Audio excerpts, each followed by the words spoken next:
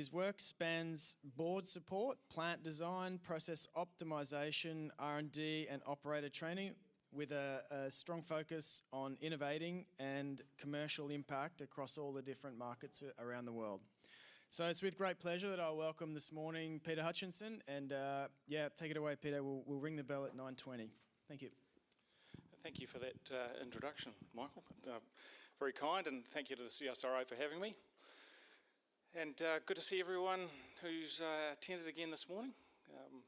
Great, thanks for making it back. Well, I've been actually in the extrusion industry for over 30 years now. I built my first extruder in 1994. That was out of an old butcher boy mincer. And from that experience, I learned that I didn't know enough about extrusion, and attended a couple of Dennis's courses. And Dennis didn't put me off. I hung in there, and I actually purchased a Winger extruder and utilised that machine for product development, primarily for multinationals in the Aquafeed and pet food space. That evolved, that machine, currently my plant is now a food plant.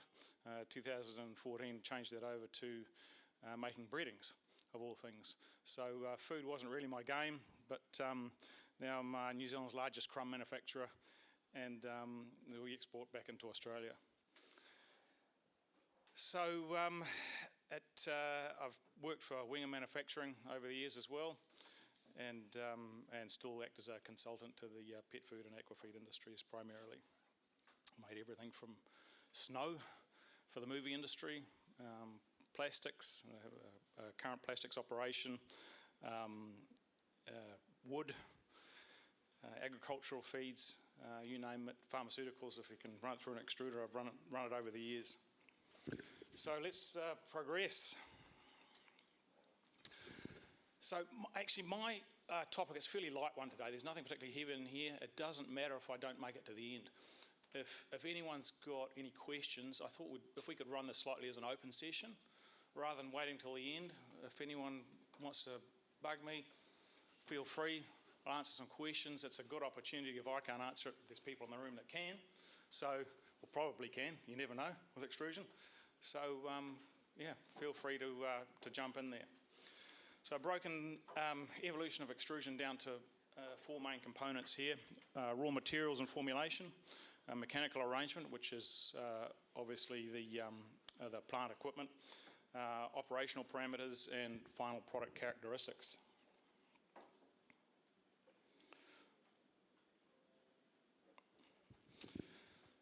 So initially feeds were very simple. Obviously before pelleting and extrusion came along, we were feeding waste products, trash fish to aquaculture. Still the case today. This picture here is a Port Lincoln, and they still feed pilchards out to the tuna today. And and pets obviously primarily.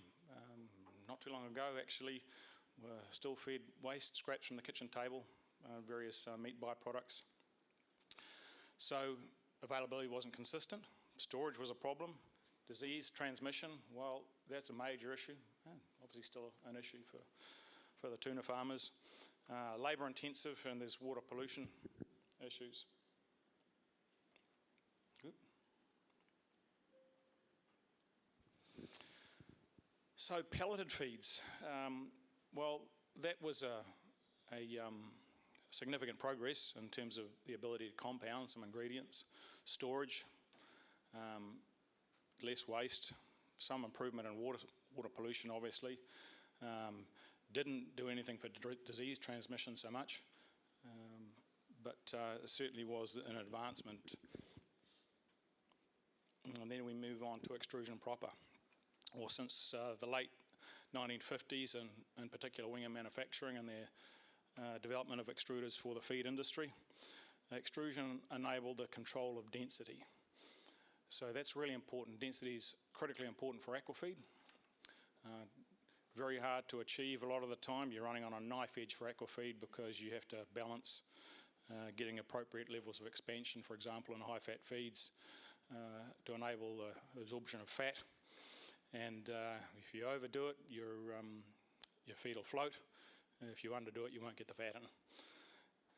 It's also critically important for the palatability of pet foods. Pasteurisation of feed. So this was a significant and critical step in reduction in disease. High levels of starch gelatinisation and improved digestibility. Now, I'm not a lab technician. I don't want to get into the gelatinisation argument. On both sides of that camp, I've heard people argue it either way. In my own opinion, I'm just wondering whether in the feed industry, perhaps because there's greater utilisation of preconditioning than in the food industry, and higher moisture extrusion often, whether we get there's a balance sometimes between a high share, low moisture food extrusion and feed extrusion, whether perhaps running that balance between gelatinisation and dextrinisation. Don't know, not the expert, ask Dennis. So, and the big thing is greatly improved flexibility of raw materials. So extrusion enable us to pretty much extrude anything. And that led to some issues along the way. So if we go back a few decades, feeds were so simple. They really were. Aquafeeds, you're talking about an 80-20 type rule in terms of, say, fish meal, maybe with a small animal meal component, and 20% of cereals to bind it. Really easy to run. Wish it was still like that. Pet food, perhaps a sort of 30-70 rule in terms of meal and cereals, even easier. Again, wish it was still like that.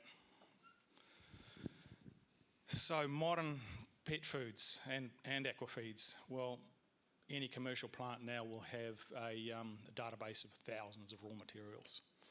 And, obviously AI, I couldn't represent thousands. It wasn't going to be anything that you could actually visualise.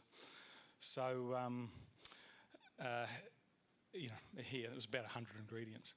Now, there's some pretty amazing software out there.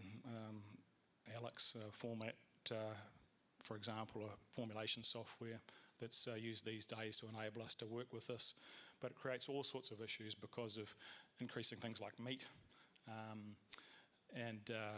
which carries with it fat and moisture, and being able to get that through the extruder, and also all kinds of other raw materials which are really just put in there to provide a sexy label for pet food, and they can give us a real headache. A lot of it's actually driven by cost. A lot of these raw materials are going up in price, so we're pushing in plant proteins as well. This was generally discussed yesterday. That creates issues with functionality. We need those plant proteins to be functional as much as we can, because we're actually reducing starch as well a lot of the time. And marketing, as mentioned before, the materials for pet food.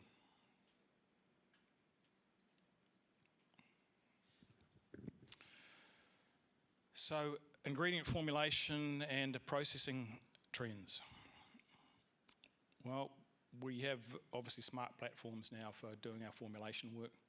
Takes a lot of the guesswork out of it. Although there's still a lot of, we still need those formulation nutrition experts. They're there in plant every day because of the changes in raw material availability, tweaking formulas, giving the operators a hand where they can. Because operators will often come in and say it's just not working today, we need something else to make this work. But that formulation software will enable rapid changes with detailed amino acid profiles, micronutrients, and digestibility. Now, ingredient quality signals. You can't rely on an incoming spec for raw material. You can get two raw materials that come in that have an identical spec, particularly if they're from different suppliers. They'll never run the same. So the ability to test raw materials in-house and get some indication as to how that may perform becomes quite important, very important. Various ways and means of doing that, protein dispersibility measurements, RVA, various phase transition techniques, which enable you to test how that raw material may perform given your background of your own library and measurements. Now, RVA, you may think, well, that's just starches. It's actually commonly used in terms of a library now for multiple ingredients, even things like fish meal, because it'll give you a graph which you can compare, and if that product, that creates a graph signal like that performs well, and you get something that performs completely differently, you've got some understanding in future, well, this measurement did or didn't perform well in future. And colour shifts. Historically, in particular, plant proteins tended to be over-processed. They'd literally behave like sand. Often they'd be very dark and you could recognise them immediately. You weren't going to get any functionality out of that. Don't see that quite so often anymore, but certainly if you've got a nice light-coloured plant protein, it's more likely to behave well than something that's dark brown or black. Now, starch. Well, we've got less and less of it in the pet and aquafeed sectors. Protein levels being driven higher and higher, and this is in pet and aquafood. Pet food, it's being driven lower by the introduction of fresh meat and wanting to remove cereals a lot of the time, often including starches which may not be as effective in various other forms such as pumpkin. And we just have to make that work. Starch levels are nowhere near where they used to be in terms of at least 20% for a floating feed, and absolute minimum of 10% for salmonid feeds, even 15%.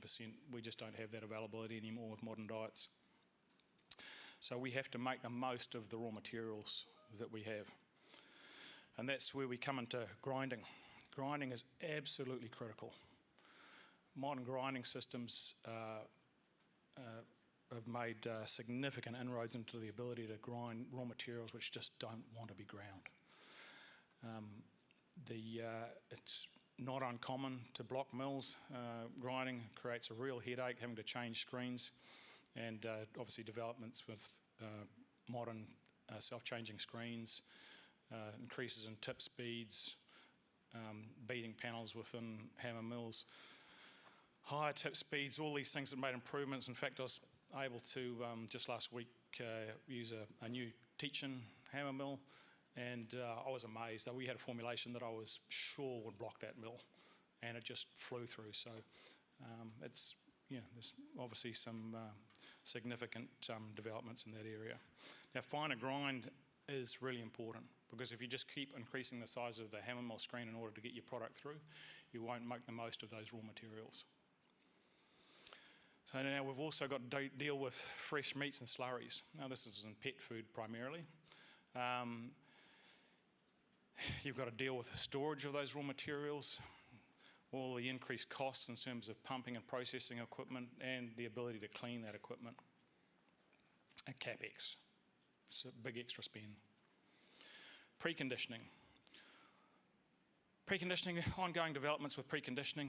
It's all about mixing and retention time, the ability to get that product as hydrated as possible before it hits the extruder and in uniform. So I threw this one in here because it's quite important. I was talking about grinding and how important grinding is. And you can see here this is a dog food. This one here has been through a 1 mil screen. One on the right's been through a 1.5.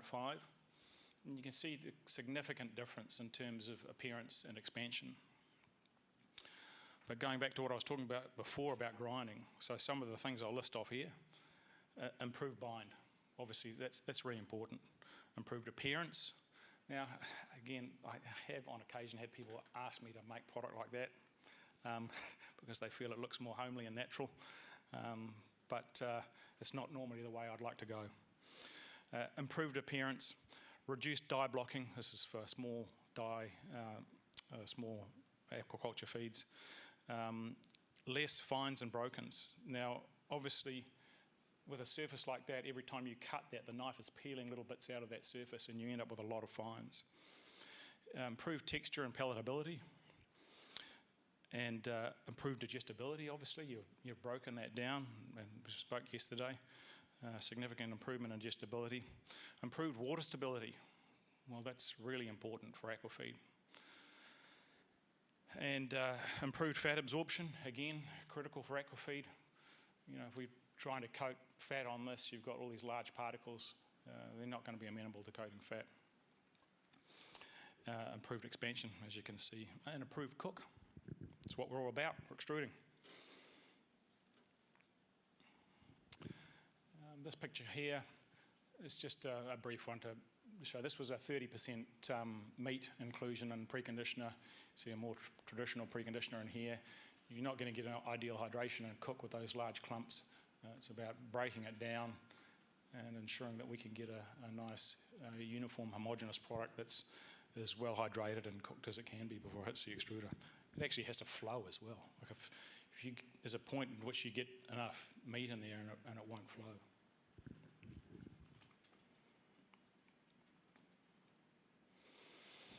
So on to modern extrusion.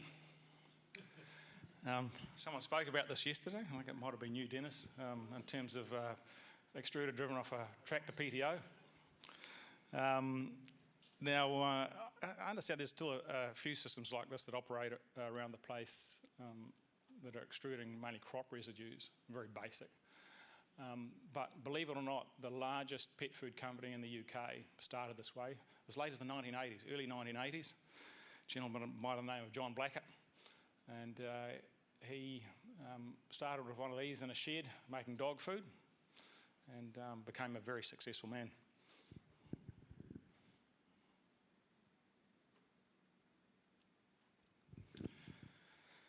So, roll on, late 1950s, early 1960s, pet food extrusion was taking off in earnest. This is one order of 7 extruders. These machines were heading off to General Foods.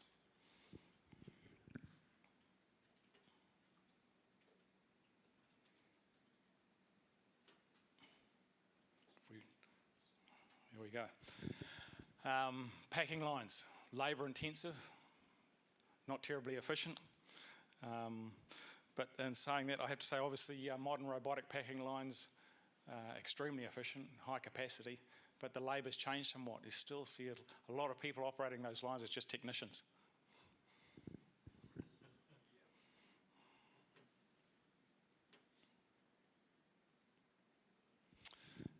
An example of a modern extruder. This is a twin screw unit. This unusual die arrangement that you see here was designed primarily for small diameter feeds and sinking feeds. It is a conical arrangement in there. It enables some low shear dwell post the tip of the extruder and obviously maximises the ability of the die. So there's actually 2 dies on this machine here, split off like that. And that was for shrimp feed, this particular unit.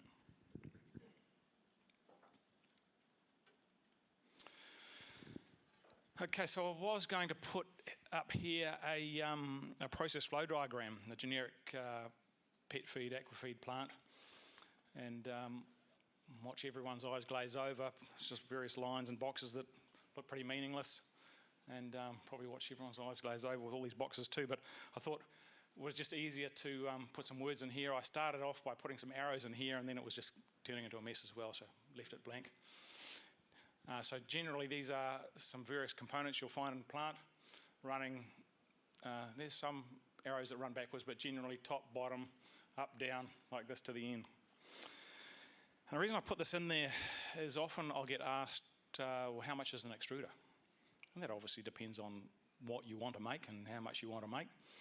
But if we pull a figure out of the air of, say, $1.5 to $2 million, and a lot of people will say, well, I'm in the game. We'll get into extrusion. Unfortunately, you see it's just one box here. And the for an entire modern plant, you seldom get away with less than $100 million now for a modern aquafeed or pet food facility. There's a big capital expenditure, big barrier to entry in the market.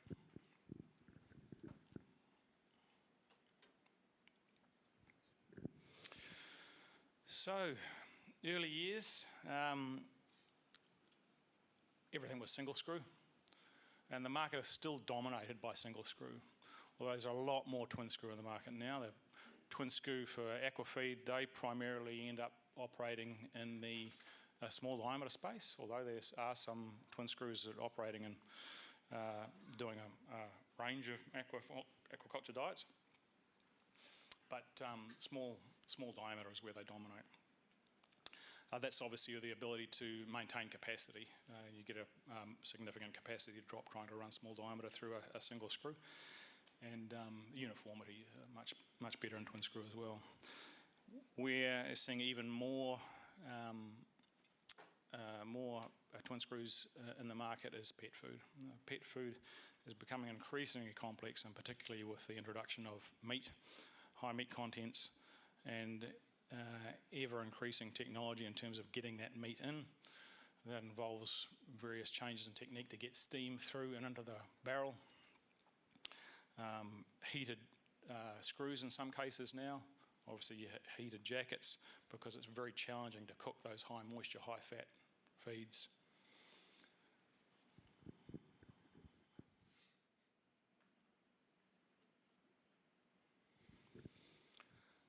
Hygienic zoning. So, in a lot of plants around still, older plants, the open air, you've got raw materials coming in one end, finished product going out the other, and there's nothing stopping the air. Sorry, bring the microphone back in, waving my hands around. There's nothing stopping that air moving from one part of the plant to the other. Now, whilst the product off the end of the extruder has been pasteurised, if you've got dust blowing through the plant which is contaminated, you can get contaminated finished product, and that does happen and has happened. So modern plants are designed so that they're much easier to clean, trying to minimise exposed beams, and the airflow runs from finished product packaging back towards the raw material intake. We don't want contaminated product.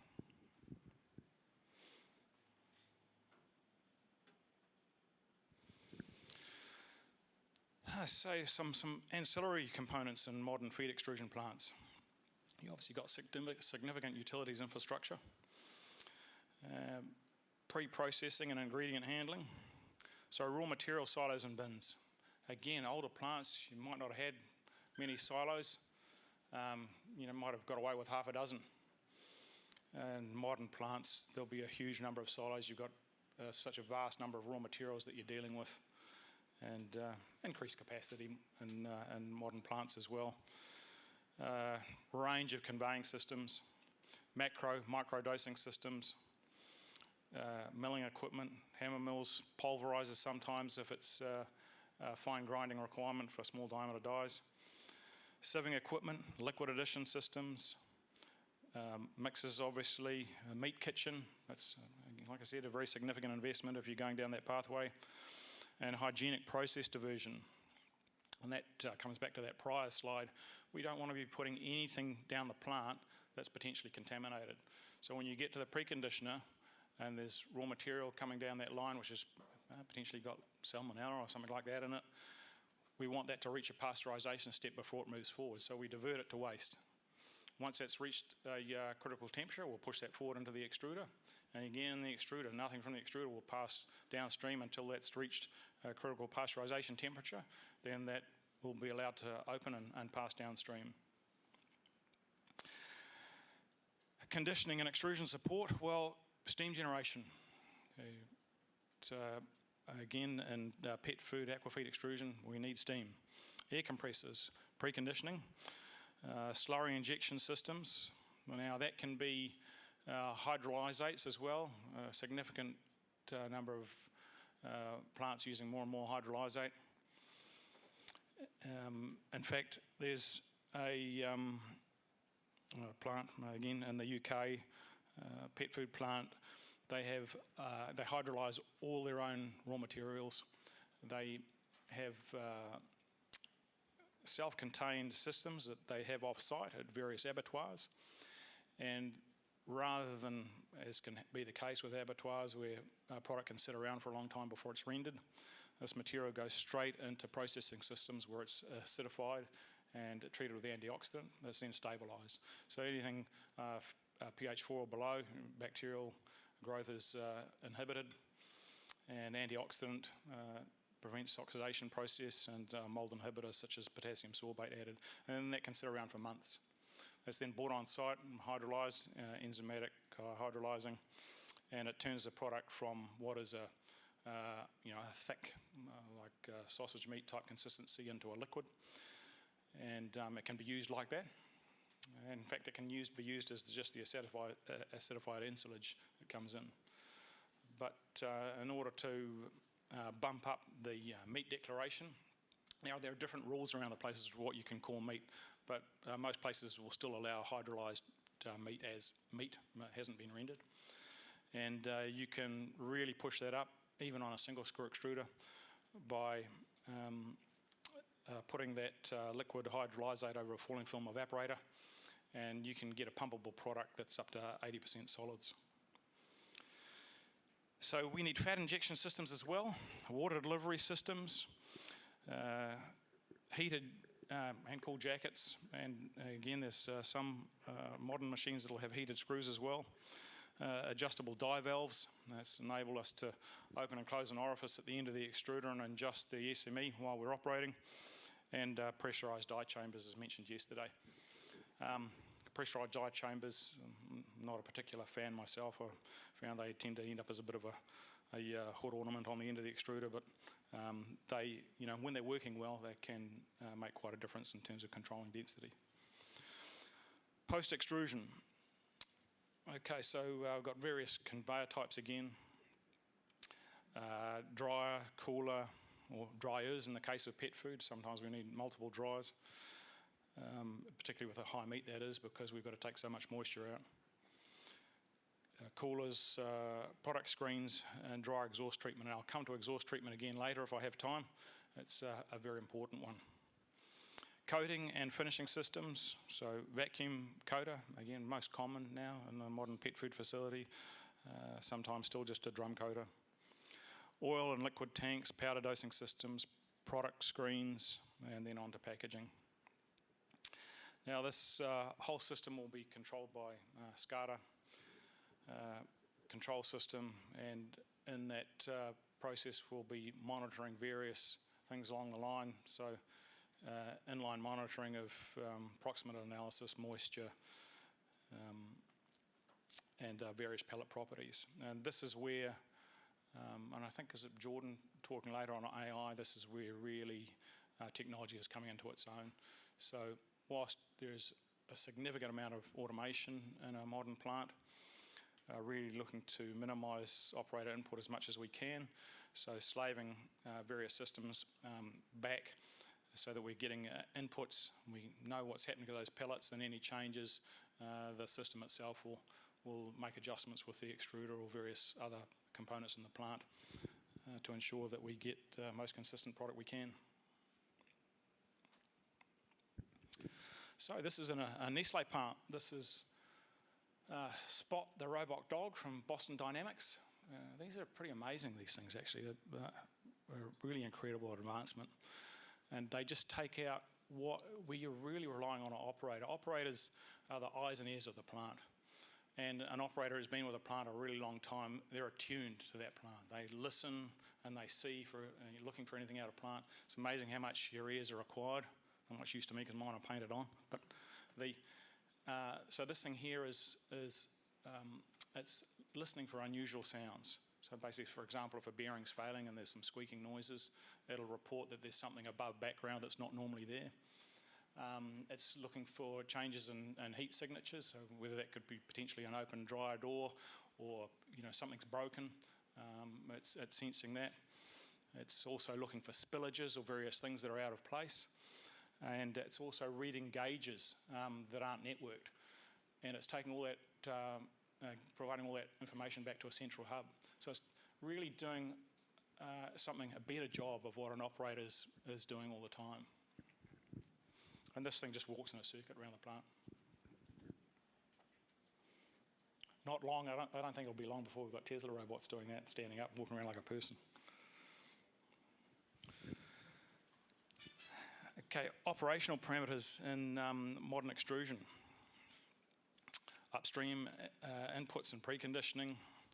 These are just various things that we're measuring along the way and controlling. Obviously, we've got feed rate, mixing intensity, sometimes in preconditioners where you've got variability, DDC, water and steam, extruder water, extruder steam, injected liquids. Well, those liquids may be injected into the preconditioner or into the extruder itself, whether they're oils, oil fats, and meat. Thermal conditions. Again, I just want to reinforce yesterday. We're measuring various extruder zones, not true temperature. It's, it's a signal that's somewhere between the product, the melt, and the actual barrel itself. The true temp is the probes that are in the melt flow. So if you've got a probe in the melt flow before the die, you can get a true temp reading. So extruder zone, they're indicative only. You're using those as reference points for where you were at previously. Mechanical settings, extruder speed, knife speed, die valve, and extruder measured output parameters. We're always looking at motor load, and if we're pushing a plant, we've got to be watching motor load pretty carefully, make sure we don't overdo it. SME readings and die head pressures. And inline monitoring, this is once the extrudate has left the extruder, we're looking for density. And again, that density one is most plants still doing manual measurements of density, but a modern plant, you'll see that done automatically. Moisture analysis and various NIR. And physical properties. So what pellet quality parameters are we looking at? Ooh, I'll start going quickly. Didn't get any questions. So integrity, pellet durability, water behaviour, oil leakage is a particularly important one, and we want our pellets to be water stable. Nutritional, sensory characteristics, storage obviously. We've got to make sure we get our water activity down low enough that our pellets won't spoil, and the qualities that we're looking for. I'm just going to make one reference here to qualities of particularly SME. This is really important for aquafeeds, particularly Pacific salmonids, which are prone to a thing called GDAS.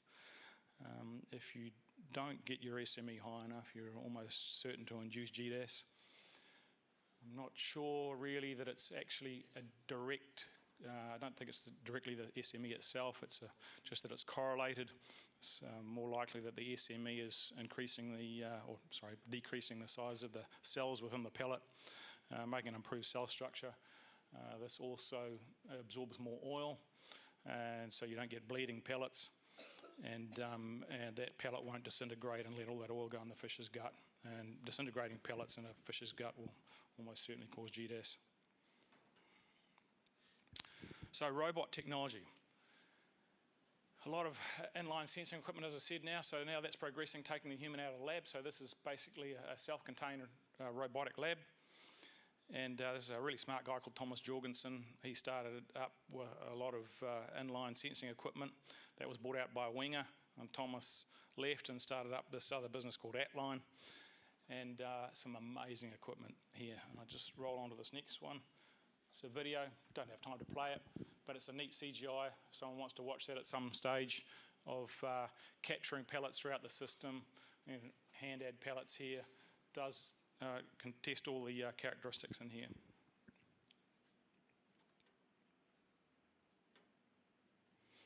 Technical challenges. Wheelbarrows are a pretty critical piece of kit. And plant, particularly when you're doing product development, you want to be able to get that a team of guys who can get that product away. There's been a few run for your life occasions over the years with me too.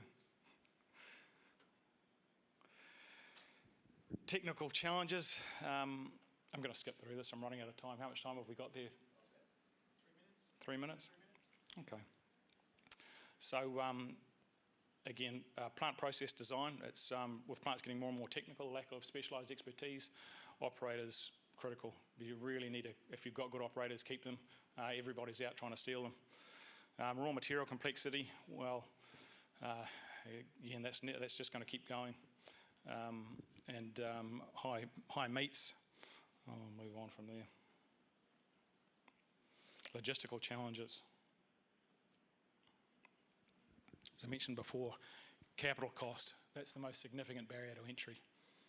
If you're a new player looking to get into the market, there's ways I've seen it done successfully, and that is getting your feed toll manufactured, getting market share, developing a brand, and then moving into manufacture. It's very hard. There's not many people or businesses that can access $100 million to get going from the outset, and what I've seen done often is getting low cost equipment, poor quality plant. Never seem to progress past that wherever I've seen that done. And if you try and start up on the cheap, it doesn't seem to work. Better off to get someone else to do it for you and build up from there. And lastly, odour control. Really important. In fact, I was asked to come in and critique a plant a few years ago. Had some really nice gear in this plant, and some of the things weren't done so well. And I'd come in after the fact. They realised that they had some issues, and I got to the end of the tour. And I said, look, I didn't notice any biofiltration or any odour control systems anywhere. And they said, what's that? And literally, oh, we won't need that. We're in a rural environment, so the nearest settlement's a kilometre or two away. I said, look, I can guarantee you'll need odour control. Oh no, we won't need it. Anyway, needless to say, they didn't need it, and they were able to retrofit in time. So thank goodness. But biofiltration, it's the most standard system you see out there. Very effective. Remember, it's alive. It'll die if you don't feed it. You haven't got air flowing through it. If you don't keep the moisture content up in that bed, you'll actually end up making more smell as the biofilter dies. So, in fact, a large plant that had issues with odour complaints recently, they had a biofiltration that had been going a long time. This in Europe, spent around $20 million on a new biofilter setup. So this just goes to show the amount of money that's out there in some of these plants. It was fully enclosed environment, biofiltration, really nice system. Plasma. Plasma is what I see most commonly installed now. It's very effective, modern plasma designs, very low cost, well, I'll say very low cost, comparatively low cost to install, small footprint, and relatively low cost to operate. Wet scrubbing. There's a few of those around, still not very effective. They'll take out odour-carrying particles out. They won't take the volatiles out, and you'll still get a stink. Chemical scrubbing, very, very effective. Very costly to set up, very costly to operate, requires significant expertise to operate.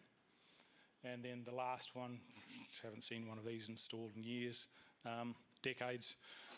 Particularly with the airflow and modern systems, it's essentially just burning the exhaust, but with such a massive amount of gas required. Obviously very cheap to install, extremely expensive to operate.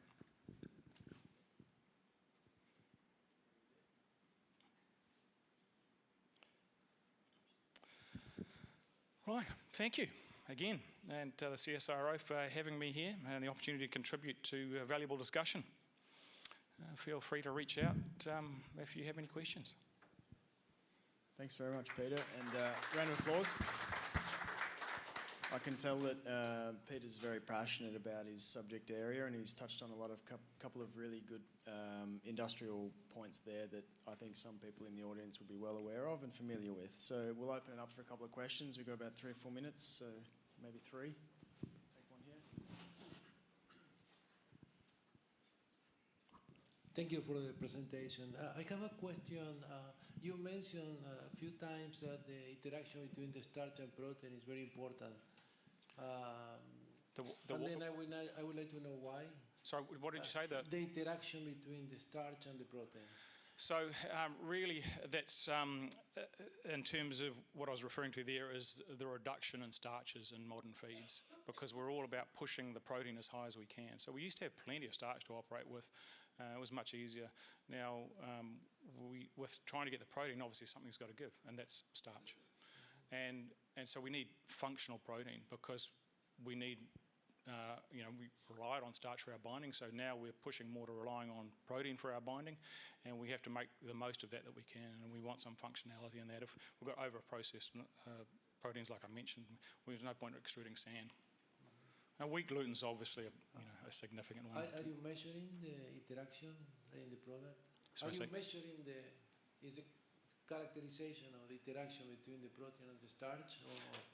No, I wasn't so much talking about protein and starch interaction.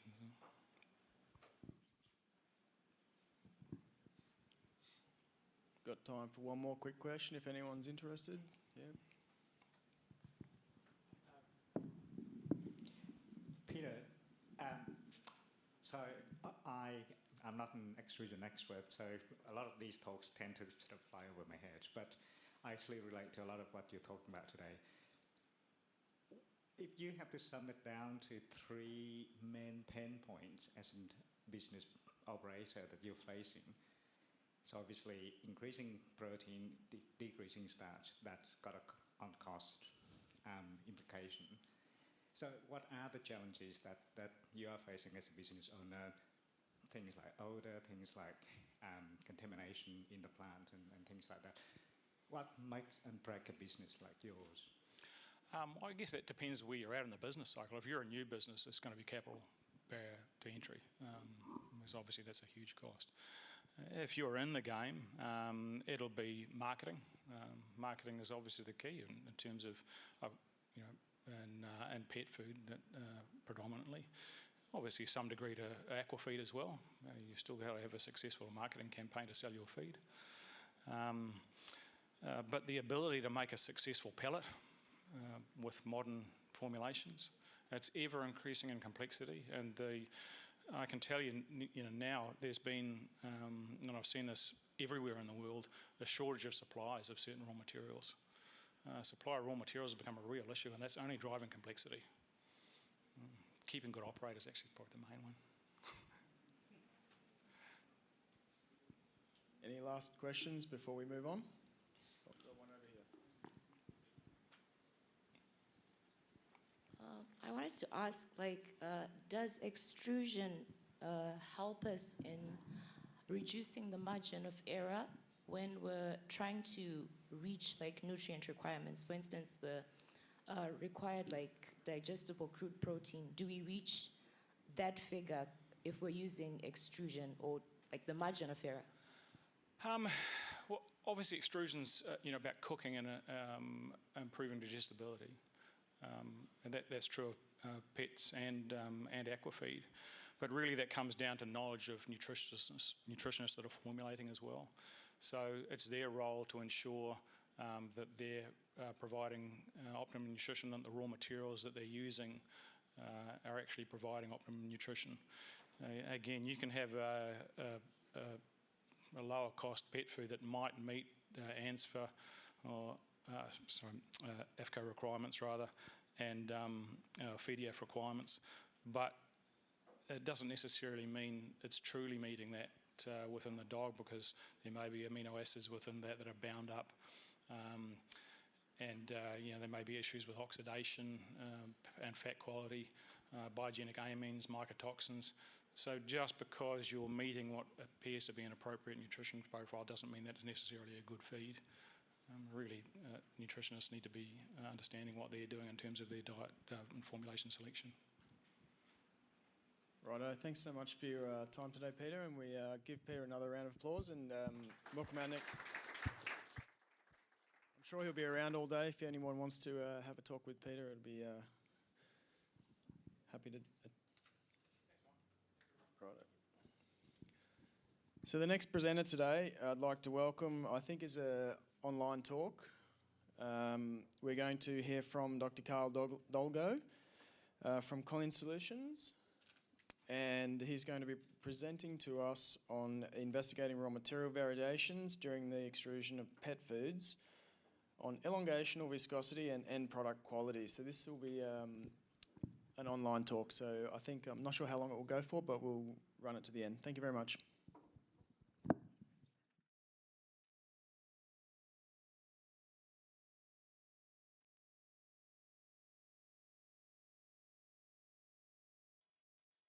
So, then, hello and welcome to my presentation today. I want to introduce myself. My name is Carl Dolgo. I'm the product product manager at Collins Lab and Pilot Solutions for Food and Feed Extrusion. And today I want to talk a little bit about a research project that I carried out with the University Kassel and the Hochschule Fulda in Germany. And the project is about the investigation of raw material variations and how this raw material variations affect the end product quality of pet food and also how it will affect the elongation of viscosity. To give you a rough idea how we carried out this project, we have another industry partner. This is a medium-sized pet food manufacturer in northern part of Bavaria. And they have two big production scale extruder, so they can run up to 10 tons per hour of dog food. And typically they have a very well selling or good selling pet food product, and this will run 48 hours on both machines, and the recipe is fixed. Unfortunately, they have an issue with the product quality, in this case with the bulk density, hardness, coalescence, and also oil absorption, so there are different other points. And right now they have one operator who is collecting the end product quality kibbles every 30 minutes and is checking the bulk density by hand. And this is something that the industry partner was trying to avoid. So in this research project, we have two steps. First step is to make the production plant a little bit more smart. So the industry partner implemented an NIR system that is able to measure the raw material. So if there are any changes in starch content, protein content, etc., this is analyzed online. And also they have an online measurement to measure the bulk density of the end product quality. In the second step at the university in Fulda, we had a small production line extrusion system. And here we try to build an algorithm what is able to control the whole production whole production process in small. That means if you add a raw material formulation, where the protein content, for example, is known, the algorithm is and the sensors are able to automatically adjust the screw speed, the moisture content, or for example the barrel temperature by itself. To give you a rough idea about the kibbles and the end product, what we are talking about, this is what you can see here. This is a dog food for adult animals, and it contains poultry flour, corn grits, rice grits, wheat bran, but also other ingredients like vitamins and minerals. And the main ingredient of the recipe is the corn grit.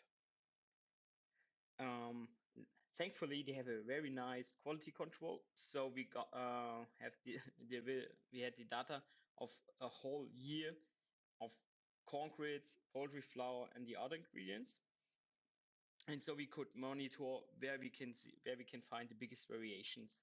So one of the biggest variations in the recipe was, on the one hand side, the corn grits. As you can see here, we have fluctuations in starch and crude fiber and fat.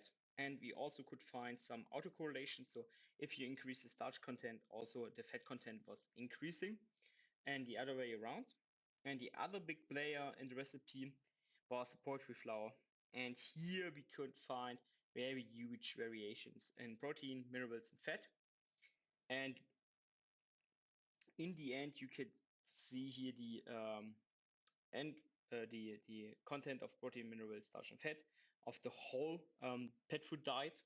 And as you can see here, the protein concentration is changing, minerals, the starch, and the fat. So starch goes from 42.6 to 44.4. Protein concentration was also fluctuating, and fat. So what we did at the university was we have an roadmap where we first created a modular system where we can simulate raw material fluctuations. This is really nice, and I will show you this a little bit later on. Then we created our own experiment setup on lab scale to imitate the extrusion plant. Then we developed a design of experiment, and we had an investigation of the elongational viscosity of the melt and also of the expansion behavior of the end products. So in the first step, we have the systematic replication of the raw material. So we didn't use the mice grids by itself. We did something what is called in the pet food industry a purified diet. So we are not using the mice grid. We're using starch, oil, protein, and bran, obviously everything from corn. And with this toolbox system, we can specifically justify the end product, how the end product will contain more starch or more fat, etc., etc. The same thing we did with the protein. So there we used poultry flour, or we used fat to adjust the poultry. In the second step, we had the experimental setup. So here we followed our industry partner, the supply chains of our industry partner. So we have the grinding, so mill. We weighed everything, mixed everything, and here we have our production process. For this, we use a gravimetric feeder, a self-made, and now we have also a pattern on this, a preconditioning system on that scale. This was running at 10 kg per hour, where we inject the steam and also add water. We had a single screw extruder and a conveying continuous batch wire. And in the end, we do the analysis of the end product qualities. For the extrusion, we use a single screw extruder with a co-progressive 3-to-1 screw. We used a round die head with a 5mm nozzle. We attached optical inline measurement into the slab scale extruder. And in the end, we variate in the extrusion process, screw speed, the moisture content was adjusted in the preconditioning system, and the barrel temperature was just adjusted in the last zone. So in the end, we created our DOE with in total of 66 trials, what took us 1.5 years with 4 master students. So this was a massive project on this such a small machine, but in the end, I hope it was worth. So we had we variate the moisture content, screw speed, barrel temperature, the protein and starch content on 3 gaps. So moisture from 20 to 24 to 28, screw speed from 150 to 200 to 250, etc., etc., etc. What we monitored was the sectional expansion index and the collapse. And for this, we used something. What you can see here is an optical measurement system. This blue dot here is the nozzle where the end product is coming outside. On the left-hand side, we have a light. Here we have a camera system, and this red dot here, this position was a laser trigger. So if the knife is passing the product, then we took one picture and we automatically measured the length, the width, and the surface area of the end product. And so we have a lot of online data collected, a lot of inline data. What we also could see here are the results.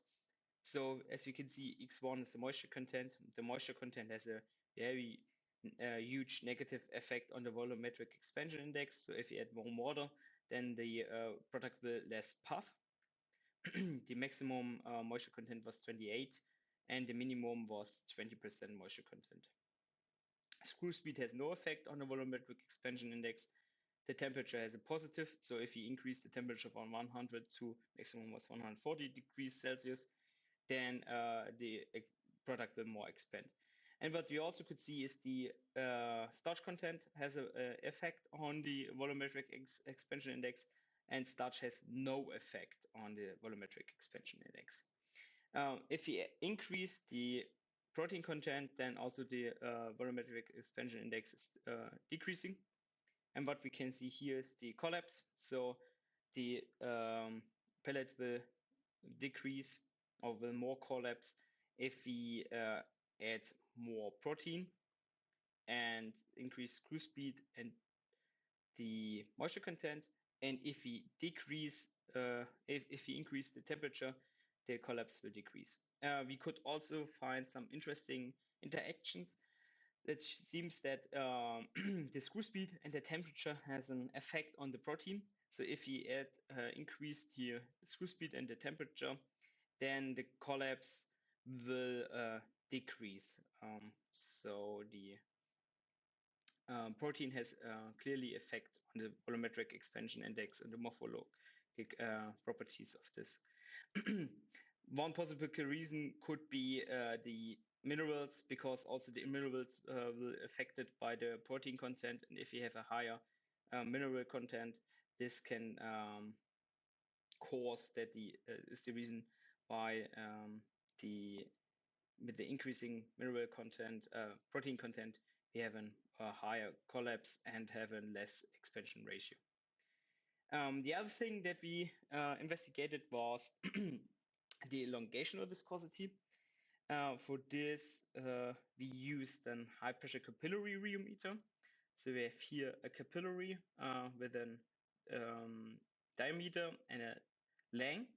And if you want to change this, you have to remove this nozzle and put another one inside.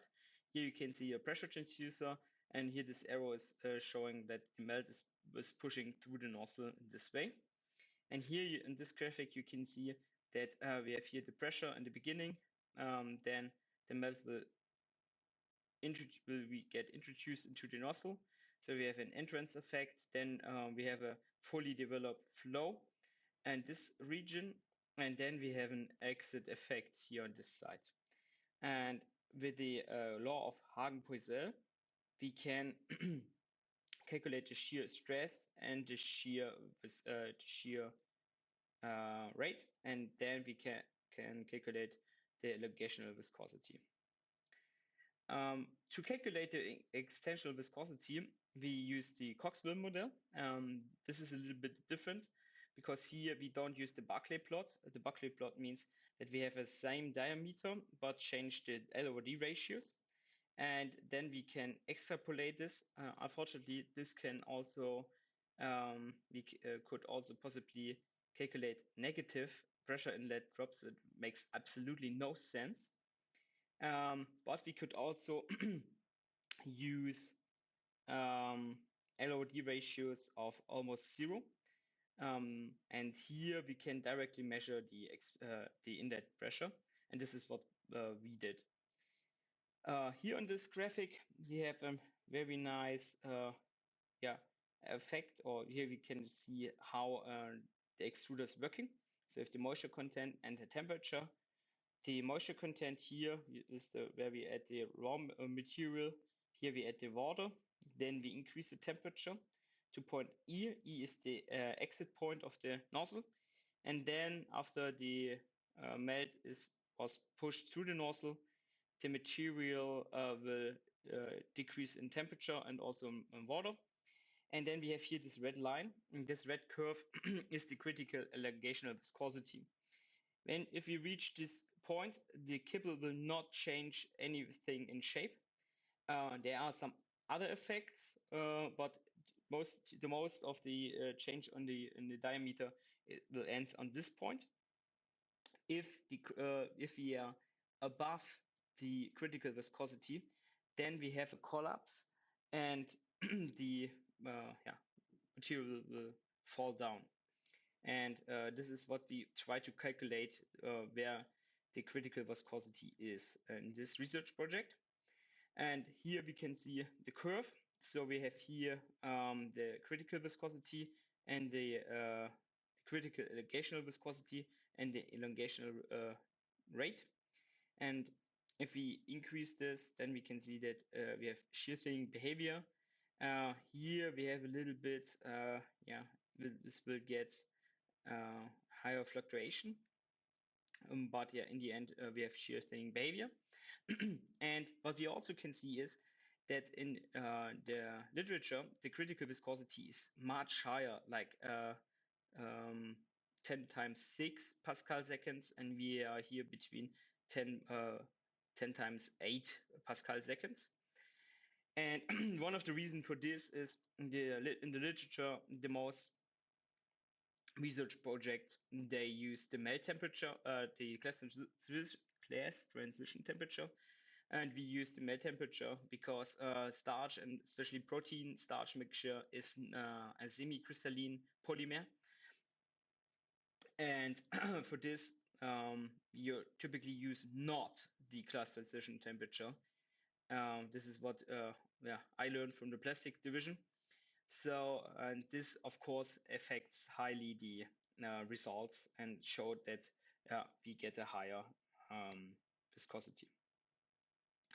What we also can see here on this side is how the protein concentration is interacting with the screw speed and the collapsing of the end product quality. So if we increase this protein concentration, then we have an increase in collapse. But if we add then more shear stress, then the collapse will decrease. Same thing like with the lower screw speed and a low protein concentration. They have a very low collapse, but if you increase the speed at a low concentration, then it will collapse more. Also, the elongation of viscosity is negatively influenced by the moisture content, by the temperature, and of course by the protein concentration. Starch has an effect, but the protein has a much higher effect on the collapse of this. Then we try to find some correlations between the elongational viscosity and the end product quality. Here's one graphic you can see is the diameter of the collapse. So if you have a higher elongational viscosity, then the product will collapse much lower. But then if you come closer and closer to the, if decrease the elongational viscosity, then we have a higher collapse. But we also saw is that the elongational viscosity is correlating positively with the volumetric expansion index, volumetric expansion index and the expansion width of the end product quality. I want to summarize this. So we developed a new measuring method with the critical shear strain. And we saw that the viscosity is much higher than the literature. The reason for this is our new developed model. And it also shows that besides of starch, because the most of the research is just focusing on starch and not on a mixture of starch and protein, has a significant effect on the critical elongational viscosity. And it shows that it's very suitable to evaluate viscoelastic melts in biaxial stress, what we have outside of the extrusion nozzle. Unfortunately, this method has a big disadvantage. The measuring data you need for this method is very busy, so you need to do an DSC, and you also need to collect a lot of samples to get the moisture content and everything. So it is very, it's not an easy method, and you need a lot of time to get all of the data. This is the biggest disadvantage. So in the end, that's it. Unfortunately, this time I couldn't join this conference, but next time I will join. And yeah, if there are any questions, you could also send me email to my private one, or you can also contact me at Colin at Lab and Pilot Solutions. If there are any questions, you can reach out at the booth at CSIRO. And I hope you have a great conference, and yeah, see you hopefully next year. Bye. Well, we can't applause Carl in person, but if you have any questions, as you've just heard, you can contact him on his details there, or alternatively, there's some little QR codes on each of the tables. You can actually just submit a question to the panel, and I'm sure they'll pass it on. Okay, so now I'd like to welcome myself to the stage. That sounds rather weird. but here I am. And today I'll be presenting to you some, there's another one here. Today I'll be presenting to you some insights into aquafeed manufacturing again. Bit of a theme of the morning, and yeah, look, a perfect segue from Peter's talk before. Some of the things in here are going to be almost essentially duplicated, and I'd like to say up front that there'll be some pictures and some faces in these slides that will definitely be recognised. So yeah, acknowledgements up front if I've pinched your pictures or whatever. But yeah, this is going to be a continuation essentially. And I'm going to struggle to wrap it all up in the 15 minutes or so because this was intended to be a lecture to some students, so it was actually an hour-long talk, but I'll skip through some of the less important stuff there. I don't know which button to push though to skip the slides. Right. Okay, here we are. Whoa, yeah, she's gone quickly. Yeah, okay. All right, so just the presentation today, I just covered off the overview there. And I'd like to also say that part of the rationale or the reason behind this presentation was just to highlight some of the work that came together earlier this year from Jordan in particular and the team around this lovely new review article, which focuses heavily on aquafeed extrusion. And I think if you haven't come across that one yet, it'd be worth having a little deep dive on that review because it definitely touches on many of the common industry issues, but also some of the complex subjects around extrusion, and also the newer direction in terms of the AI approaches. So it's really a nice piece there.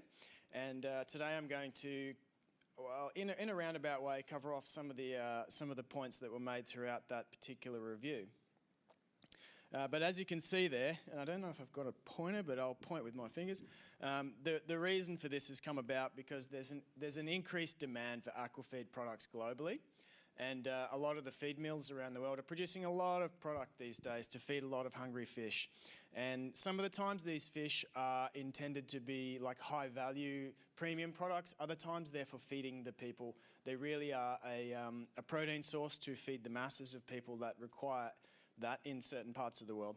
So there's double approach to why we're seeing this expansion in the industry. So some of the decision-making questions that we have to face as formulators or product developers or people working in the field are around new product development processes. And these are reasonably well-established procedures that are in place by some companies that might conduct R&D, for example. And often we have this wild idea. We want to create a product. We want to make it the biggest, best, fastest, whatever. But to get to that point of success or the point in your process where you can actually start making money from it, you have to go through a bit of a rocky road sometimes. And I think we all know about some of the challenges that can be faced in extrusion, in a simple term, but also getting a new product to market. And so there is a process for that. And it comes into this development cycle. And there's lots of inputs and outputs and lots of different aspects in how we come about the R&D or the product development process. And we have to consider everything. So anything to do with R&D, it's probably going to come more or less first, but you have to be liaising with your quality and your procurement teams because you might be able to tell that I've got the best product in the world, the best set of raw materials, but if the procurement guy says I can't get it or it's too expensive, it's impossible. Then the nutritionists obviously have to formulate that into their recipes and make it work. Usually it's going to be related to the cost at some point. And then we have to sell that product to a farm and the farmers have to be happy with it. We're not selling product to fish, we're selling product to humans. And they look at the bags of feed and they understand what's in there and they want to know if the nutrition's right as well as the appearance. And so there's a whole range of different things that we have to consider there. So as I mentioned before, I'm going to skip through some of these pretty quickly and because of the limited time, but what I'd like to say around some of the formulation side of things is there's many different platforms out there that can be implemented and some of them more complex than others. In an academic sort of scenario, you're probably going to just use an Excel spreadsheet at some point. But yeah, there's lots of different programs available that can make this job easier or potentially more difficult. And it all comes back to the input materials.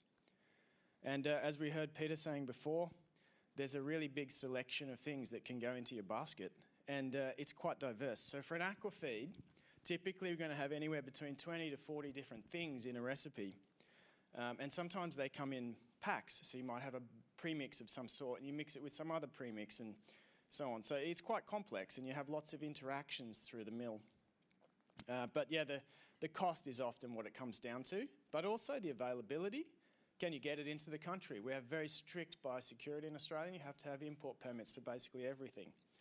So that's often a stop-go point. And then you have the quality, and quality. So how good is that stuff that they're telling you it is? Is the spec sheet accurate? Have you checked it? Have you validated it? That kind of thing.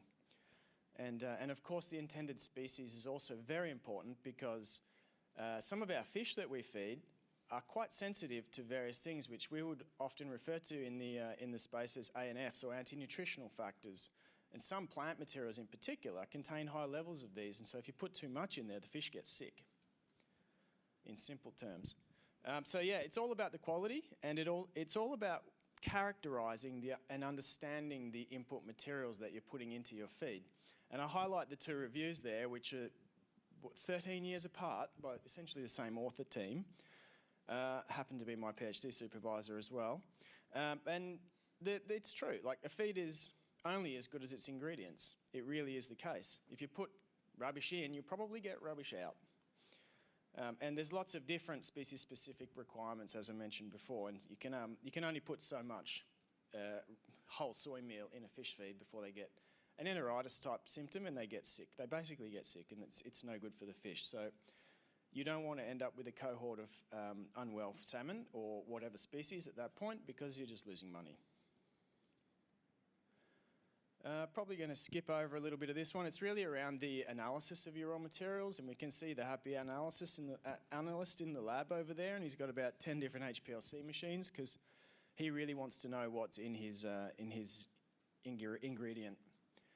And that's quite typical these days. A lot of feed mills or ingredient suppliers, they will have their own in-house laboratories for testing because it is quite central to what their business is. And to give an example of a pretty crude example, you know, we've got to test everything when it comes into the factory because you might end up with clumps of phosphate, for example, up there, or boiling hot blood meals, for example. These things are really risky, but not only that, they're fairly useless when it comes to the biological requirements of the animals you want to feed as well. So one, you don't want to block your meal, but two, you probably want to have a healthy fish. And yeah, apologies up front, but we can see Winston in the field here.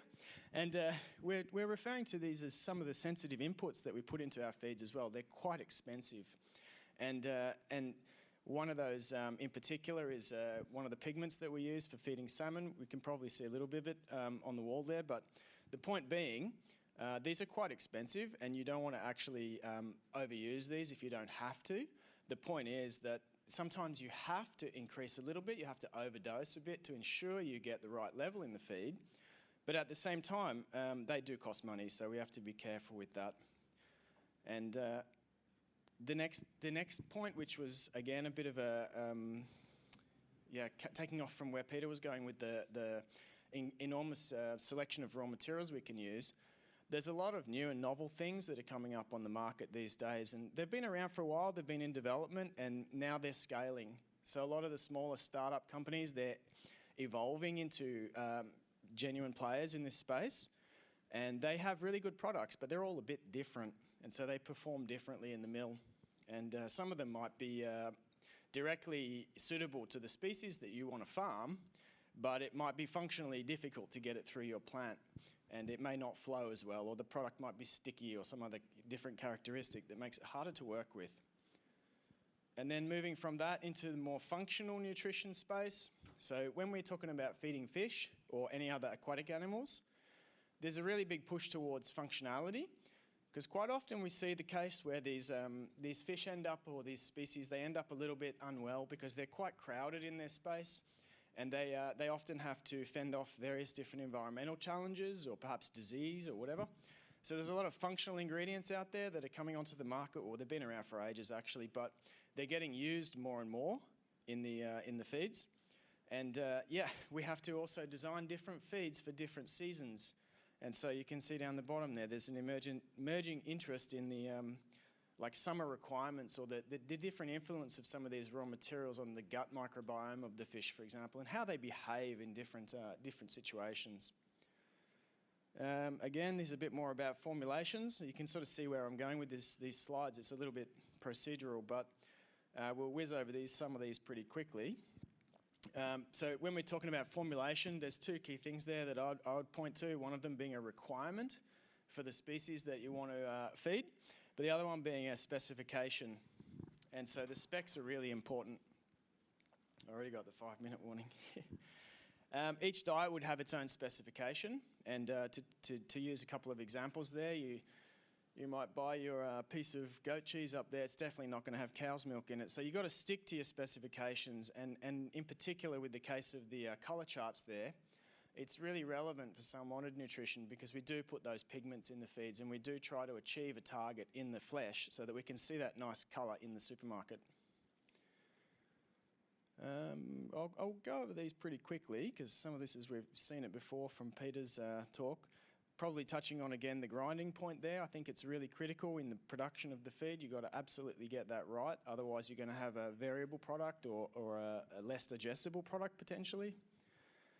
And some of the other impacts you can see there having on the extrusion, the different products we can try and make with the extrusion system. Actually, I'll go back one there. We'll talk about the preconditioning step a little bit before and how that can impact on your product. And really, you want to try and get to that point where you've got a nice even flow going through the system without clumps, etc. So the impact of the raw materials is quite important here.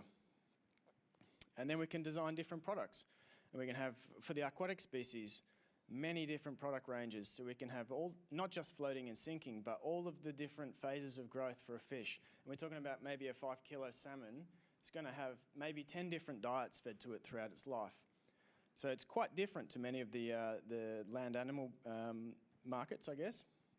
The ones in the centre there are a kernel, a kibble, a dog feed, so it's a bit unrelated to the aqua, but again, it shows you some of the diversity of the shapes that we can achieve.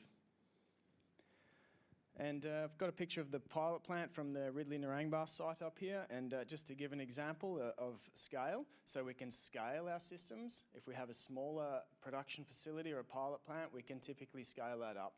So the idea being that you can translate your product development through to a much bigger capacity.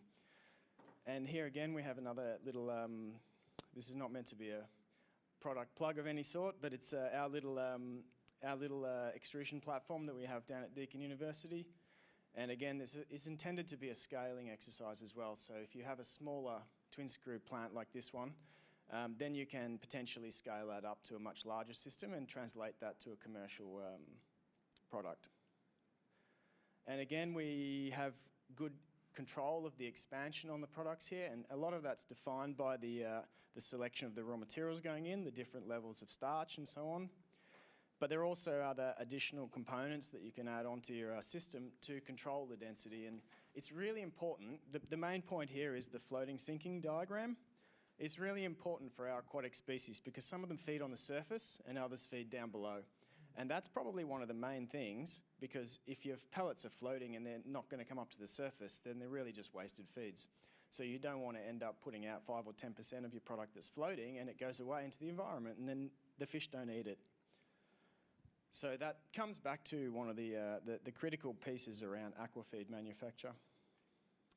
I'll skip over these ones a bit. We know a bit about drying and vacuum coating, obviously really important parts of the process. But yeah, the product quality is probably one thing that I really like to focus on, and I found that through my experiences that the product quality is definitely on the back end usually of what you've produced is really important if you want to get a good product into the market and you want to achieve the best price for that, and also avoid the complaints that you might get from various customers.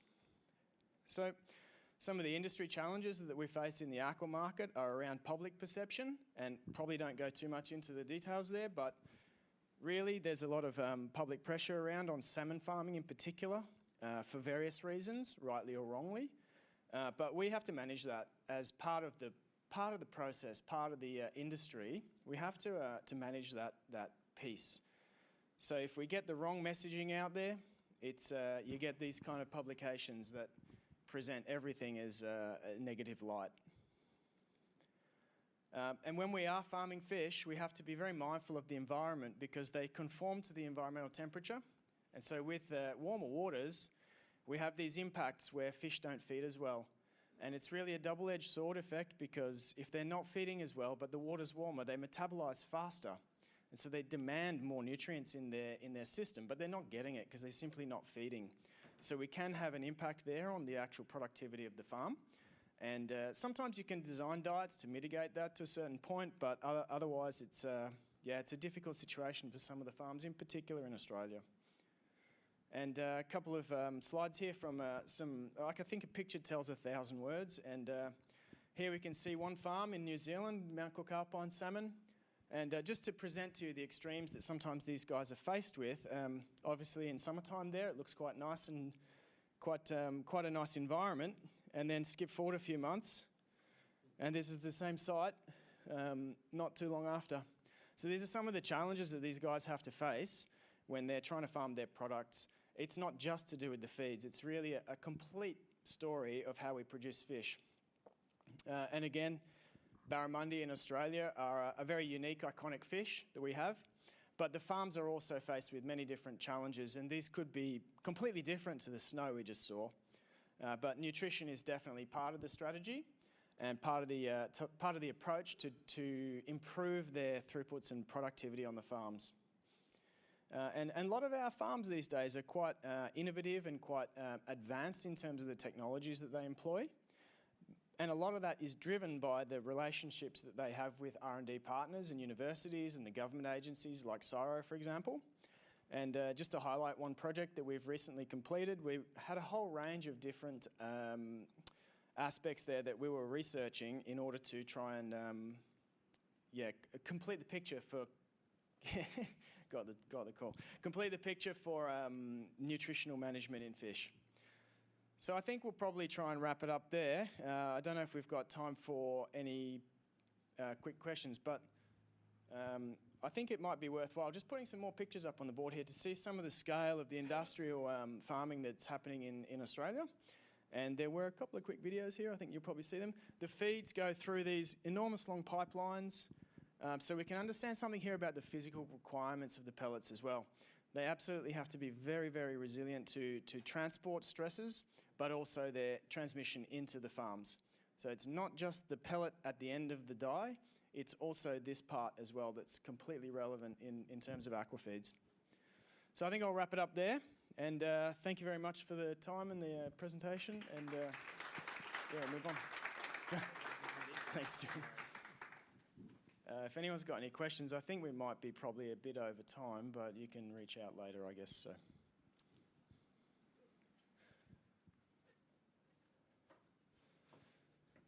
Okay, so now we'd like to welcome to the presentation Dr. Maria Teresa Baena from the University from Baja, California.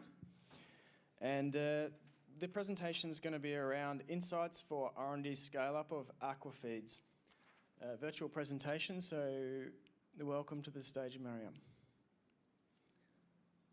Oh, thank you very much. So first, I think this gone. I don't know why. Do you see my presentation? I'm not sure if you can hear us, but yeah, we can. It's working. It's working. Okay. Thank you very much. Well, before I start, I should thanks all the organizing committee and taking me in consideration for participating in this very interesting seminar. So, well, I'm at the University of Baja California, far away. I must tell you that today is Thursday for me. So you are in front of my time. Well, the extrusion technology, this is, well, the name is Insights for Research and Development Scale Up of Extruded Aquafeeds. And I think it's a very interesting subject, and this is the first time that I take it just as it is. But this is something that we do every day. So the extrusion technology give us a much better performance commercially. So here, for example, we have a pellet. It's a tuna fish that is eating a pellet that we made. But you see, for research, we are very interested always in growth as well, that palatability, which is going to give the feed intake, but also is very important in aquaculture, as the previous talks, they said several times, the correct size, because we expect to have a size of 30% of the mouth, of the open mouth, so the pellet, it has to be this size in order to be ingested. But what happened is that most of the research or the researchers in nutrition for aquaculture, they use very, it's just like a meat grinders, and it's completely different than when we talk about extrusion. And here we need to use binders, and then the whole formula changes. In my experience, there are sometimes that people come to my lab for a pilot scale laboratory, and they say, I need this exactly diet to be done. And it's impossible, because you have to think in the starch, you have to think in the density of the mix, and it is very seldom that is cover that. So the research goals are always nutrients requirement, digestibility, and nutrient interactions. But so what we do, because sometimes we have experiments with many different several treatments and several experiments at the same time for research, and we do not have the amount and the time to run in the extrusion. So we have been doing the nutrient composition, the complete diet. So we use binders. Usually we use gelatins, but you can also use some agar or things like that. But we found out that the starch must be completely gelatinized. And I'm not saying that this is in exchange of the extrusion, but at least just to be much closer to what the extrusion will do. So for example, here we take the starch and we mix it, put it in water, and then just cook it, very heavily cooked. Then we use a robot cope just to mix completely together with all the ingredients, and then we use a meat grinder to make the pellets at the size that we need.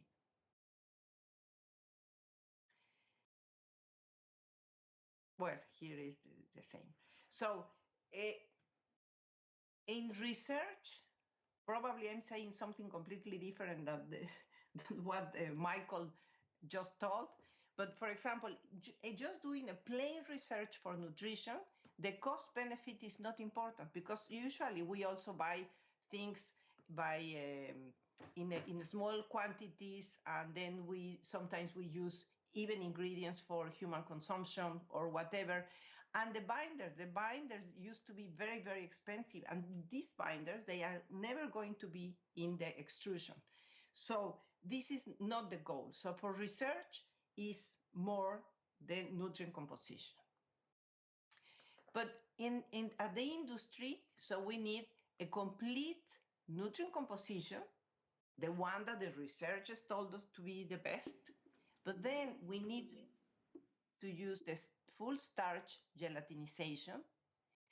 And then we have to think about the floating or sinking pellets. And I'm not going to tell more about the density, the friction, the humidity, and all these things that already have been said to reach this very floating and sinking. Today, sometimes, even for example, for carbs, like the one that we are watching. The owners, they said, I don't want a full floating feed because of the birds. So they want some pellets that sinking slowly. So we need to know exactly the expansion and the floatability of the ingredients that we are using. So we have a chart. We have the formulation that the people they give us. So we have to calculate the pure starch content in the ingredients. We measure the density, and then we start with some friction, the configuration or whatever, and then we have a way how to adjust the screws. And then the pellet size. The pellet size is very important because can you imagine if a company tells you, I want a pellet with 3 millimeters or 7 millimeters, 1 or less millimeter, this is a disaster at the industry. So I have seen people sending back several tons of feed because it was 1 or 2 millimeters different size. So this is a real, probably one of the most problems at the industry for aquafeeds. And then it has to be the cost benefits. And the cost benefits, then you have to think about the ingredients you have closer, the cost for the country, and as it has been told before. But and then start to make a formulation from zero, or not from zero, but changing and trying to figure out how they is going to behave. So the starch, and it had all the talks before me, they talk about the gelatinization, but it's very important because it has to be fully gelatinized. So it depends of how is the granules, or I don't know how to say, from the native starch, if they get is hydrated and then is cooked, and you have to reach a certain point of cook that it is going to be in a perfect way to bind all your ingredients for the pellet, with extrusion, with the pressure, and with the all the additives that we have.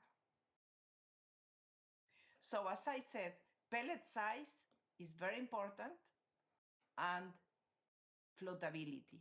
Differences in these 2 points is detrimental for your industry. So the point, and this is what is the objective of this talk, is how to scale up from research and development to the industry. So I will say that from research, because we do research, we have to test the nutrient composition. We have to research using pre-gelatinized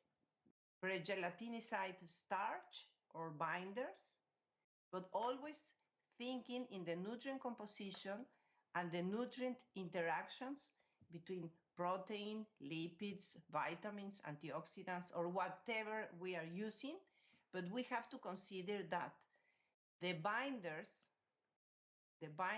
will probably change when we scale up. As a transition, I will try to use laboratory extruders. Nowadays, more and more the lab researchers, they are using extruders. And it's very difficult when you read a paper in a journal. They say the extruders, they were extruded with this or friction or temperatures, but very seldom they said what type of extruder they used. And sometimes the starch may not be fully gelatinized. And then the next step, I will say it is important, is a pilot plant, because then you can test the best version of your diets, and to ensure the formulation contains at least 40% starch and of course, the density of the whole mix of ingredients. So for the full gelatinization, this is, and probably these are not very good pictures, it's not because the microscope, but it's more like the camera for taking the pictures. But you see what we do, and this can be done with the pellets even before they are dry, just after the extrusion. We just cut it with a scalpel, and we use a iodine or Lugol solution and look into the microscope to see.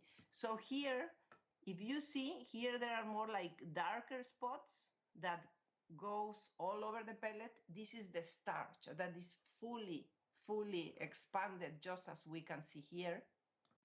Whereas here, we can see that they are only like small pieces. And these two pellets, or these two sets of pellets, they were made in the same extrusion, only that these pellets, they were done with low temperature, low friction, and these were done in a proper condition. So even in your extrusion, in your extruder, you can have low gelatinization. But you see, as I told you, the extruders for laboratory use, this is a diagram.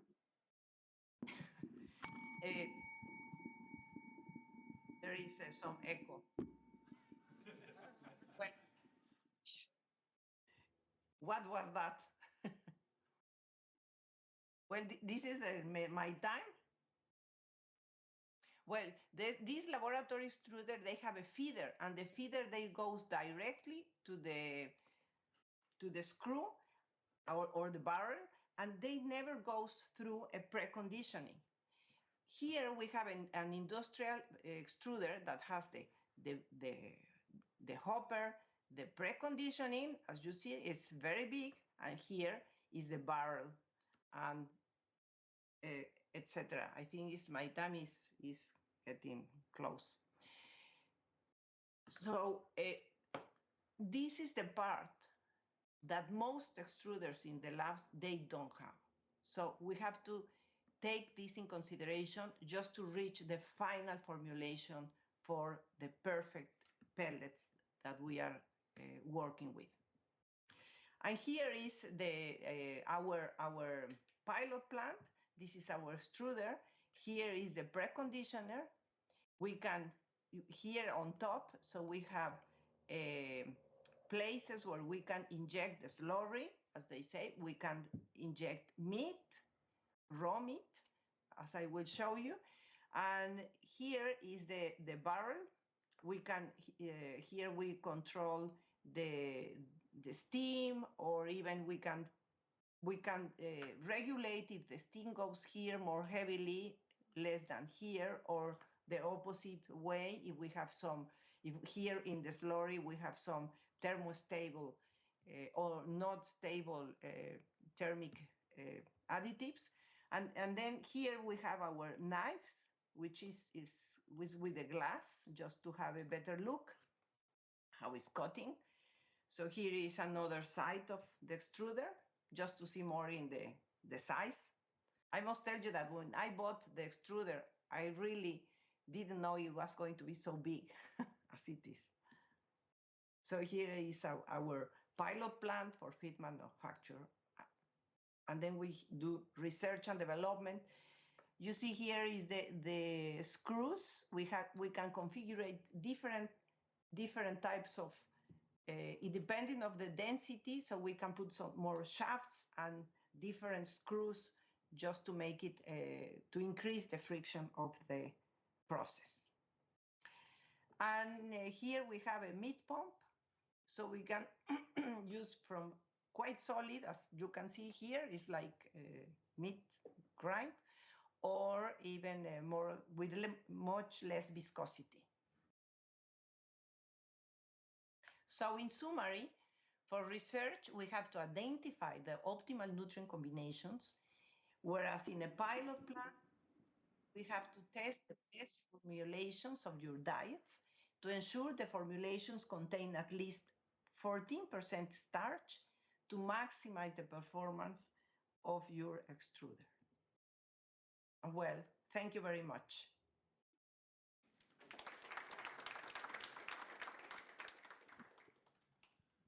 Thank you very much, Dr. Bayana. If there's any questions, I think we might take one quick one and then we'll take a break for morning tea.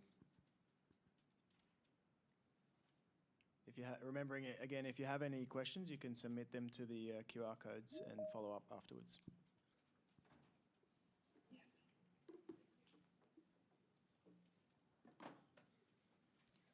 All right, thank you very much. And we appreciate the talks this morning, and we'll break now for morning tea.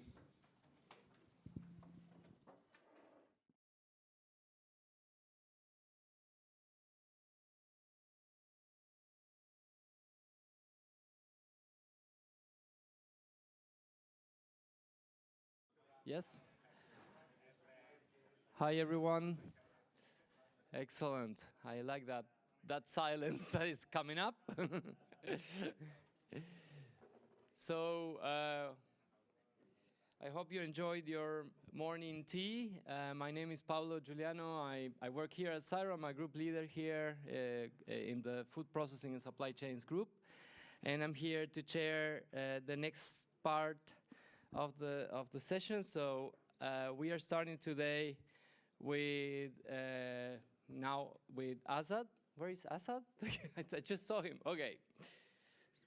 So you've seen Azad Emin presenting yesterday. He's basically directing Next NOAA.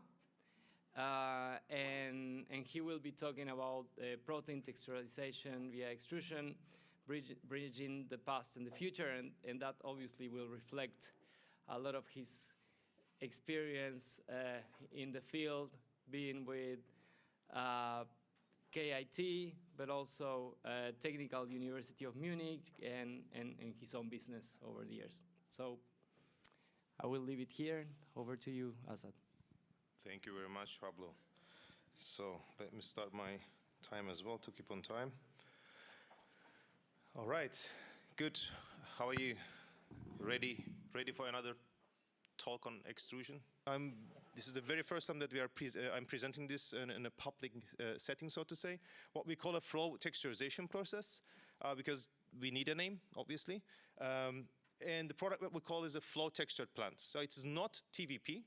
It is not HME. It can be a high moisture. It can be a low moisture process. So it is independent from that one. I cannot give a lot of details, as you can imagine. But what I can say is we are just extruding. Yeah, so there's nothing fancy about that one. It is really having a better control on the extrusion part by adapting the extrusion part a bit, the die design, the screw configuration, post-processing steps, and working in this relation. Yeah, and it gives us this technology. What it is, here you can see the very first product. This is from the lab scale extruder. You see a small one. Those are my fingers, ugly fingers. And you can see how the product's actually is texturized in this case. This was the very first moment when we say, okay, this looks promising. Yeah. This was the aha moment. Yeah. So, oh, okay, yeah, might be something. Yeah. Let's continue working on that one. This is after scale up. After 3 years later, we did it in a large scale extruder, industrial scale extruder, bigger pieces, a lot of oil, horrible amount of oil because I just cooking next to the extrusion trials. So just not for this purpose actually.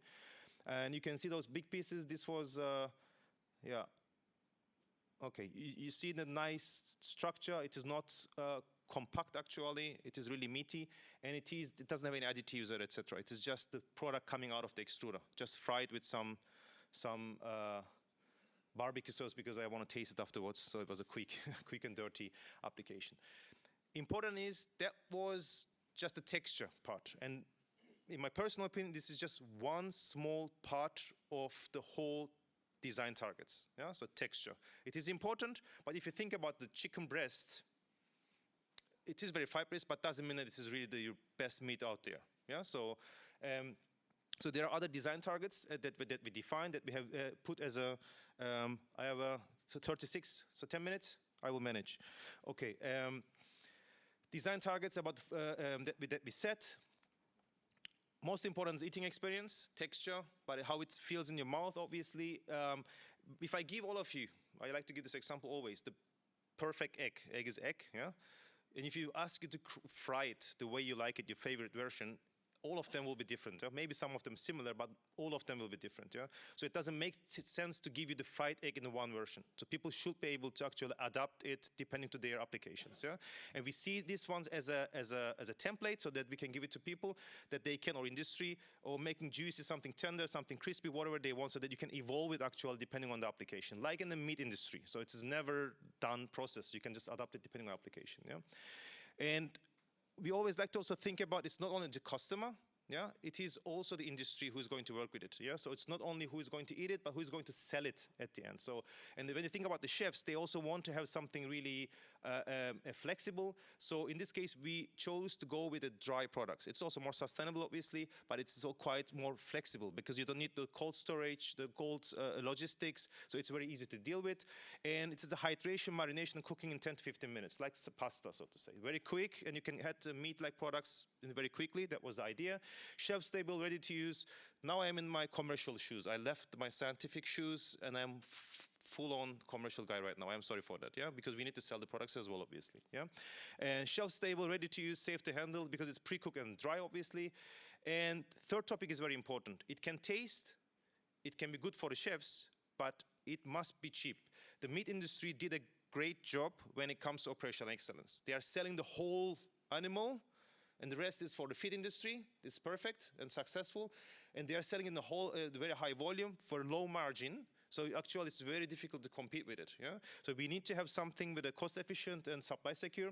So we are following in price parity meat, and with the meat, I am talking about the chicken-like products, depending on the country, obviously. But we are aiming at that one, and it's possible. Yeah. So not because there's also no cold chain, no waste, and it's important to sticking to the materials which are actually also secure for upcoming years, yeah. Clean label, very important. Whole food, we discussed about that one. It should be complete protein, but also high dietary fibers. It's very important. We know that the additives there are many emerging studies showing how harmful they can be for gut microbiome. Yeah, so it's especially methylcellulose.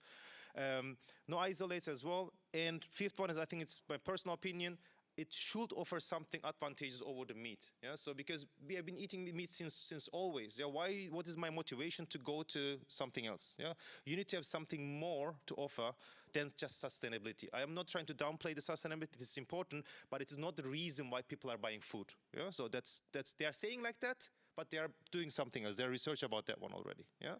And so here what we are trying to do is more control on flavor, marinated sauce absorption, higher flexibility, lower operational costs. And we want to achieve also that products are possible which are traditional, but also allowing a templates for innovation. I have 5 more minutes. I think I will use that one if I'm okay with that one, and we can do the discussion afterwards if you have questions, okay? We have been using 100% soy flour with no additives. So back to the basics, no isolates, no concentrate soy flour. Why? Because it fulfills the needs that we have, design needs. Yeah? It is a neutral taste. It is most abundant protein sources in the world. And yes, there are problems with the rainforest, but because of the meat consumption, if you use this one, you will need 30 times less actually soy if you eat soy. Yeah? So it just makes sense. Yeah? It's complete protein, high in dietary fiber. We have one slide about comparison to why no concentrates. If you take the soybeans, they're roasted, there's hexane extraction, there's a defatted soy flour, then we removed all those complex carbohydrates and dietary fibers, which are actually health promoting. Then we have spray drying, yeah? In this case, we get the soybeans, we get the oil out of it because it is just useful that way, and we get the semi-defatted foil. And you look at the CO2 emission, it is 10 times less than actually also this one. If you talk about sustainability, it also makes sense from sustainability point of view. And this is the one nice image, yes, but it shows actually we are not trying to deliver a final product. We want to deliver actually the template that people can start working on. So similar to like a slaughterhouse, so that you get the meat and you can do whatever you like with that one. Because if you go to different countries, obviously everybody have a different wish. Everybody shouldn't eat just burger, so it doesn't make any sense to me at least. Yeah, and here you can see it's a dry one. You can hydrate it, and you can have already something that you can fry, like a maybe texturized tofu. It can be also marinated or cooked afterwards in the one-pot applications as well. For industry, it's nice to show the slides. It's also relevant to see what is important for industry. We have been discussing these things with many people since 2 years, and we see the product can be perfect, but people don't want to have a complexity when it comes to production. They want to have a very easy work. Yeah. So here, what we try to achieve, we get the dry FTP, flow texture plants, put it in a curry or whatever you want to have. With extra water, in 15 minutes it's ready. Yeah, and this is really, I also cook some. We can try it later on, and it's like in 15 minutes the products are ready. Or marination, you can get the product, put it in a tumbler, put the marinade directly on it, and it's ready to apply. Yeah, so that's the idea. And here's the nice picture of showing out actually the advantage in comparison to meat. Here's the chicken, is HME, a beef. We just put the coloring in the marinade and just measure actually so incorporation of that thing after 10 minutes, we cut it. And you see actually how nicely it goes there because we have capillary tunnels in our product that it goes nicely into the product. After half an hour and 24 hours, it doesn't change anything when it comes to beef, by the way. Yeah, so it is just in 10 minutes it's done here. Good, nice image, another one. Another one, this is bulgogi cuts. Yes, whatever. Pulled, doner, some other ones, nice the crust formation and those fibular structures. Means products. Idea is not to sell in this case. Idea is show you that there is no one product which is right. The idea is to give something to the people so they can do whatever they think makes sense or taste for them. Yeah, so idea is to offering the things that coming out of extruder as a template for culinary applications, and that's my personal conviction actually, that that's the way to push the things forward and leaving that one final product but using this as a template. Sum up, if we focus on the holistic picture and also the mechanisms, I think there is a lot to do, yes, but it is very rewarding approach, at least that's my experience so far, yeah. On the commercial side, we upscale the product, they are ready. And idea is to create markets, push the things, because we need that right now. We failed in the first wave, as Osvaldo said at the beginning. Now we need to push it again to the right motivation, the right level.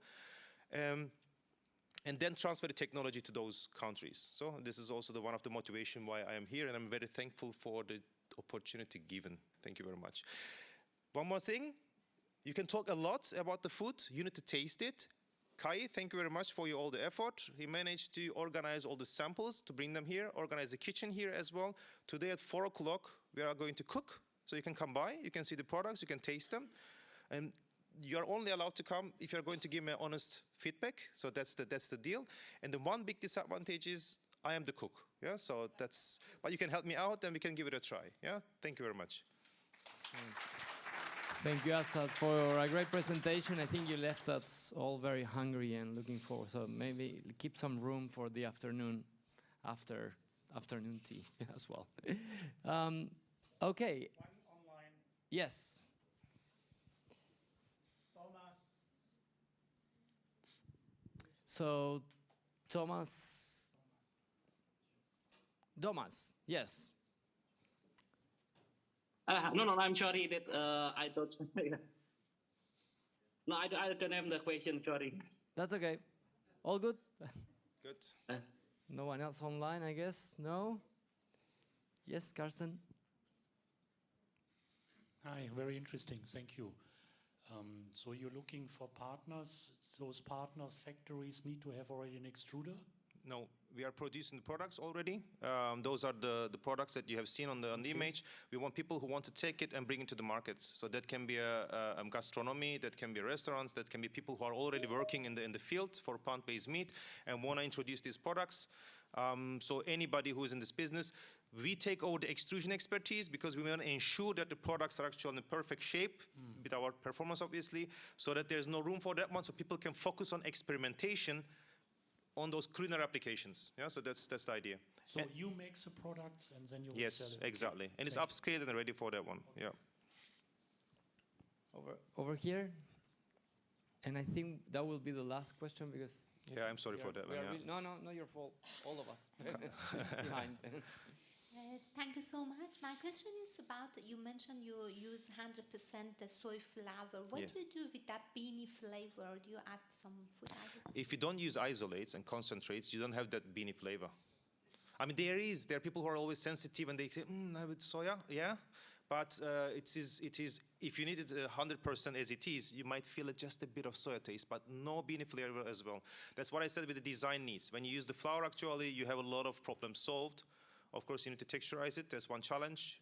But yeah, that was the reason. Yeah. Thank you very much. Excellent. Yeah. And Azad, thank you. This a gift, a small gift for you as a reminder of this session. Thank you. Okay, so we would like to continue. This is going from Keynote 6 to Session 6 around byproduct utilization and the impact on extrusion processing. So I would like to welcome Olivia Said, who is running NutriV.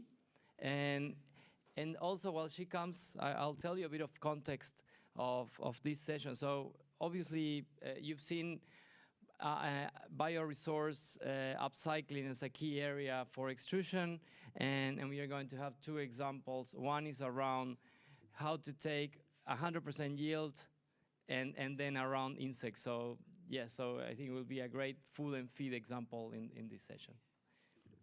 While we get the microphone sorted. Story of my life. And over to you, Olivia. Thank you.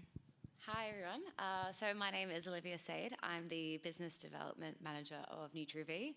And today I'm going to be talking about who we are, how farmers got into snack manufacturing, and just what we learned in our extrusion journey along the way. So we were formed in 2019. It's a collaboration between Fresh Select, who is our parent company, they're vegetable farmers, and the CSIRO. So it all kind of came about when Hort, who is our industry body, examined that there was a lot of on-farm loss that vegetable farmers or all farmers were experiencing. And so it felt like a natural fit to come together with the CSIRO to think of what we could do with this perfectly good fresh produce that was left on the farm and how we can utilize that to give the vegetables a second, longer life. So yeah, just for some background around some why. So Fresh Select, our parent company, are one of the largest farming networks in Australia. We focus on brassicas, so broccoli, cauliflower, lettuce. We grow in all states besides the Northern Territory. So naturally, a farming network of our size, there also is a lot of waste that is left on farm. Depending on weather conditions, the supply chain model, we can lose 20 to 30 to 40% of what we plant. So that stock that's left on is either left on the ground or just goes to animal feed, but there's nothing actually nutritionally wrong with it. It's either slightly too small, slightly too big, but it doesn't meet that sort of perfect retail specification. But unfortunately, the time, the money, the water, the labor, all those costs have already gone into that product or into that yield. So it's not sustainable when we're only sort of harvesting 60, 70% of what's planted. In addition to that, so around only 94% of Australians actually get their recommended daily serves of vegetable per day. So it's kind of crazy that we're sitting on so much stock that gets ploughed back into the ground when Australians aren't even getting their sort of recommended serve of vegetable. So our solution to that is to look towards redesigning our farming practices. So we're looking to move toward a 100% crop yield so that nothing is left behind. So that's where NutriV come in, where we take that surplus or ugly vegetable that would have been left on the farm or rejected from retailers, and we actually pay the farmers for this produce. So in our farming network, we'll get the broccoli and the cauliflower, but there's also other farms that we work with that grow things like beetroot, carrot, pumpkin that we purchase from the farmers, and it's all seconds and surplus. And the idea is to remunerate them for the cost that I mentioned that they put into that already. And then the fun starts. So on our site in Werribee South around the corner, we have a big dehydrator. So now we are able to dry the vegetables into a powder form. So we dry the whole vegetable. So with pumpkin, we dry the flesh, we dry the skin, we dry the seeds. For broccoli, we dry the stalks, the florets, the leaves. Nothing is going to waste. Nothing is going to waste, essentially. And we are giving, because we're getting the moisture level down from 93% of moisture in a vegetable down to 10% of moisture level, it makes it shelf stable, so it can sit in your pantry or in a manufacturing warehouse for 12 plus months. And the important thing is it took us a while to figure out how to retain the colors, how to retain the nutrients, but yeah, we've got it to a really good place. So to give you a bit of a visual representation of sort of what I've said and sort of outline or showcase our vision, in our farming network, if we were to plant 10 broccolis, around 70% of them will go to the retailer, 30% of that will come to NutriV. And the idea is that we lock in the nutrients and dehydrate the vegetables into powder form. But our goal is, no matter what, to get the vegetables to families and into the plates one way or another. So the idea, and in numbers from our farm network, these are real numbers, 4.8 million kilos of broccoli went to the retailers, but that meant that 1.2 million kilos was left behind, which is a lot. And to give you context, that has the potential of putting 10 million serves of vegetables back into the supply chain. So how we equate a serve of vegetables is that we have discovered that 7 grams of our powder is the equivalent to a Fazan standard cooked vegetable. So the plan always was and still is to have this vegetable powder that we can sell to other food manufacturers, pet food manufacturers, hospitals, aged care. There's so many applications. But for the sake of today, we're talking to food manufacturers in terms of, we've got this ingredient that's shelf stable, it's got natural coloring, it's got natural flavoring, protein, fiber. It's such a good ingredient. But manufacturers sort of wanted a use case of how we could actually use that. And so we decided, let's make some snacks. So this is how we got onto our NutriV goodies. So I'm not sure if you've seen them already throughout the symposium, but we were eager to get a product into the market that showcased and heroed our ingredient. And so we tried to develop the ultimate better for you snack. And we were quite eager, I guess, to have full control of the line. So we did, our quickest path to market was to invest in the machinery and the packing line on our own site. We were fortunate to get sort of second-hand equipment and everything, but our only problem was we had zero experience in extrusion. So we definitely had our work cut out for us, but we were fortunate to be part of the CSIRO Kickstart program, so that helped us immensely with initial R&D, and we also had the help of Dennis Forte to help us with the formulation and setting up the equipment and what that commercial output looked like. But it was a long process. It wasn't overnight. We got sort of rolled up our sleeves and were manually mixing and just tweaking. Initially, we actually bought I think it was a breadcrumb extrusion, but we tweaked it and adapted it for snack manufacturing. So yeah, I'll take you through this iteration and how we got there. So this is what is currently in the market. We've got three flavors. There's a cauliflower-based snack, a pumpkin-based snack, and a broccoli-based snack. And then with that, we've worked with our flavor house to make sure that the flavors complemented each of those vegetables. So it's cauliflower with sour cream and chive, pumpkin with salt and pepper, and broccoli with chili and lime. Inside, we've also made a real effort to make sure that it's 100% Australian ingredients. With the vegetable loading in the recipe, we're able to say that there's a whole serve of vegetables per pack, and we were also able to get a fiber call out on pack saying that it contains fiber. But yeah, to be fully transparent, this wasn't the first iteration that went on the shelf. What did go on the shelf initially was these. And to be honest, they look similar. You can't actually tell a whole lot of difference if you were to look at them yourself. But I guess the main differences were that we put 2 serves of vegetables in this packet. Not all the ingredients were from Australia, but also the texture was really, really dense. I think we were sort of working with our retailer and we wanted to be everything. I think they actually initially wanted 3 serves of vegetables in the pack. But I guess to talk you through our key learnings is that you can't be everything. So you do have to make some compromises. So because of the vegetable powder being so fibrous, it was making the snacks so dense. And the retailer wanted us to have a 3 serve of vegetables but be light and puffy, and so it was up to us to sort of manage, I guess, their expectations and our own. So we wanted to be healthy, we wanted to be, the high health star rating, but at the same time, at the end of the day, you have to be delicious, otherwise no one's going to do that repeat purchase. So yeah, we did have a lot of learnings from version 1 to version 2. From a recipe standpoint, we moved from rice flour to corn flour. So we played around with a lot of the different bases being, rice, corn, pea flour, but then there's also different strains, so coarse flour, fine flour, and also the starches. So there was potato starch, pea starch. So we did have a lot of trials, a lot of tasting days and everything, but we're really happy with how the second iteration came out.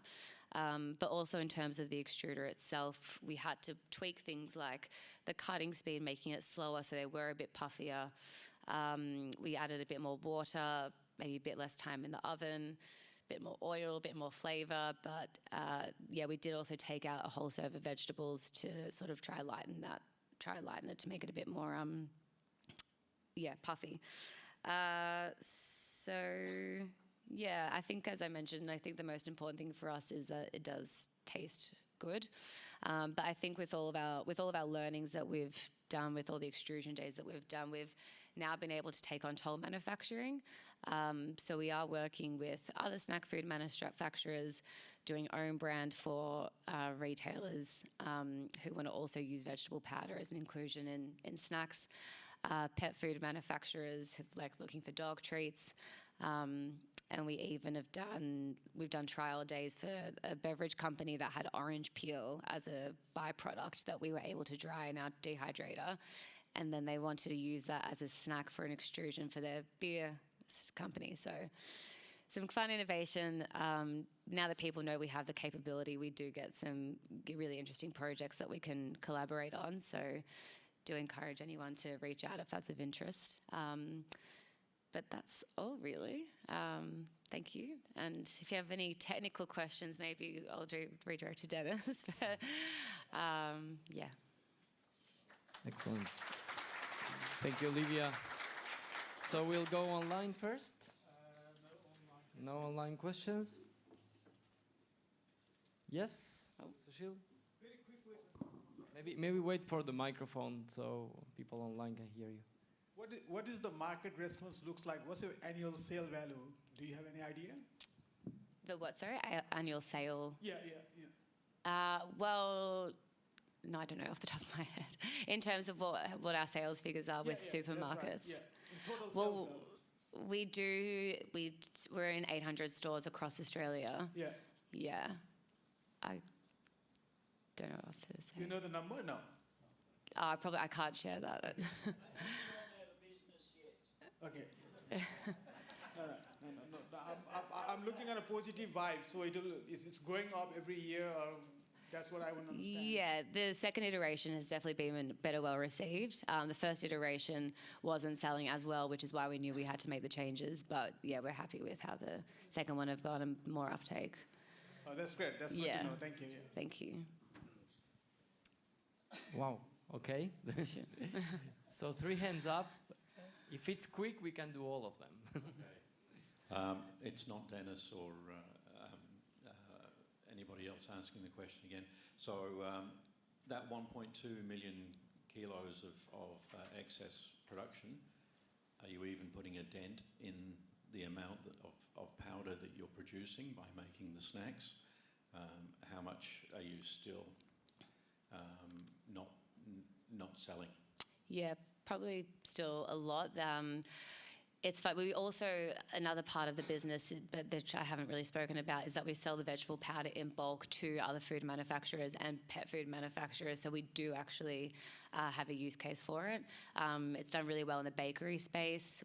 We work with businesses that make wraps and use our ingredients. So they've got beetroot wraps, carrot wraps, mixed vegetable wraps.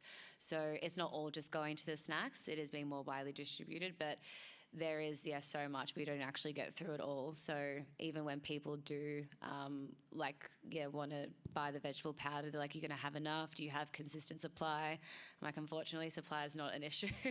Well, we always have supply. I health star rating of 4. Is there a motivation to go high, or have you reached your limit? I'm happy with 4. I feel like 4 is a sweet spot.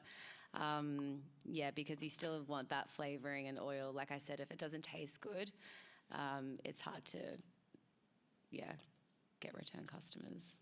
We tried 5, it didn't work. We started with 100% broccoli powder snacks. It's a bit hard. Yeah. And expensive. But anyway. I would like to thank you so much, Olivia. I think we don't have any more time for questions, but we move on to the next speaker. So I would like to invite Ishaya Usman Gatsmana. And Ishaya is an independent researcher, and he will be talking about effects of extrusion on insect-based feeds and nutritional enhancement and processing challenges. Over to you.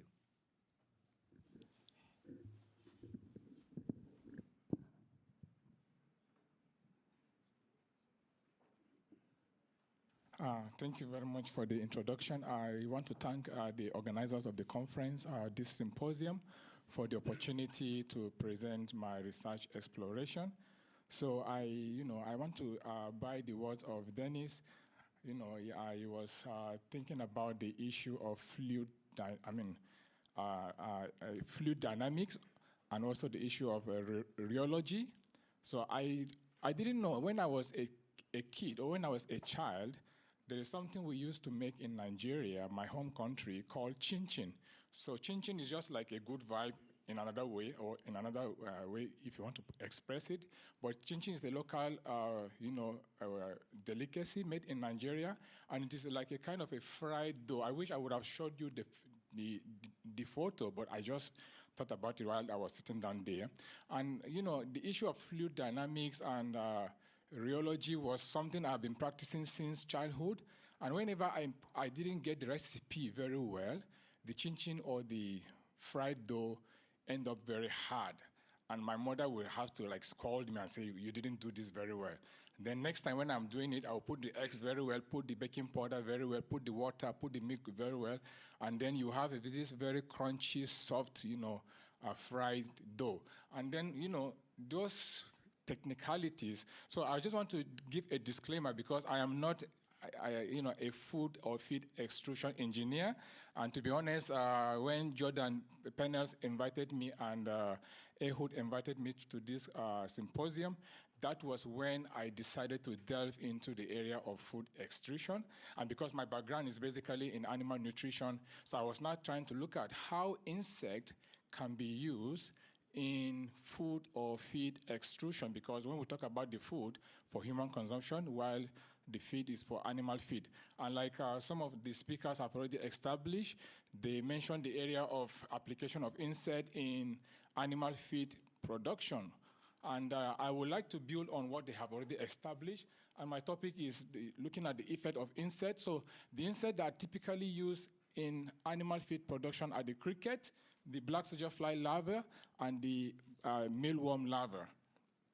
So by way of introduction, I just want to introduce, I've already said this, insect has been traditionally or naturally used by farm animals. So if you are here and you want to claim or you want to say that you have never eaten any insect-based product, can you please raise up your hand?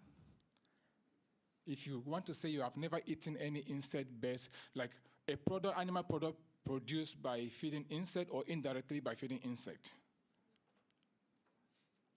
So you have never eaten chicken. Because if we say we have never tested insect, product that are produced by insect, it's like we are trying to say we have never eaten chicken eggs, chicken, or other animal product. Because if you look at the chickens in the wild, the domestic fowl in the wild, they usually consume chicken, insect. They are, going around scratching, digging. And if you look at even in our food product, if you look at tomato paste, barbecue sauce, some of those insects bury into the product. And during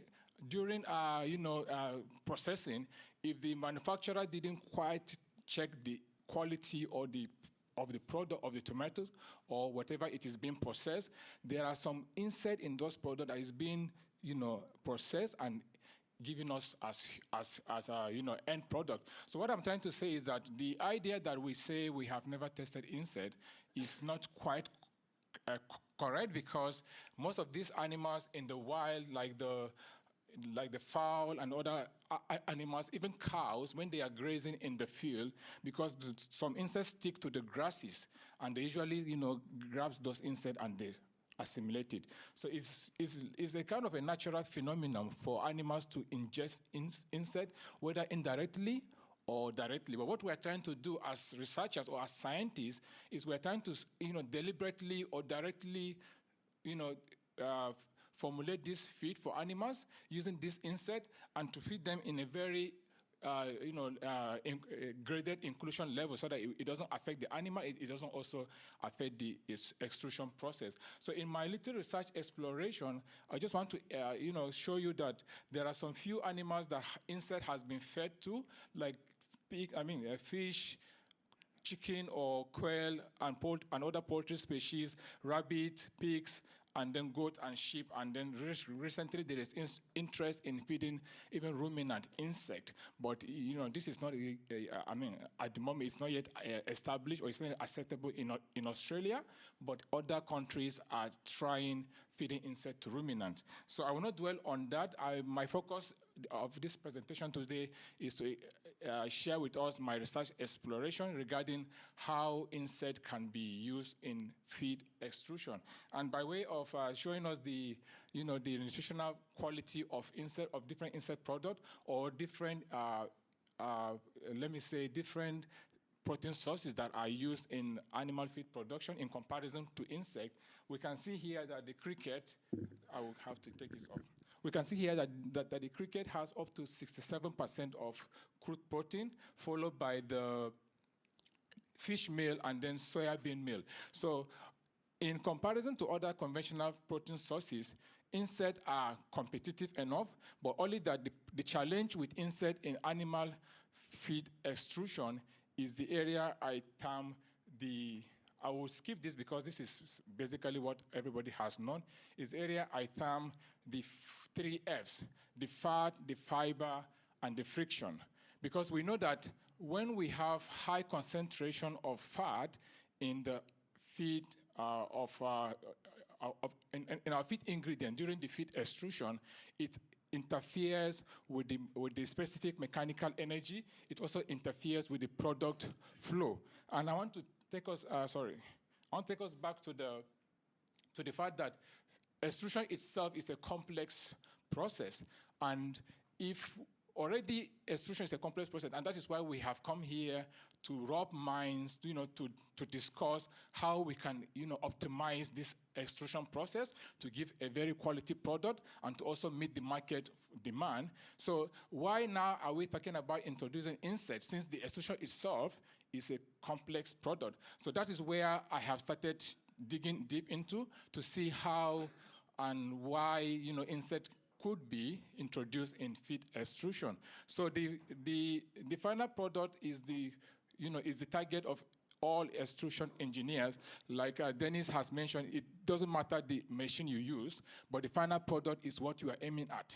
So my exploration also, I want to highlight that poultry meal basically has lower fat and crude fiber, but insect has a little bit higher fat content compared to poultry meal.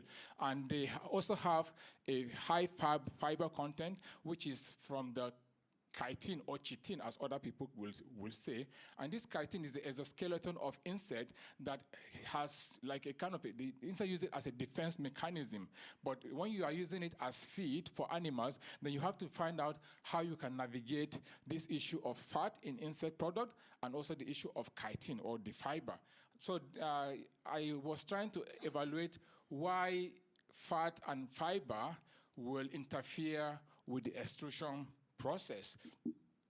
So I evaluated or I investigated some few research papers that have been published online regarding the use of insect product in feed extrusion. And I also wanted to, I just introduced 1 or 2 papers regarding insect also in meat analog or texturized meat product. So in this research by Lauret et al. 2024, they investigated the effect of black soldier fly larvae on the, extrusion processes of animal feed. And they included this black soldier fly larvae at graded inclusion levels to replace fish meal.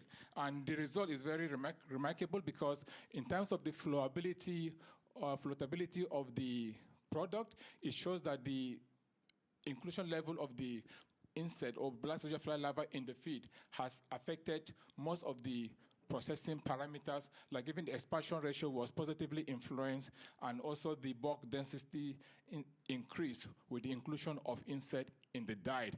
Like I've said earlier, the high fat content and the chitin will reduce the flowability of the insect product in the extrusion machine, and also the softness or the hardness of this insect, that's the density of this product at the end of the day. I'm just trying to rush because of the time, and I want to also introduce the work of Alam et al. 2019, who also used black soldier fly larvae in the extrusion process, and this was used to replace corn flour at graded levels. And in this research, the black soldier fly larvae had a lipid content or fat content of about 28%.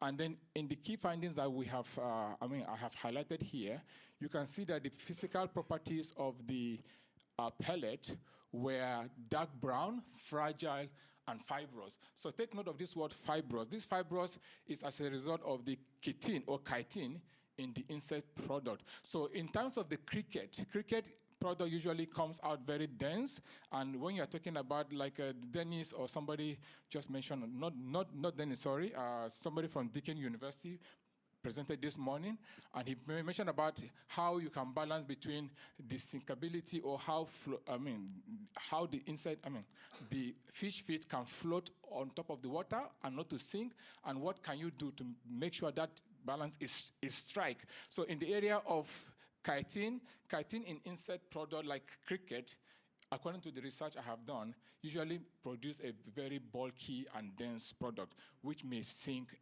and may not be at the optimal level you wanted as a fish aquaculturist. But if you're looking at the black soldier fly larva, it has more flowability in the extruder or in the barrel, and then though the flowability doesn't make it to be like a very dense, but it has very low what do you call it now? Low hardness. The hardness is very fragile. It's not as hard as the cricket meal. So this is the research done by Ingold et al. 2020, and they look at the effect of house cricket at different inclusion levels in the extrusion process. And when these researchers, suggested some conclusion, they suggested that 7.5 inclusion level of cricket meal is suggested for optimal expansion and texture. because that is what we are after. If the feed product didn't expand at the end of the day through the dye, and there is no good quality texture, if it is too hard and it's not very crunchy for human consumption, then at the end of the day the product is not well acceptable. So sorry about my haste. I was just trying to make sure I cover the remaining slide. So this is a research by Choi and Roy in 2021. They also use yellow mealworm, which is another fascinating insect that is used in feed production.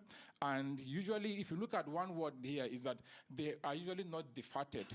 And the reason why these researchers or these producers don't want to defat it, because defatting itself will add to the production cost of your feed production. So as a producer, you want to reduce the cost of production so that the end product will not be too expensive for the farmers to buy. And that is why they try to use it as it is, full fat, and at the end of the day, they try to optimize the inclusion level. And in this research, I will show that the optimal inclusion level for you to balance between the sensory acceptability and also for the extrusion expansion is 30% of that insert product. So I want to go to the last research I've evaluated because of time on the area of black soldier fly larvae in comparison with cricket meal.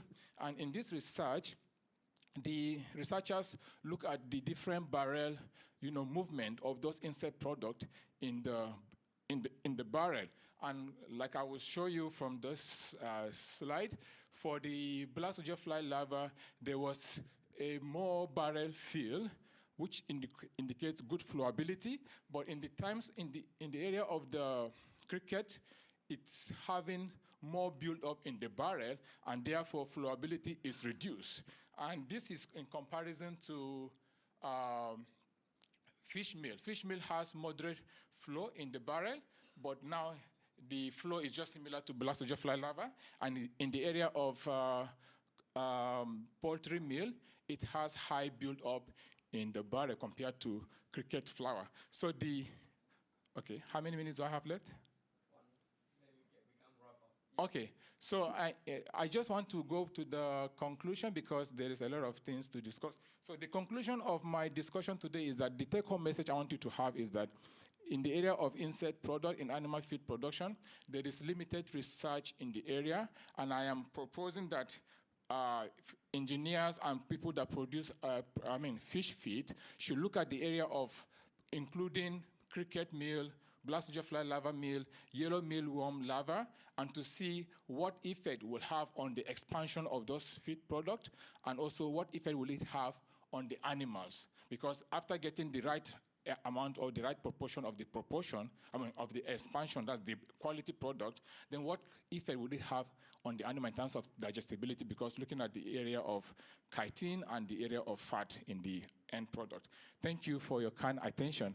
And I would like to ask you to scan the QR code on the screen if you want to follow me on LinkedIn, or rather if you want to collaborate with me on anything regarding insect product in feed extrusion or human food production. I'm open for collaboration, and I am grateful for the opportunity, and thank you for all for listening. Thank you so much. Thank you very much for your presentation. And Jordan has some gift for you as a thank you for this. So yes, no questions. All right. So in this case, then we do a handball into the next session to Jay and Arthur Moses, who will be chairing this next part. And it's around rheology and 3D printing and food ingredients.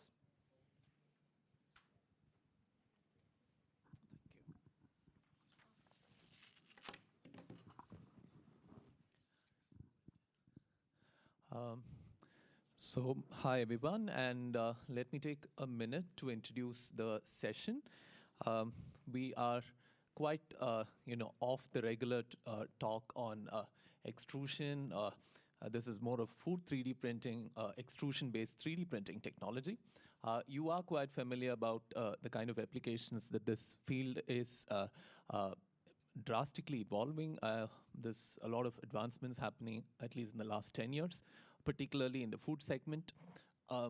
We look for days, perhaps we might end up having food 3D printers in every restaurant, in every home. And there's a long way to go in terms of commercialization as well. And material extrusion and rheology play a very important role. And we have 4 speakers lined up for this session. Our first speaker is Dr. Ariana, and I invite her to speak on multi-material extrusion-based 3D printing for customizable food structures. Please. Thank you. Hello, everyone. Thanks for the opportunity to present on this topic.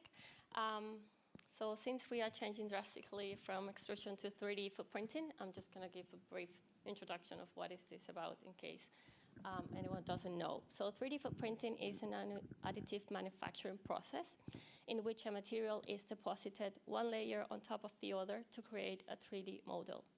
There are different techniques that are used for 3D printing, but for food applications, the most commonly used one is extrusion.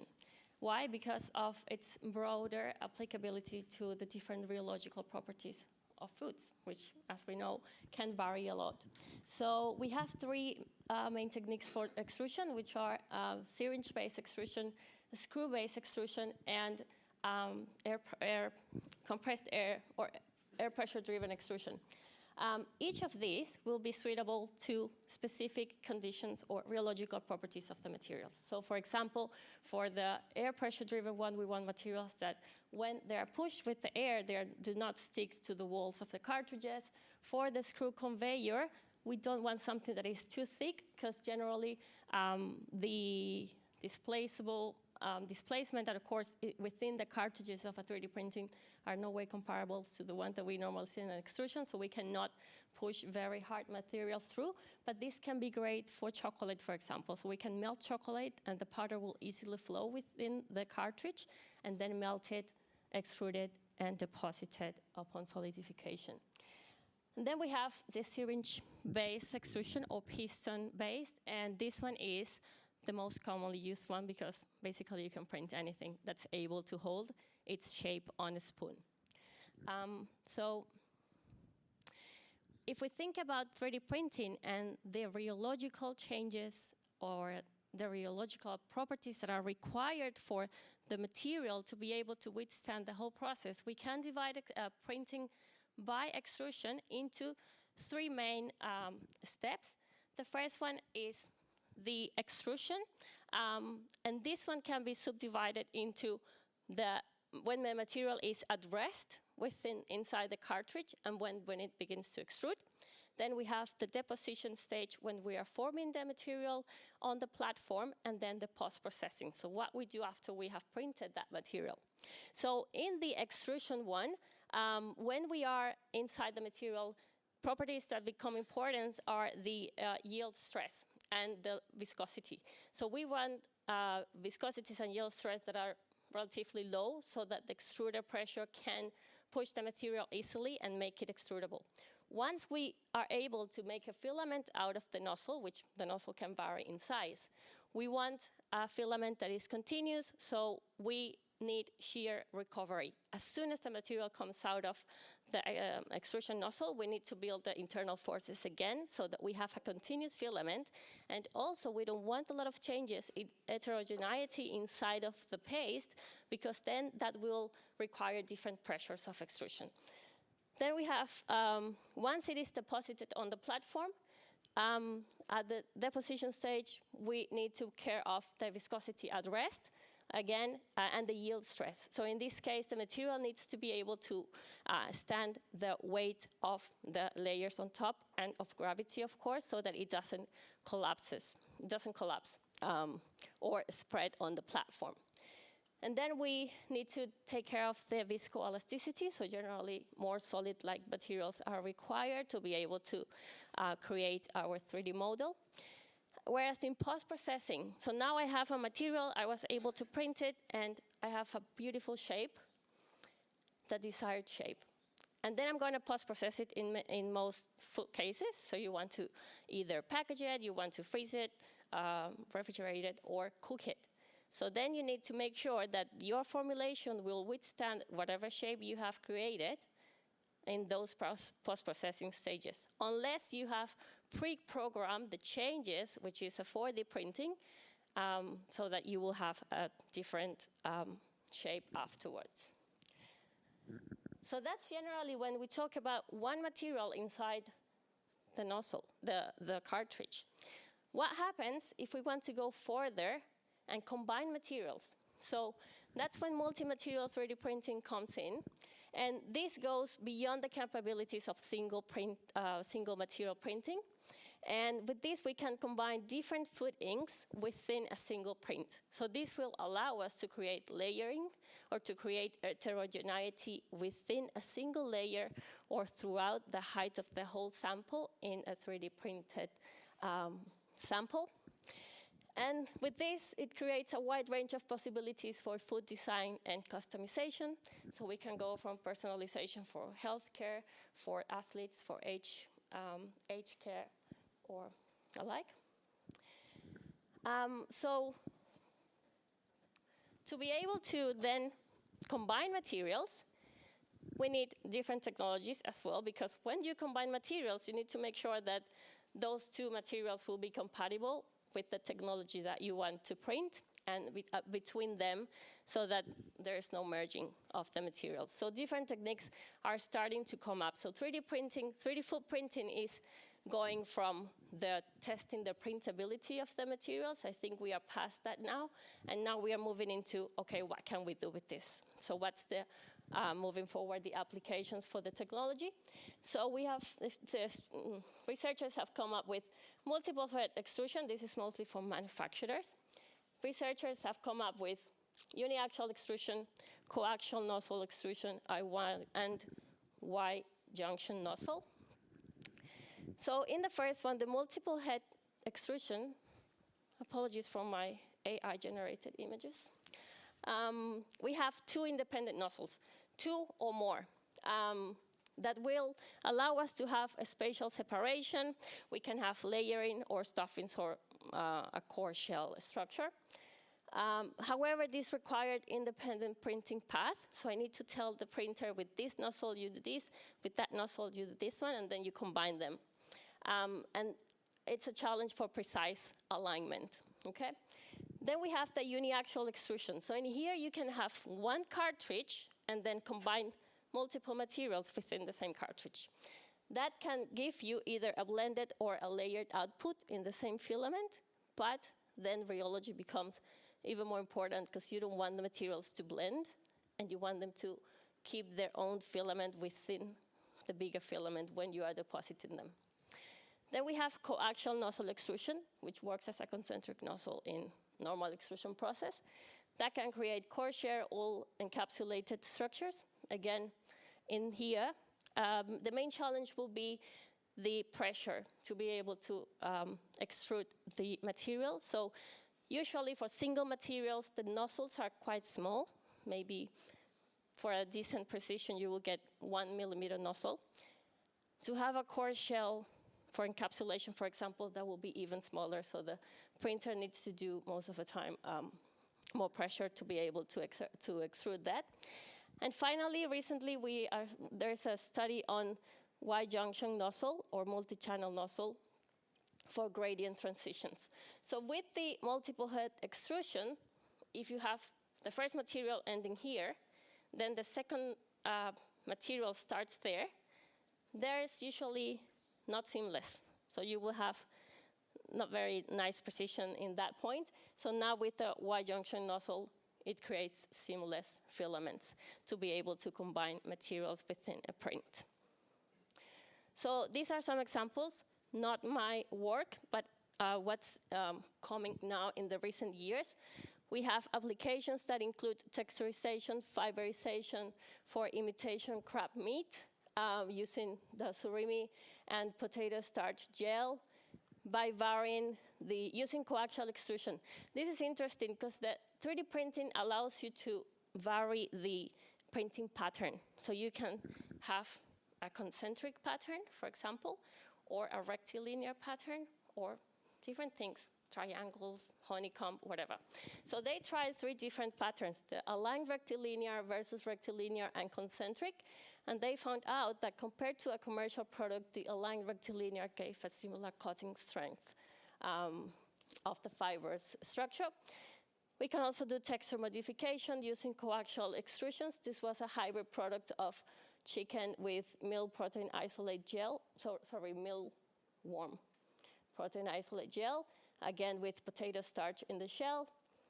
And there's also the wide junction nozzle was recently designed for or used for milk inks with food dyes, so for ink writing, for design customization. And marbling has also been tried with uniaxial extrusion. So this research group did in a single syringe, they inserted a rod or a stick of frozen tallow paste surrounded by the meat paste, and then printed this to create, so the weight of the fat stick increased, and then they created different marbling effects on the meat. I think they found out that about 10% of fat, this one was most similar to the commercial samples.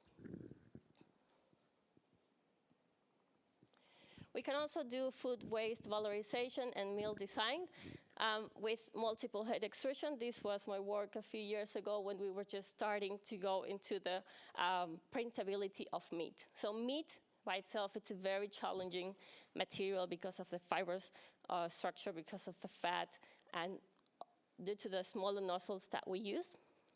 If you want to have 5 minutes, thank you. If you want to have that chewy texture, then you need to go with a bigger nozzle. A bigger nozzle might deter from the precision of the print. And on the other hand, if you want a very beautiful print, you might need to go with a smaller nozzle, and that will compromise the texture of the sample. So you can create like a paste, a sausage butter that will print nicely. But yeah, it's like a balance of the printing settings, the nozzles configurations that you can use, and the formulation. Because that formulation, remember, needs to be able to withstand and to maintain your shape until it reaches the consumer. This is a company also using using the technology to create personalized gummies with a range of ingredients. Because of property issues, I haven't added a figure here, but you can check them. They are doing gummies, making gummies, and each layer contains a specific ingredient or micronutrient, macronutrient, and they have a web page where you can go and either personalize your own gummy, or they would have set stacks, that they call it, of different ingredients according to different lifestyles, for example. And finally, a big application for 3D printing in general, not only for multi-material printing, is these Phagia foods. And in this case, we are showing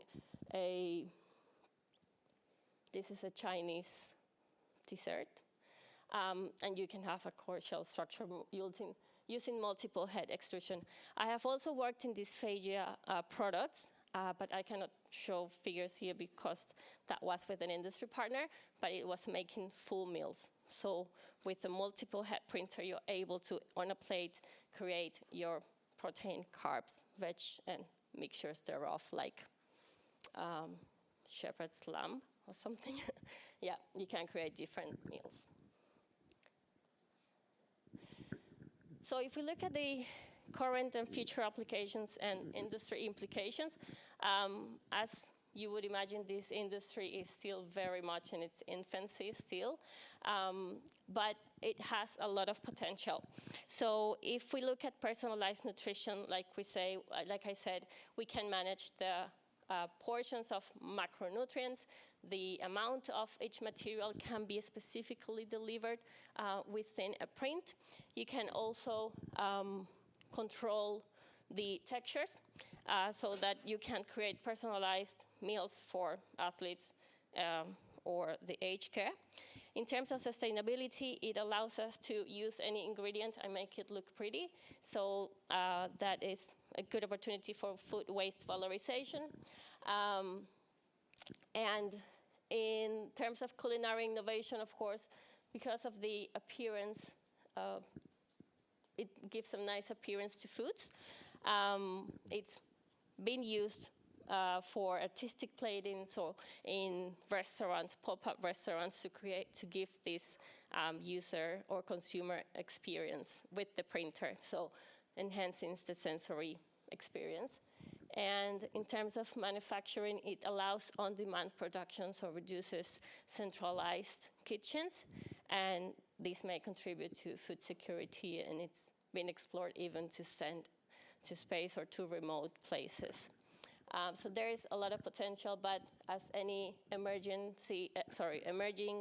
technology, it comes with challenges and opportunities, which include technical aspects like material consistency will change the printing precision, the print fidelity, scalability, a big issue at the moment until we get most robust hardware and standardization of the process.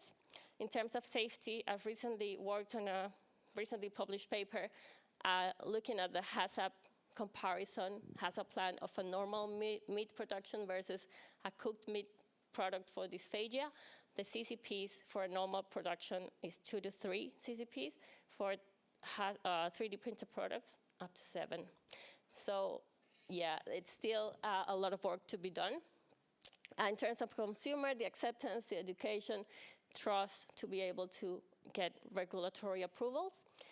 And for the future trends, AI-driven design to be able to create different formulations and textures, smart ingredients like 4D printing ingredients that can change after printing during post-processing, creating, again, a different sensory experience, and also hybrid printing systems in which the printer can be coupled with other technologies like infrared cooking or inkjet printing or just anything really. A lot of options that can be explored. So the takeaway for now is that 3D printing enables customization and innovation in food designs, expands the possibility for structure and nutrition beyond the capabilities of single material printing, and the collaboration between academia and industry is key to progress. Every time we try, or it happens that people, we receive the feedback of, oh, like the material is still not at the scalable stage, but if we don't try it, it will never get there anyway. And it does have potential. Thank you. That's my contact. I am a lecturer at RMIT, and if anyone, maybe small businesses, are interested, we do have projects with the students at no cost to the industry partners, where you can have a challenge or something that you want to try. The students will work on that challenge in our facilities at no cost to you, but it's like feedback from the industry and a good experience for the students. So just something to consider. Thank you. Thank you.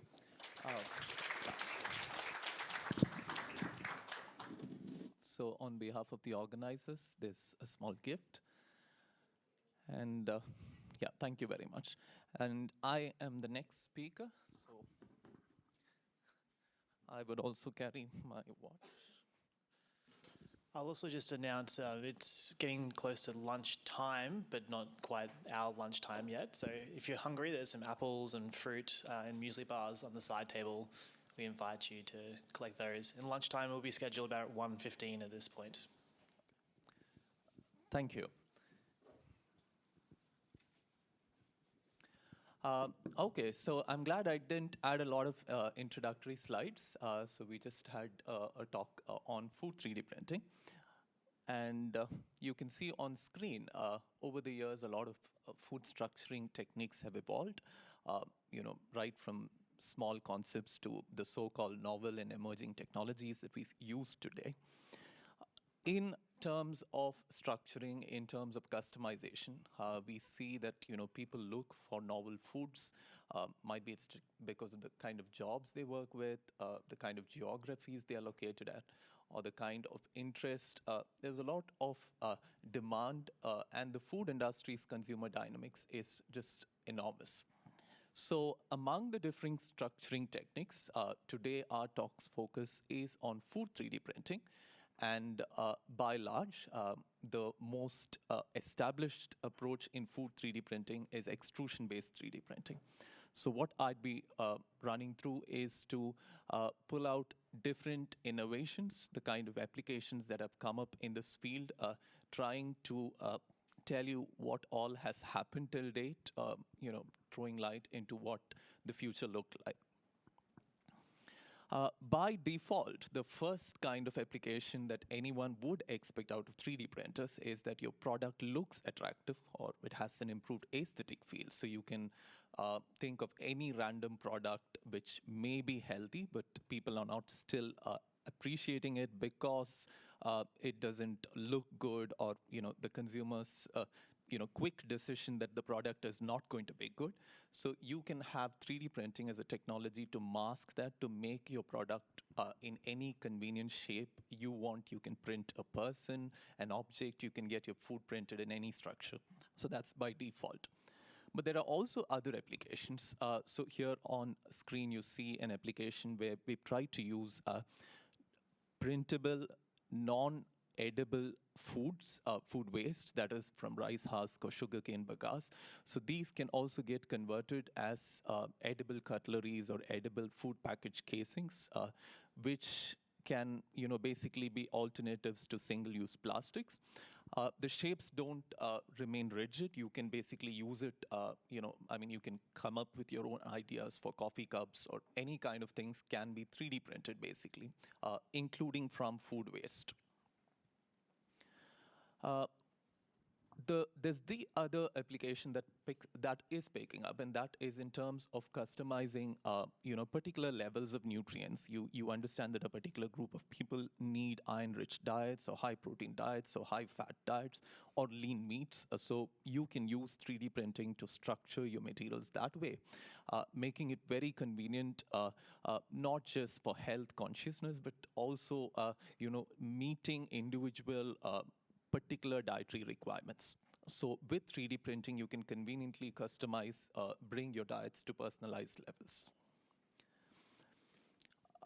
We had some images of dysphagic diets. So basically with 3D printing, you can also go to that level of texturization or modifying the porosity of your material, or modifying the chewing and the consistency of your material, making it convenient for people to swallow. Or you can also change it, in a way that the overall bulk density or the porosity can also be changed for other kind of customization.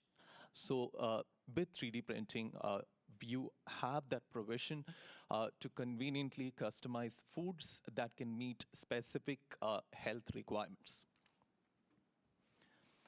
What you see on screen are different structures of how food is getting printed, mainly to meet health-promoting applications. So it could be for the delivery of something that is therapeutic. It could be a structure that is, carrying some other molecules, or it could be co-delivery of multiple ingredients.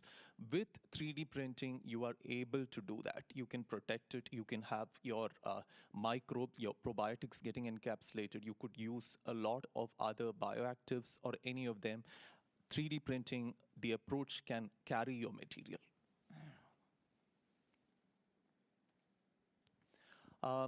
One very interesting area is, like in spacecrafts, we have a lot of 3D printers printing regular machine parts for something that goes off. We are also exploring works on how you could use 3D printing for food printing for long duration missions, not just in space, but it could be for military or long duration sea marine travels, where you are not going to appreciate having the same kind of food every day. So you could be using 3D printing to have on-site, on-demand, that particular day, based on your mood and preference, you can pick the kind of food, wait for your food to get printed in front of your eyes, have it, ready right for you. Just like what I was speaking about, non-edible food waste, you could also have edible fractions. This could be, say, for example, grape pomace or potato peels or any such valuable nutrient-dense waste, which are often regarded as pure waste. But you could be repurposing them. You could be upcycling them for food printing applications as well. Either blend it with the material, or you could modify, add it as one outer layer, or customize it, put it inside. You could change based on your consumer's requirements.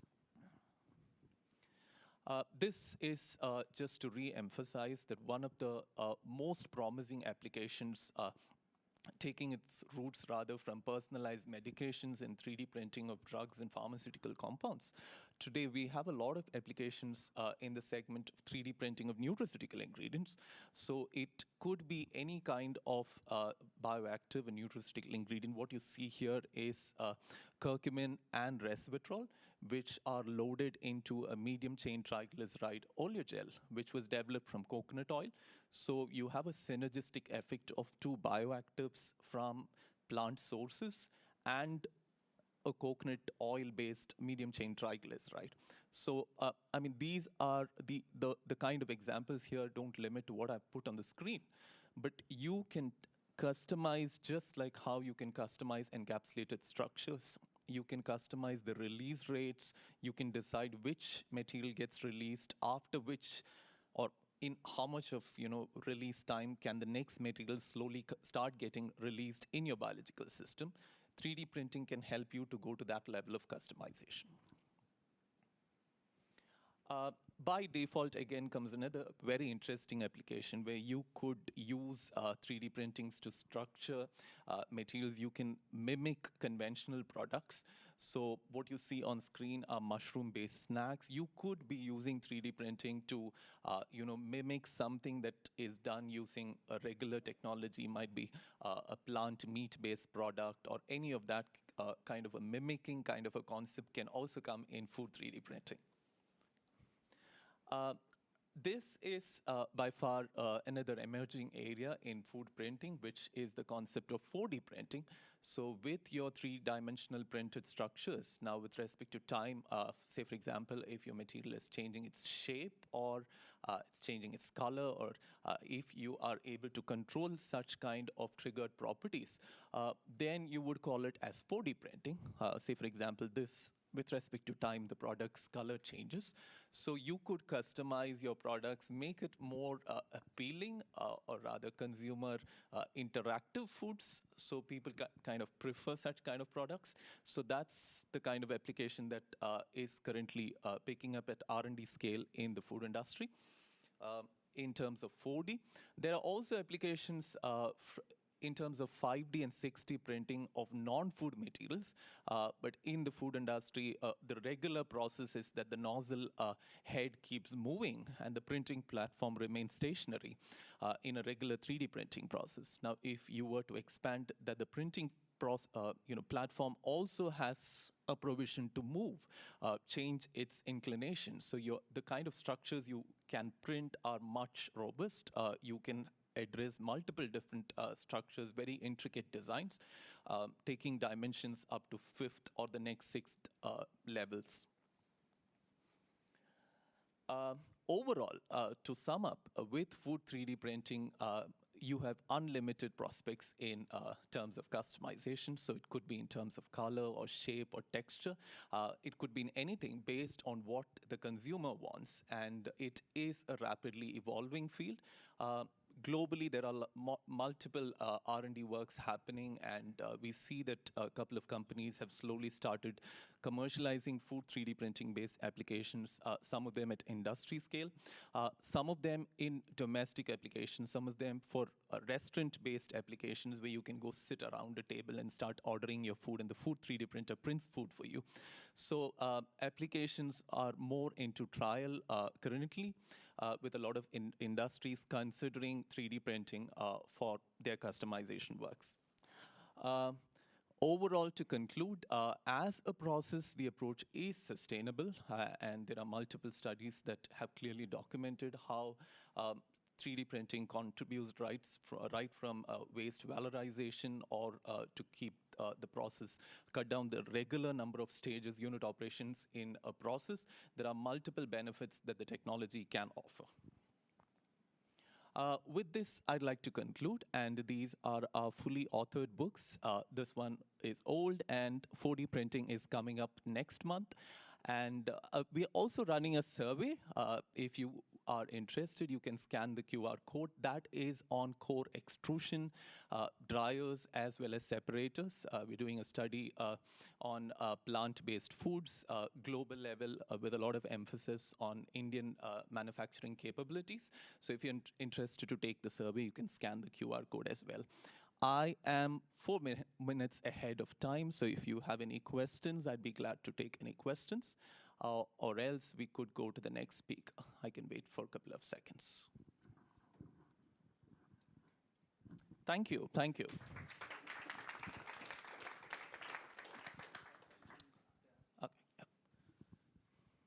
Sorry, I wanted to ask, how is this technology being used in developing countries compared to the West? So I would say currently, in terms of R&D capabilities across the globe, the kind of R&D that is happening is all quite similar, because overall the technology has just picked up in the last 10 years, I would say, though there were primitive earlier concepts. So currently, everywhere across the globe, people are just trying to scale it up for their individual requirements. Some of them look for bulk level customization. Some of them look for individual customization. So overall, I think there's no major difference in terms of country-wise kind of focus on their 3D printing currently. Perhaps might be in another 20, 30 years, once the technology evolves, then we might have newer applications established and we might have new priorities with it.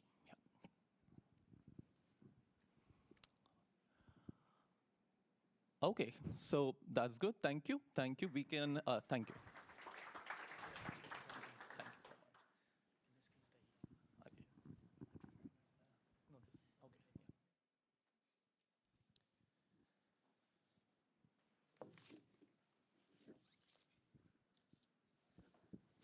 So our next speaker is Dr. Pratipto Bhattacharya, and he will be speaking on inline rheometry for real-time measurement of changing elasticity during extrusion. Please. Thank you very much. Thank you for you all for being here. I am also going to call out Tim Keeley, who's a co-author of this work.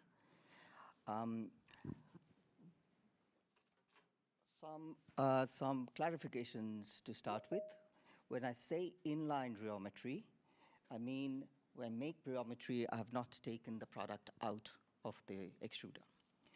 When I say changing elasticity, it is purely on viscoelastic characteristics of elasticity, basically G prime. And I say during its extrusion, what I really mean is like at the end of the extruder. I should possibly point it out right now that it's not along the extrusion line, it's at the end of the extruder. With that, I will just introduce myself and our company. I run a small company called Online Rheometer Pty Limited. We trade as Rheology Solutions Australia. We think of ourselves as a specialist engineering company focused on rheology and somewhat of a pioneer in situ real-time techniques. Tim Keeley and I, we run the company, and we've been with the company for a long time.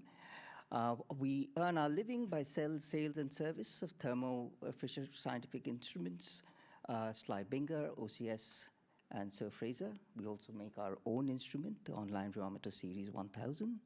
We have a small research and design team, and we take a lot of for consulting projects. One of what I'm going to talk about today comes out of a consulting project like many that we have taken. As you might already have understood, that we focus basically on rheology. We do process rheology, laboratory rheology, develop analytics for rheological systems, and even make skids that are focused on rheology. In this, we are assisted and has been supported over time by very strong academics in these institutions, Monash, MIT, the University of Queensland. We've got representation from them, Melbourne University, and currently we work out of Hume Road here in Laverton North on the web. We've got representations in United States where we have a manufacturing partner, and also in Europe, in Yerevan. We've got Rafa Solutions, who does all our edge computing work. Our head office is Melbourne, and we have a small channel partner in Walker Scientific in Perth. With this, I come to the material of the talk, and as you might understand, it's dextrinated intermediate. It's basically partially hydrolyzed starch product. I don't need to speak too much about it to this crowd, but as you can understand, that you have a starch molecule, you put some enzymes in it, and it cuts it, and it becomes partially hydrolyzed, and you intentionally stop the hydrolysis process at an intermediate stage, and this leads to a set of branched concoction of molecules which have specific properties, and the people who came to us with this project actually wanted to know what these properties meant, other than just characterizing it with just dextrose equivalent measurement, which is the reducing sugar content. The idea was that if you have a dextrose equivalent measurement, apparently the degree of polymerization and dextrose equivalent, they multiply to a constant. You know the constant, you measure the dextrose equivalent, you get degree of polymerization. I want to point out for what I've seen today in terms of complexity of materials, this is a really easy thing to do. It's simple, and we can do rheology on it and actually understand a bit about it. It's a simple procedure where you have a simple set of starch that is changing because you're digesting it, and it's changing the chain lengths, and these things have rheological signatures which we can pick up, okay? So there was some chance of success with this one. But stuff that I've seen here, I'm not too sure. The challenge, however, was these guys were doing this in batch processes, and they had all the time in the world to come pick and choose what sort of properties they need and adjust them. But they want to go to a continuous process, and in the continuous process, time is key. I mean, you've got to be able to make profit out of it.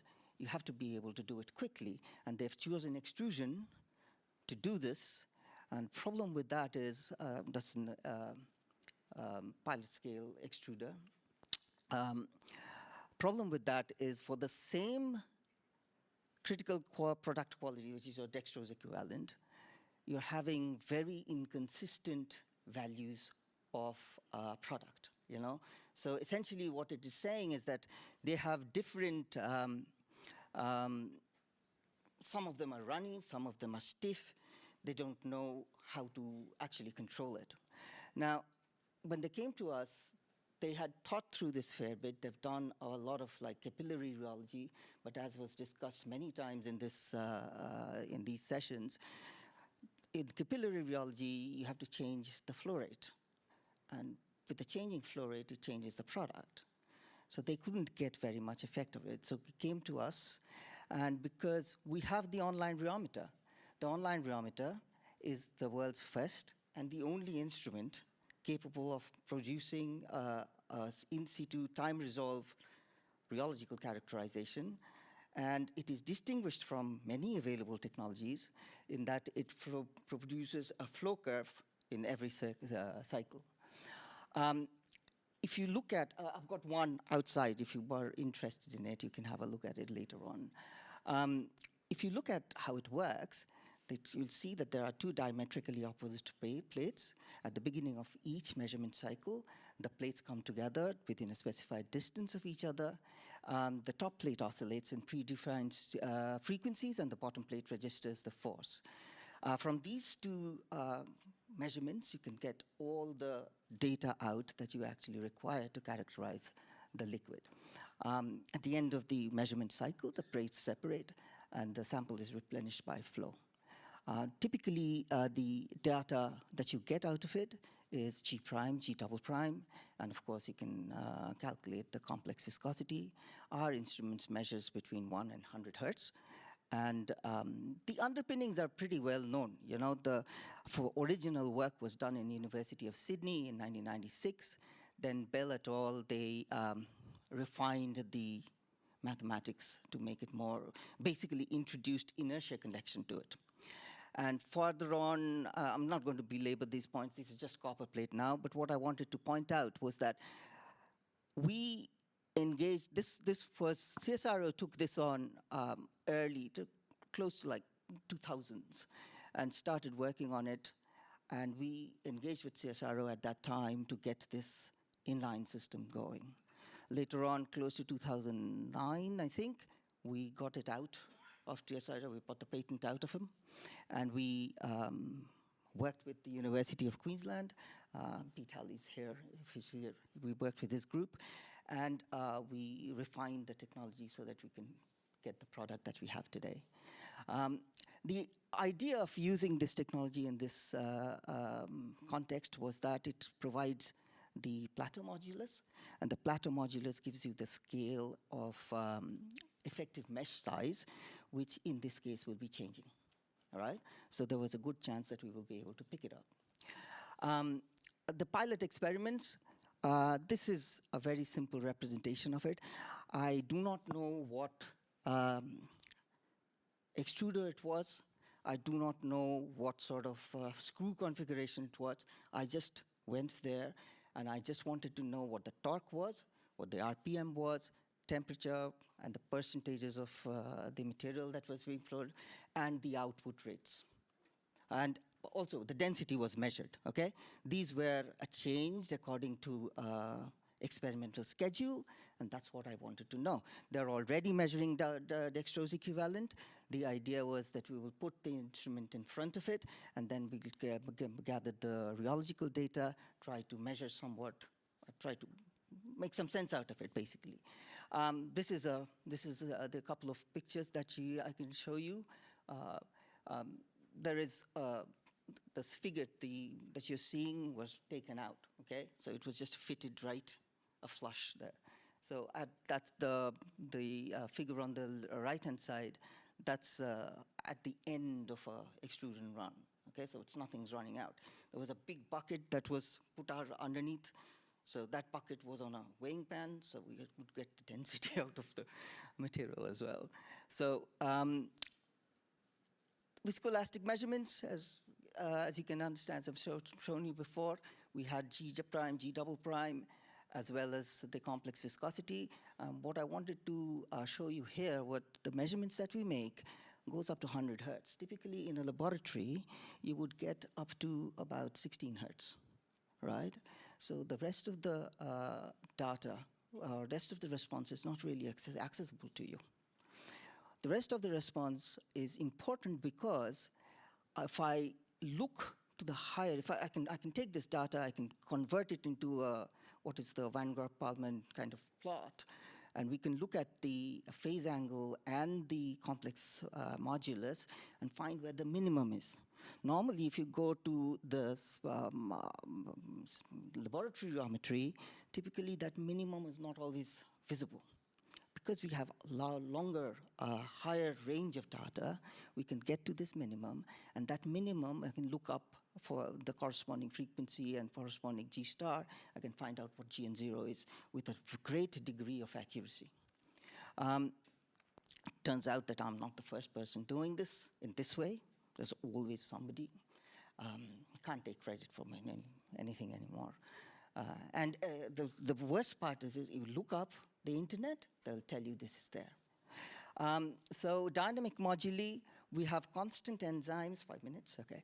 Constant enzymes, if I change the rotation rates, you see as the D decreases, D increases, the modulus decreases, the storage modulus decreases. Very similar thing with the loss.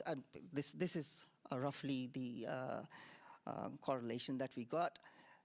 When you look at the very similar for loss modulus, but we went to the specific mechanical energy input, and we looked at various enzymes that we fed, looked at DE.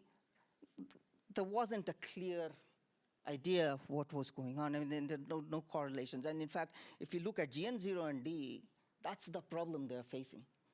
The same DE gets a lot of different types of material, right? So we went looking for something else. We went for a functional form of DE, which is the SME times GN0 times by rho. We have all this data available now, so we've looked for it, and I'll show you what the results were. The same data that I showed you in the previous slide now lines up like that. Okay? So what it is telling you, it's non-monotonic, that we kind of went back and looked into this. And if you think about the SME, you can actually, these are all dimensional parameters, right? There's no non-dimensionalization here. So, but if you look at this parameter, this is a non-dimensional parameter. And it is a ratio of the velocity, effective velocity, by the velocity of the shear wave that's going through it. GN0 by rho under root is the velocity of a shear wave that is going through the material. What happens, and this is what will follow is my speculation, but it's an informed guess, but I am going to put it up here, even risking whatever. We call it the viscoelastic Mach number, okay? Sounds good. The Mach number, if you have viscoelastic Mach number, which is less than 1, the flow is too slow compared to the elastic relaxation. So basically, it's quasi-static. You have a tub, and you put all your enzymes in it. It'll do exactly the same thing. You don't have to do any stirring to it. When Mach number is of the order 1, the elastic time scales and the flow time scales, they compare, they compete. And this is the area where a lot of the elasticity actually pushes your tracer, in this case the enzyme, throughout the material. If it is too fast, it will go, basically the flow will dominate, and elasticity is frozen down. It can't do any work. Okay? So what we thought was it would go, of course, between up to Mach 1, there was nothing that was happening. Afterwards, up to power 2.3, it kind of increased. The enzyme activity increased. And then as it transitioned to the higher flow rate, greater than 1, it decreased and died out. I still don't know what this second peak is about. That we just don't have that much data for it. With that, I'll conclude. It turns out that this kind of an approach has also been used in the static mixing community. And I looked up, there's a paper by Stokes and Boga. I particularly point out to this because it was David Boga who pointed me to this viscoelastic Mach number a long time ago, okay? And now that was like close to 2000. He's not with us today, but if he was here, he would be mighty proud. That's the summary. So the problem was we had inconsistent product quality, and the methodology we used was using our OLRC 1000, and we looked at emergent viscoelasticity. Key learnings were that the product quality is influenced by the prevailing flow regimes, which we could identify and quantify. Viscoelastic Mach number found to be important. Points of interest for food processors, maybe this can be used to adjust your inputs based on measured viscoelasticity. You don't have to worry about what your screws are configuration. Just measure the viscoelasticity and you should be able to. Process scientists maybe you have an exploration of this viscoelastic Mach number. I did not see very many mentions of it. Perhaps something to think about. With that, I'll conclude. Thank you very much, and I'll take questions if there are any.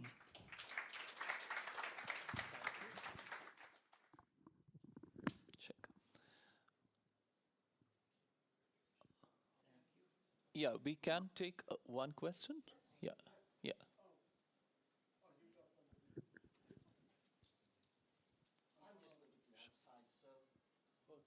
Thank you. Thank you for the presentation. I have a question, because you are using a squeezing flow, and a squeezing flow is a combination of shear flow if you have no slip, and maybe if you have a slip, it's an extensional flow. Yeah. And how you're taking care of that thing? Yeah, yeah. So the basic thing is like it is squeezing flow, right? It's squeezing flow, all right, but it's oscillatory squeezing flow. Okay, so you get to that point where they are between the set differences, distance between the two plates, and the top plate oscillates at a very small amplitude. Okay, yes, there is a problem with slip, but because the amplitudes are small, right, then it doesn't really affect. Besides, what I did not tell you was we had serrated plates. Okay, so yeah, that's a very good question, though. And it is now that you've mentioned it, we've actually used it for extensional viscosity measurements as well, because it's very well known. Yeah, it's very well known. It's all of this is very well documented, very well known. We're not doing anything from a rheological standpoint very unique, but just the application of it. My concern is when you have a very high viscosity material, the slip always will happen. No, no, it absolutely will. But that's when you you take. That's why I said this material is convenient for us to actually work with and get this data out. You're absolutely right. When you have viscous material, or even, we worked in the oil and gas field. There's emulsions, which is notorious for slip. We have our serrated plates and all to take care of them, but we can do a reasonable job of it. There are limits to every technology, and we acknowledge those limits. If you can't make it, we won't tell you that we can. I know the word. Yeah, so we could do the discussions during the lunch. If there's one more question here, that should be the last question. Yeah. Thank you very much for very insightful and novel work. I have a very quick question. You said that the DE and DP are constant? Yes, that is what they said. I didn't say it. No, that's not constant. Okay, I'll give you the references. Please, you go and erase that. That is only constant if you only have the very linear molecule, which the starch is not. Yeah. So, okay. Okay, so that is my understanding. I can discuss that with you. Okay. That's great. It is everything about the starch is already known, curated. This is a industrial research pilot plant. Okay. But everything is known. D and DP cannot be constant. I understand. Yeah. I agree. I understand. In this case, there was a slightly different thing. That's why we went with this presentation. Went in with this project. Sorry for this comment. No, don't worry. Yeah, all good. So thank you very much. And we are good to go for our last speaker for the session. I welcome you, Eiffel. Yeah, please. He will be speaking on analyzing the rheology of commercial soy proteins for application in high moisture extrusion. Please. Testing? Yeah, sounds good. Yeah. Thank you for the introductions. Again, my name is Eiffel. I'm a PhD candidate from the University of Queensland. And today, the title of my talk is Analyzing the Rheology of Commercial Soy Proteins for Application in High Moisture Extrusions. Before I start, I would just like to pay my respects to acknowledge the traditional owners and their custodianships of the lands on which we meet, and pay my respect to their ancestors and their descendants who continue cultural and spiritual connections to country. This presentation has a few parts. Start with a short intro, followed by methodology, result discussion, and finally end with conclusions. Food extrusions has many variables, as we have heard so far. One of the reasons why food extrusion is so complex is because it has so many variables involved. When we try to extrude an ingredient, we have to decide what extruder to use, single or twin screw extruders. We can decide on the length to diameter ratios, the screw profile, and choose the die conductance. During extrusions, we can manipulate the ingredient to water ratio, the total mass flow rate, screw speed, barrel temperature profile, and also die temperature. And we could choose to monitor the process by looking at the specific mechanical energy or the die pressure. This is only the one challenge of food extrusion. The other challenge of the food extrusions, as we have discussed so far, is the ingredient challenge. And I would just like to highlight this point by contrasting food extrusions with polymer extrusions. For polymer extrusions, we use synthetic polymers, and those synthetic polymers are often well characterized. Their physical chemical properties, which makes their process structure property relationship often well studied and documented. In contrast, food extrusions, we use natural polymers. Those polymers are less defined, and their significant variation exists among commercial ingredients, which makes the study of the process structure property relationship harder to establish. Therefore, most food extrusion is done through trial and error and not necessarily optimized through the knowledge of process structure property relationship. My research question is interested to investigate whether rheology can be used as a tool to predict the processability of the ingredient.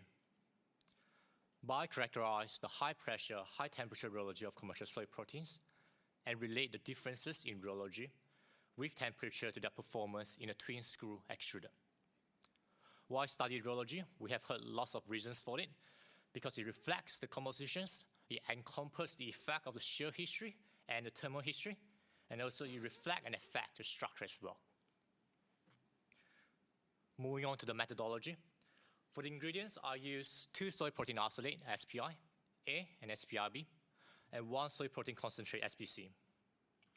For the rheological measurements, I use N-Compa MCR 502. Carry out a true viscosity measurements at 25 degrees Celsius from 0.1 to 100 reciprocal seconds, using a 27 millimeter serrated stainless steel concentric cylinder geometry. In addition, I also carry out a true viscosity measurements from 25 degrees Celsius to 120 degrees Celsius at 50 bar with a heating rate of 5 degrees Celsius per minute and a shear rate of 100 reciprocal seconds, using a pressure cell and a 25 millimeter serrated stainless steel concentric cylinder geometry. On the extrusion side, I use the process 16 hygienic thermoscientific, a lab scale co-rotating intermeshing twin screw extruder attached with a cooling die, and I extrude SPI-A, SPI-B, and SPC with a total feed rate of water and powder at 2.4 kg per hour, cooling die temperature at 10 degrees Celsius, screw speed at 100 RPM, and the first independent variable is the maximum barrel temperature. I vary from 60 to 80 to 100 and 120.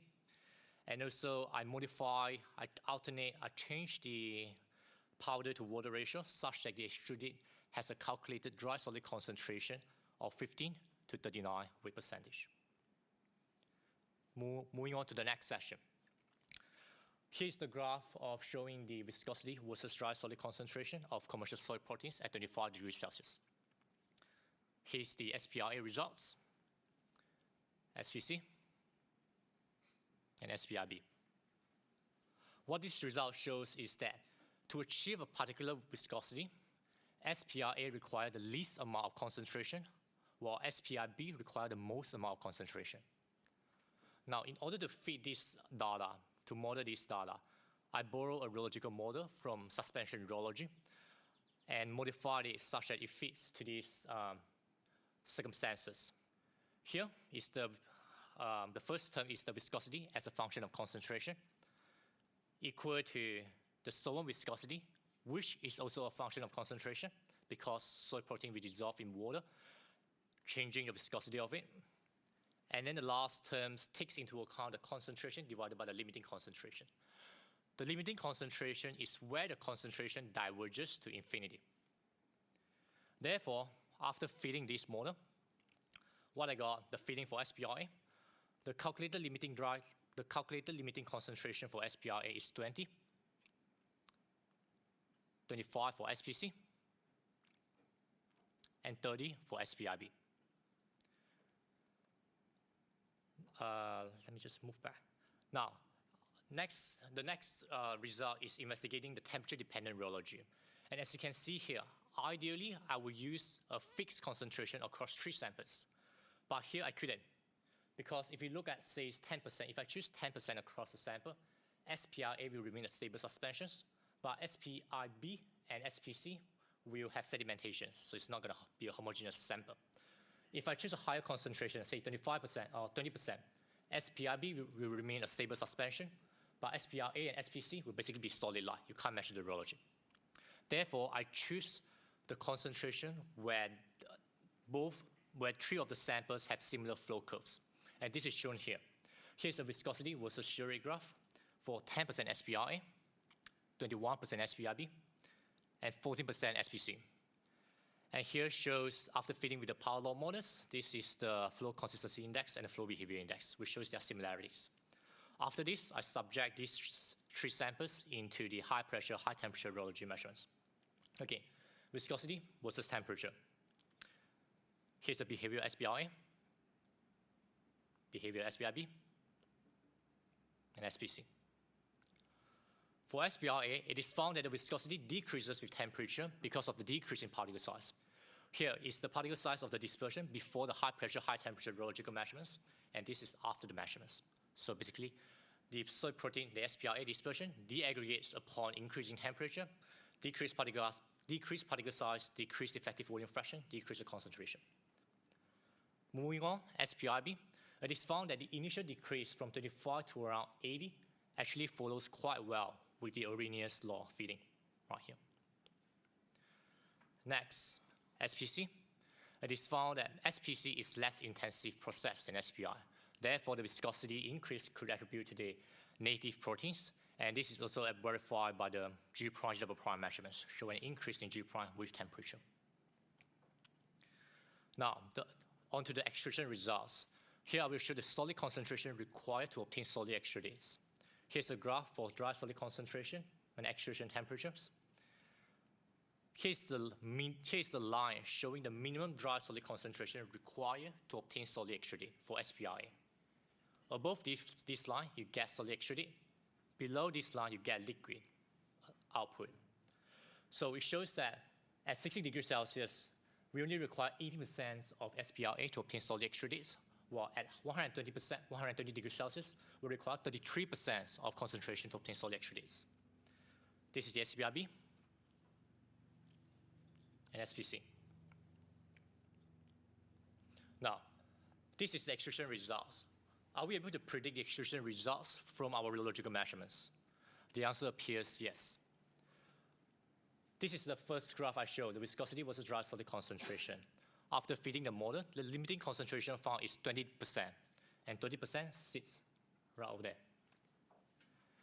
For SPC, 25%, 25% sits right above there. Similarly, 30%, 30%. So what it suggests is that the minimum dry solid concentration required to obtain solid extrudate at low temperature can be predicted by the limiting concentrations of those samples. Furthermore, how about the trend with increasing temperature? Here's the SPRA. As temperature increases, viscosity decreases. But on the other side, as temperature increases, the dry solid concentration required increases. SPRB, followed by SPC.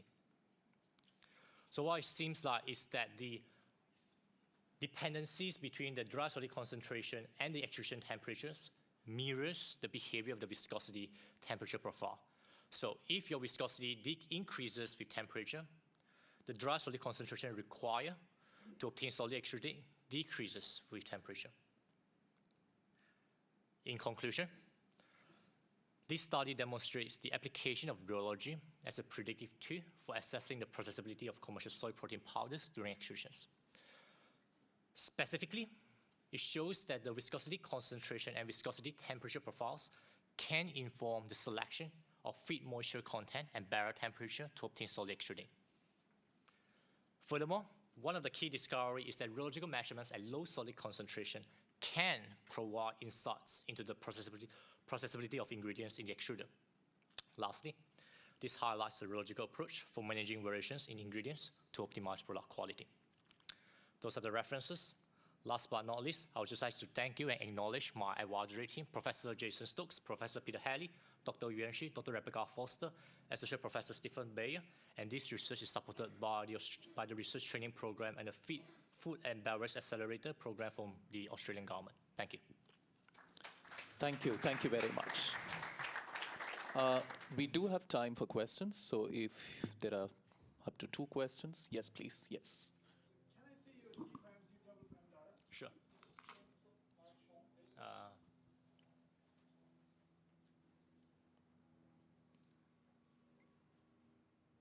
No, just go up, up, up, up. There was a straight line of G prime and maybe a little bit up. Yeah. This one. So, just want to clarify, at 25 degrees centigrade, your sample is elastic, like there's a big gap between G prime and G double prime. So 25 degrees centigrade, mixing your soy protein isolates or concentrates in the water, it becomes elastic solution? Yes, so so your question is whether when I mix the soy protein isolates at that concentration, the G prime already larger than the G double prime. So it is an elastic solution? Yes. Does it flow like viscoelastic? Viscoelastic. It doesn't show any viscoelastic. It's purely highly elastic. G prime is so high than G double prime. Elastic material is a specific definition. Every material is in between viscoelastic. Yeah. So it is more solid like than liquid like, if that is your point. So just mixing soy protein in the water at 25 degrees centigrade, it has elastic behavior? Correct.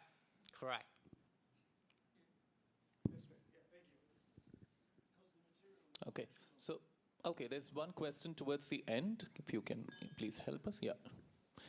Yeah, and this would be our last question. Do we have any questions from the online? Okay.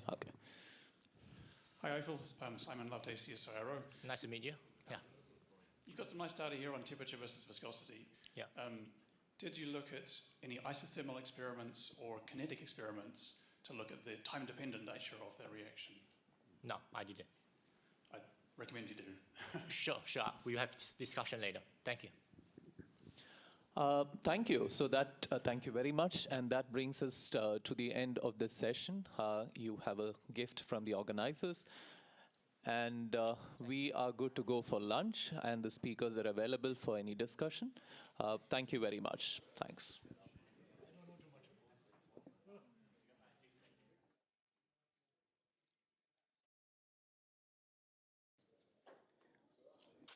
Good afternoon, everyone. And let's get started.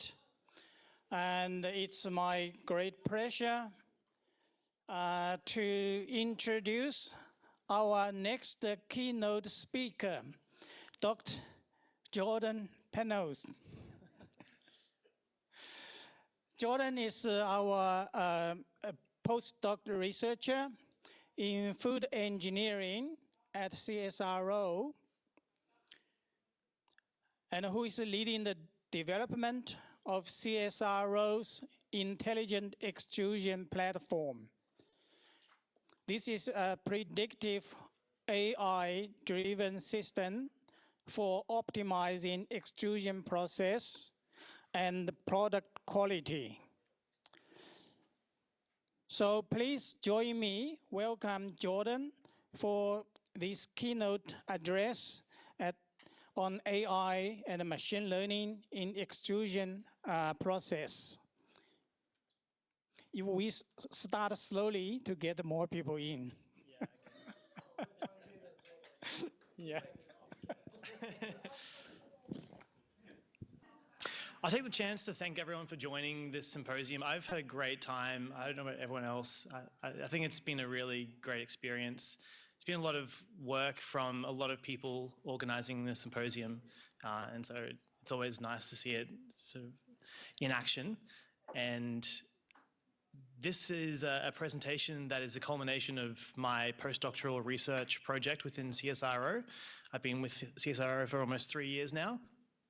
And yeah, I'm quite interested to hear, to pitch this to everyone and to hear everyone's feedback. So we're on the home stretch now for the symposium. So without too much further ado, I think I will jump into the presentation. All right, a quick background about my career pathway up to this point to give a bit of context about myself and the fact that I'm not a food scientist with that background, but I'm actually a chemical engineer. So I studied chemical engineering at the University of Queensland with some familiar faces in this room and online. And I did a dual degree with science, and then I went into a PhD in materials engineering.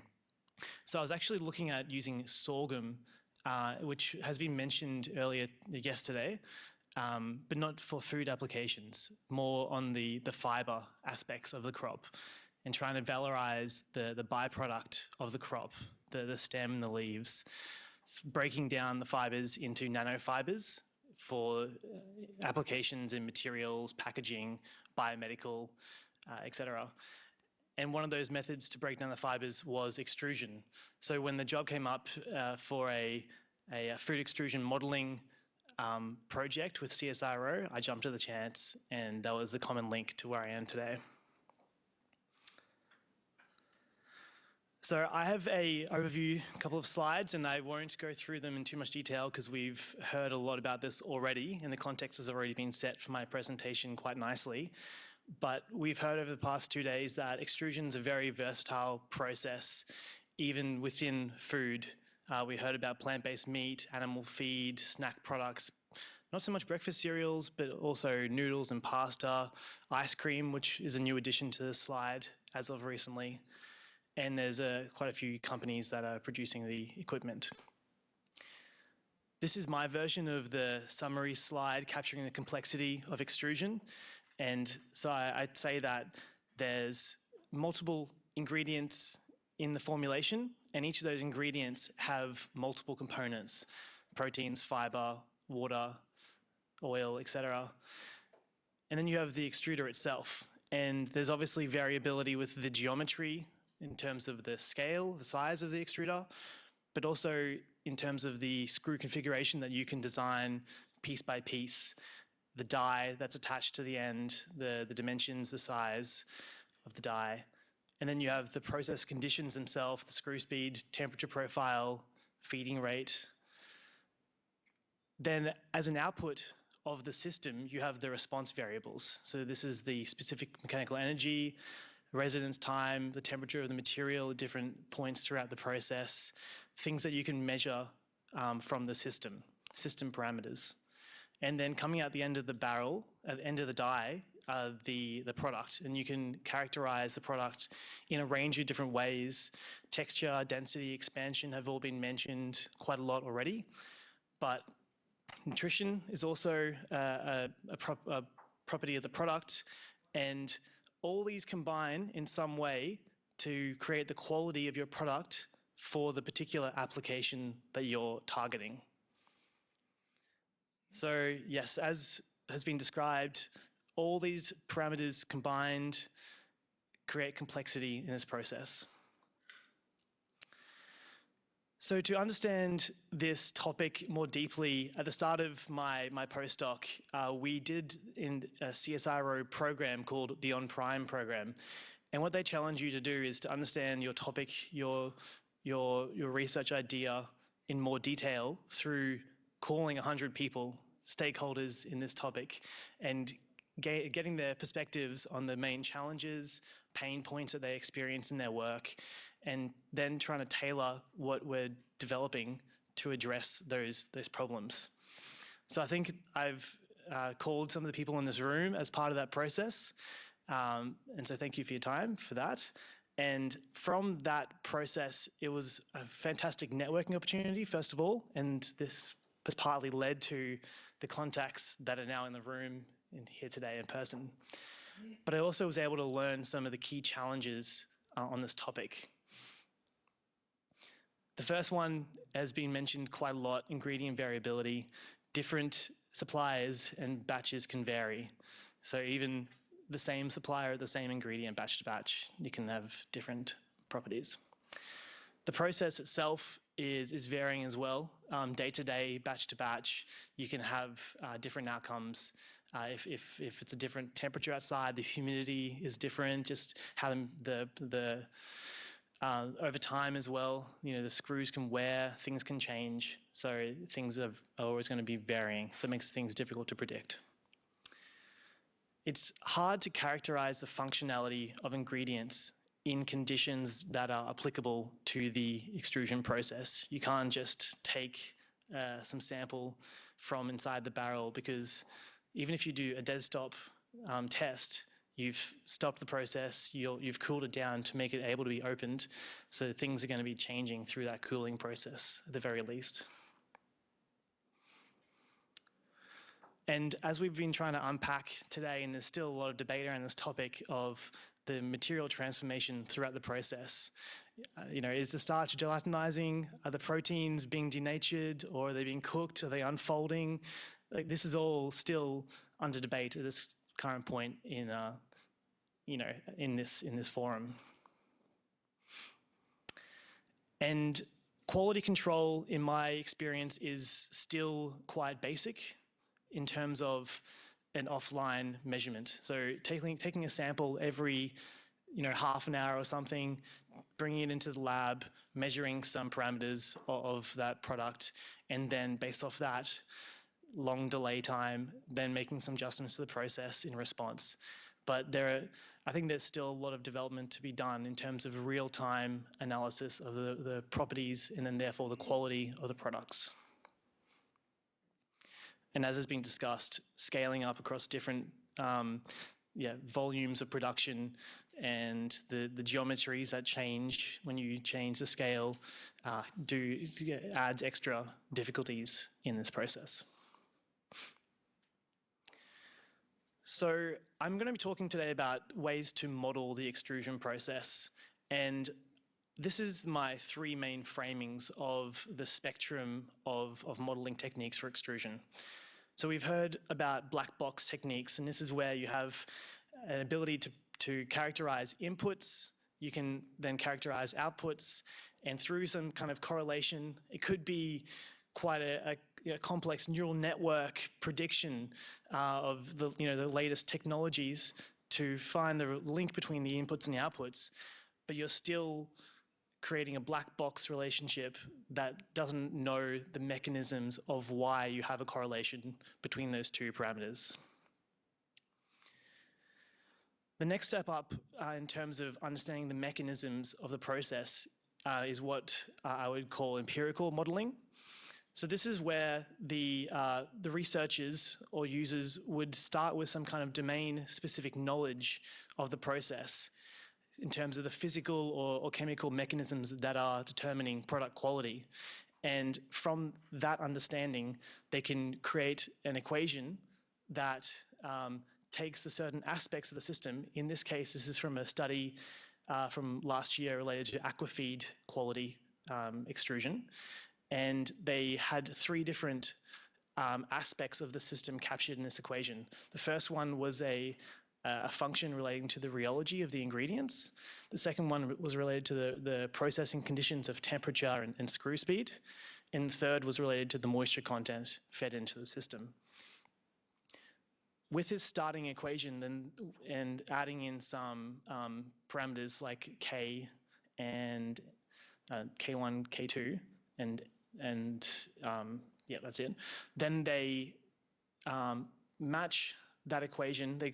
They model the parameters of that equation to match the empirical data they've generated for a specific set of formulations and process conditions and product types.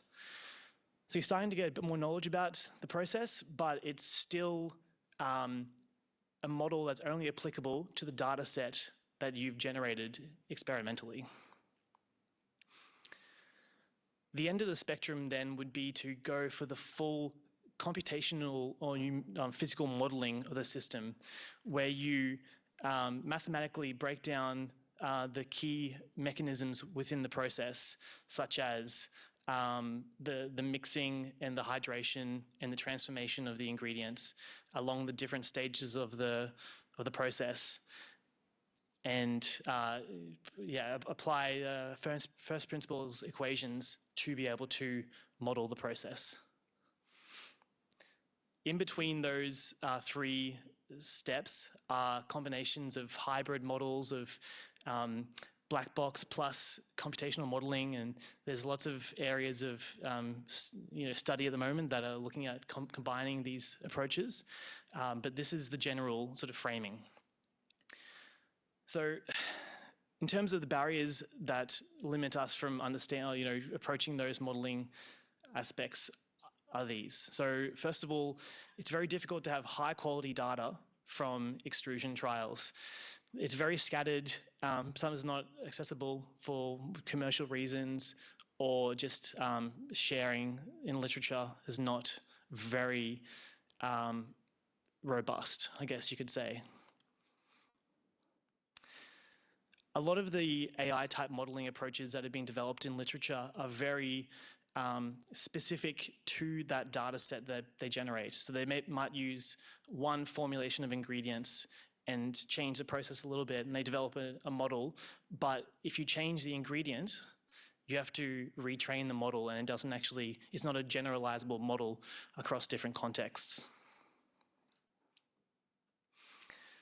As we've been discussing today, rheological characterization of the ingredients is quite difficult under the extrusion relevant conditions. I think that was one of the phrases that Andreas mentioned a few times yesterday. And then you have this reaction that's occurring within the process of cooking of these ingredients, and that's not very well understood. And then you come to product quality, and it's difficult to link the ingredients and the process conditions to product quality in a robust way. If you were to go to the end of the spectrum and try to approach a computational modeling solution, then if you wanted to be highly accurate, then the computational time to train that model or to develop and run that model is going to be exorbitant. And then the last point here is, on top of all those challenges, it comes down to, what are you trying to optimize? What is a high quality product? And maybe one conventional approach is to try to mimic meat.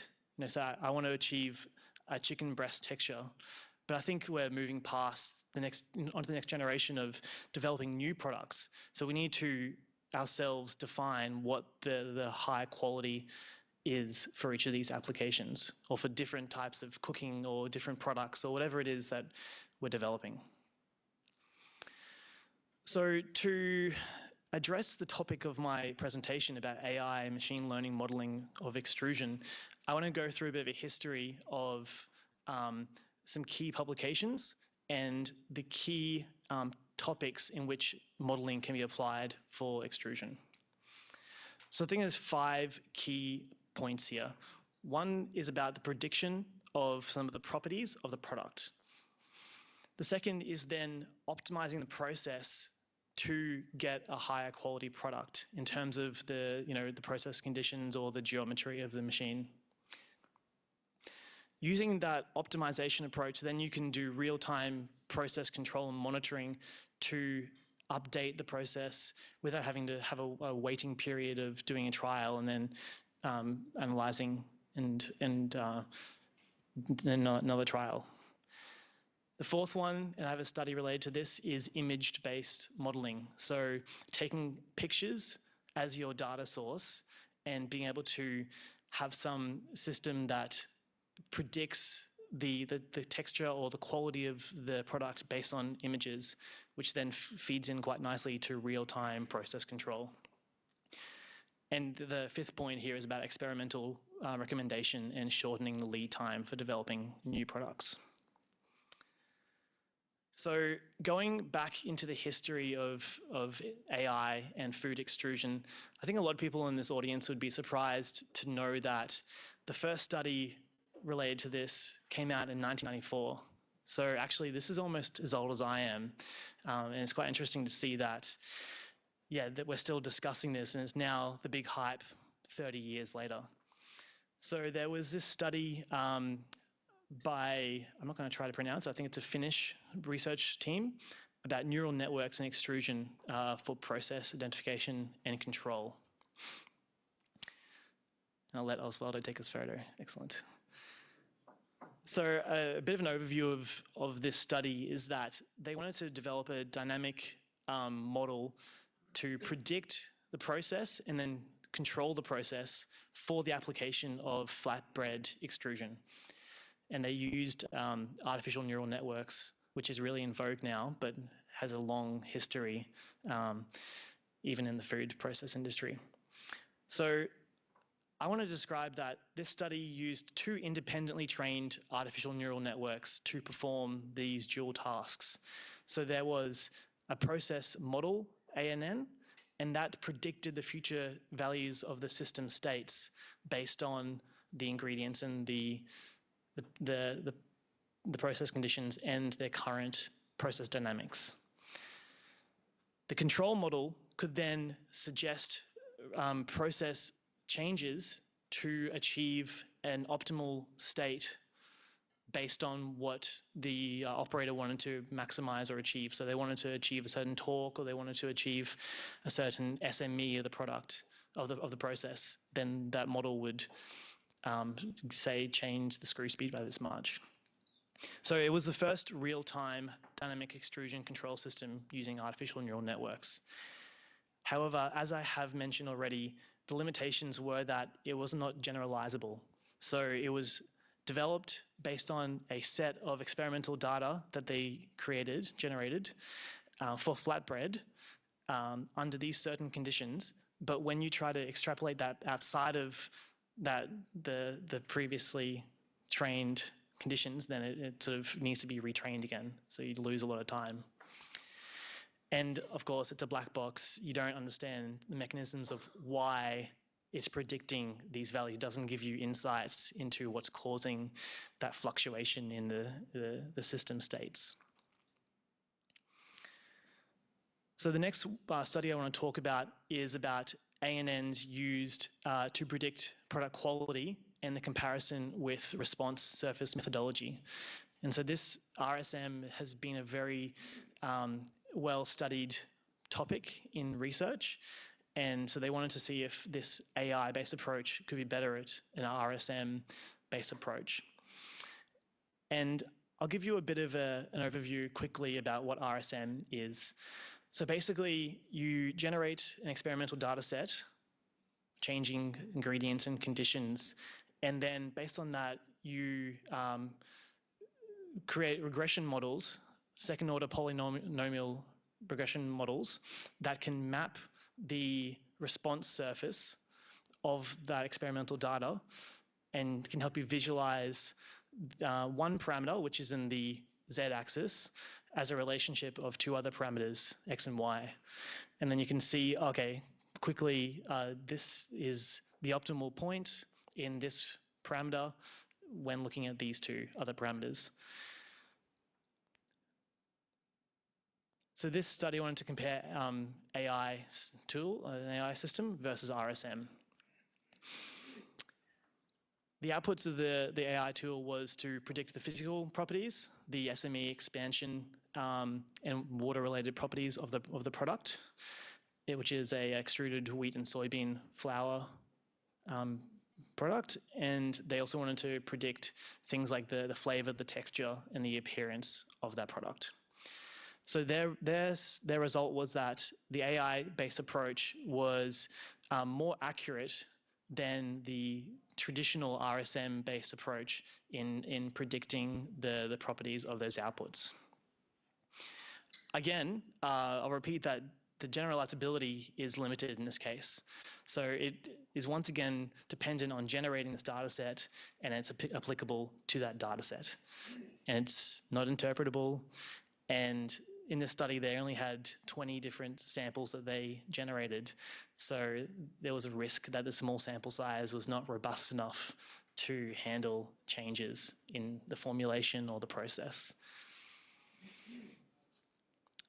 The third study I want to highlight is related to computer vision, so image-based AI systems. And so they wanted to be able to predict the texture of a product simply by taking a photo of the product. So they wanted to have a non-destructive, quick testing method to be able to give us data rather than taking a sample, going to the lab, doing the texture analysis and getting the result. So they used an artificial neural network again, and the inputs were the color values of the image at different points, and then some texture features, so like the homogeneity or like the pore size of the image. So that, I think it's important to mention that this AI tool actually is two tools combined. So there was an AI tool for the computer vision to extract the color and the texture variables from the image, and those variables will then input into the artificial neural network to be able to predict the actual texture of the product. So yeah, this was the first real-time study in 2013 for integrating computer vision and artificial neural networks for real-time extrusion control. There were 45 data points in this experimental set. So again, relatively small in the context of AI machine learning. And again, the camera setup was very much optimized with the appropriate lighting and no other materials flying in front of it. So if you think about transferring that into industry, there's a question about how robust that setup would be when you have people moving around and bumping cameras, etc. So moving on to the late 2010s, then we saw the introduction of genetic algorithms for process optimization. So this is an approach to optimize the parameters for a process. So let's look into what they did. So first of all, they, again, generated a data set. They performed the response surface regressions to get the predicted equations relating the different parameters and outputs. And then they used this genetic algorithm, which basically is generating a population of potential solutions in order to try to optimize the output, the quality. And then it uses the regression prediction to find which of those, to give the output, predicted output for every one of the set of combinations of different parameters. And then whichever are the best are selected, taken forward, and then they're mutated. The parameters are slightly changed to generate another set of potential parameter solutions. And then the regression is run, and then you get the output again, and you take that. And so it goes an iterative process of optimizing the process. So yeah, again, what I'm trying to point out is that there's a combined system of having the regression models predicting the link between inputs and outputs, as well as a sort of an AI-based optimization engine on top of that regression model. And I think that's a really important, like AI systems are not just a single tool in isolation. You have to intelligently combine them in a way that's going to achieve what you want to develop.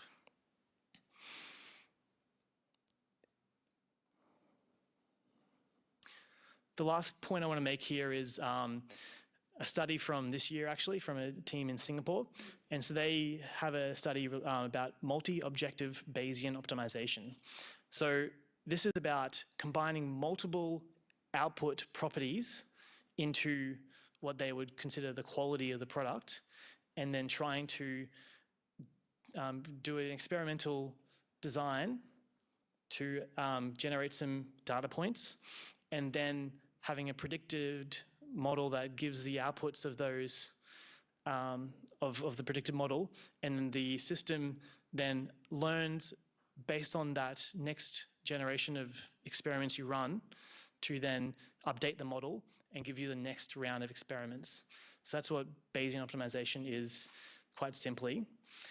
And their quality objective here was to achieve a chicken breast-like texture. So there's obviously a lot of different parameters that come into chicken breast: color, texture, juiciness, etc. So that's what the multi-objective aspect was. I'm going to go into more detail about this type of approach, so I'm going to keep moving on.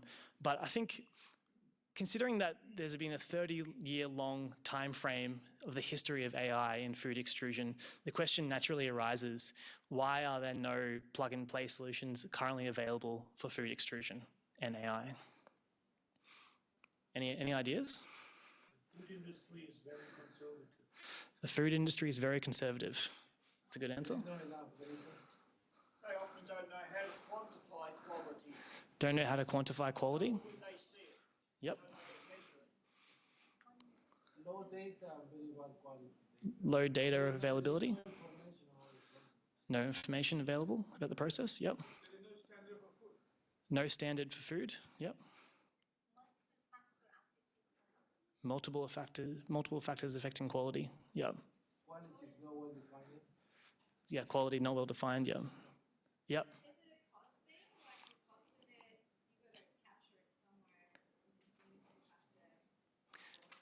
So the cost and consumers having to absorb the cost of the system, yep.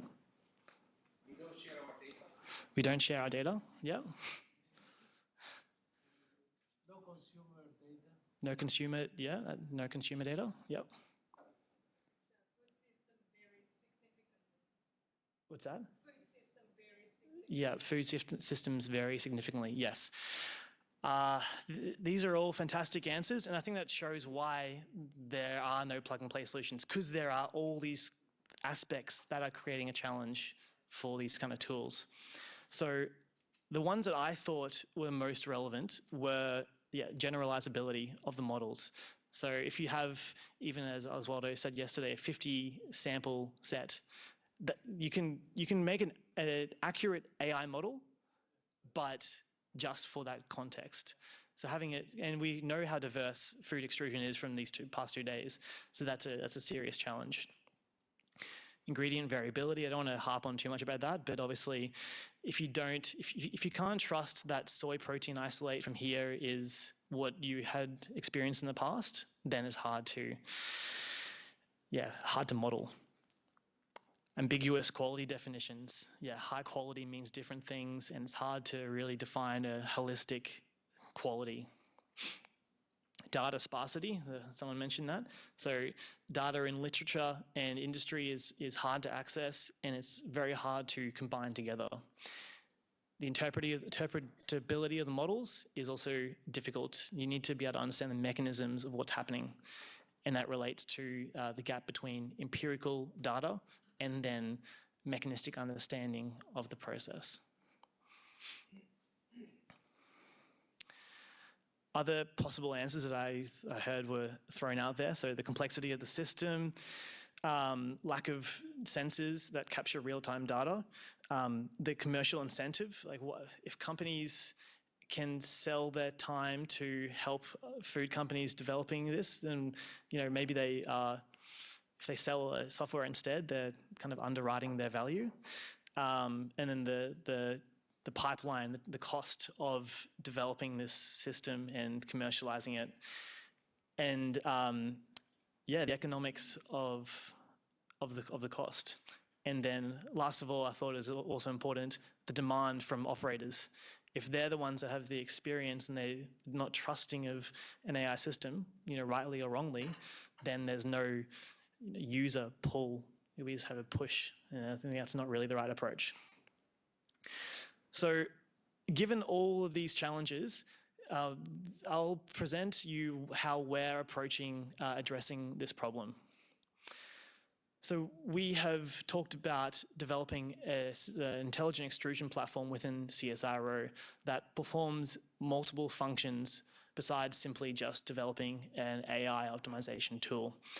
So there are multiple modules that we're proposing, and I'll go through some of these today. I don't have time to do every single one, but the modules involve a registration portal. So first of all, the interface for users to land on the page. And if they want to sign up for this tool, then they will be given a questionnaire that can evaluate get some understanding of their expert knowledge for certain topics, and also their perspectives and pain points and challenges that they face in their work. Really sort of extending upon the on-prime program that I did right at the start of my postdoc. This will also support the development of a stakeholder directory or map. And some people here might have seen the map that I shared. And currently this map is developed to highlight who has been involved or who we've reached out to for this Extrusion Symposium. Because one of the big questions I got asked when I was trying to invite people to join this symposium was, who else is coming? Like, is it worth my time? Is there going to be good networking opportunities? So we consolidated all our engagement activities, and this is the map of stakeholders that we identified and approached, and then obviously who have gotten involved. This started from an initiative that we developed, which is the Extrusion Community of Practice. And so I've been leading this community of practice for the past 3 years, and we've had about 12 sessions, and there are over 80 participants involved in this community of practice. And so basically every month we have a guest presentation from someone related to food and feed extrusion, followed by quite a robust discussion. So normally I started doing a half-an-hour time slot for those community of practice sessions, 20 minutes, 20 minutes presentation, 10 minutes discussion, and it's now an hour and a half because the discussions just keep on going and there's so many great questions. And it's great to see some people in this room that have been previous presenters at that community of practice. Those highlighted in green are either in the room today or presenting online. But let's talk about data sparsity. So to address this, I needed to be able to have a literature data set in order to do any kind of data modeling for food extrusion. So I did the laborious task of going through and collecting over 350 food and feed extrusion related studies into this Excel spreadsheet database. And the qualitative data that I've extracted from those studies relates to bibliometric information, the year it was published, the journal, the authors, the title, but also things that aren't easily searched in Web of Science or Scopus. Things like what brand of extruder do they use in their experiment? What ingredients did they use in their formulation? What variable did they test in their experimental design? Was it changing moisture content or changing the formulation? These things are not able, you have to go into the paper normally and read deeply to know exactly what they did. And you can then filter this data set by the country or by the ingredient or by the characterization that they used on their product. Going a step further then, I wanted to extract quantitative data on a sample by sample basis from each of these studies. Only 100 of those 350 studies were able to present or had presented their data in a way that could be extracted into a database. And this is an example of just one of their studies. And so this study had 17 samples, and I've extracted information about the ingredients, the ratio of the ingredients, the properties of each of those ingredients, and then the conditions of the extrusion process, response variables, and then whatever they characterized on the product.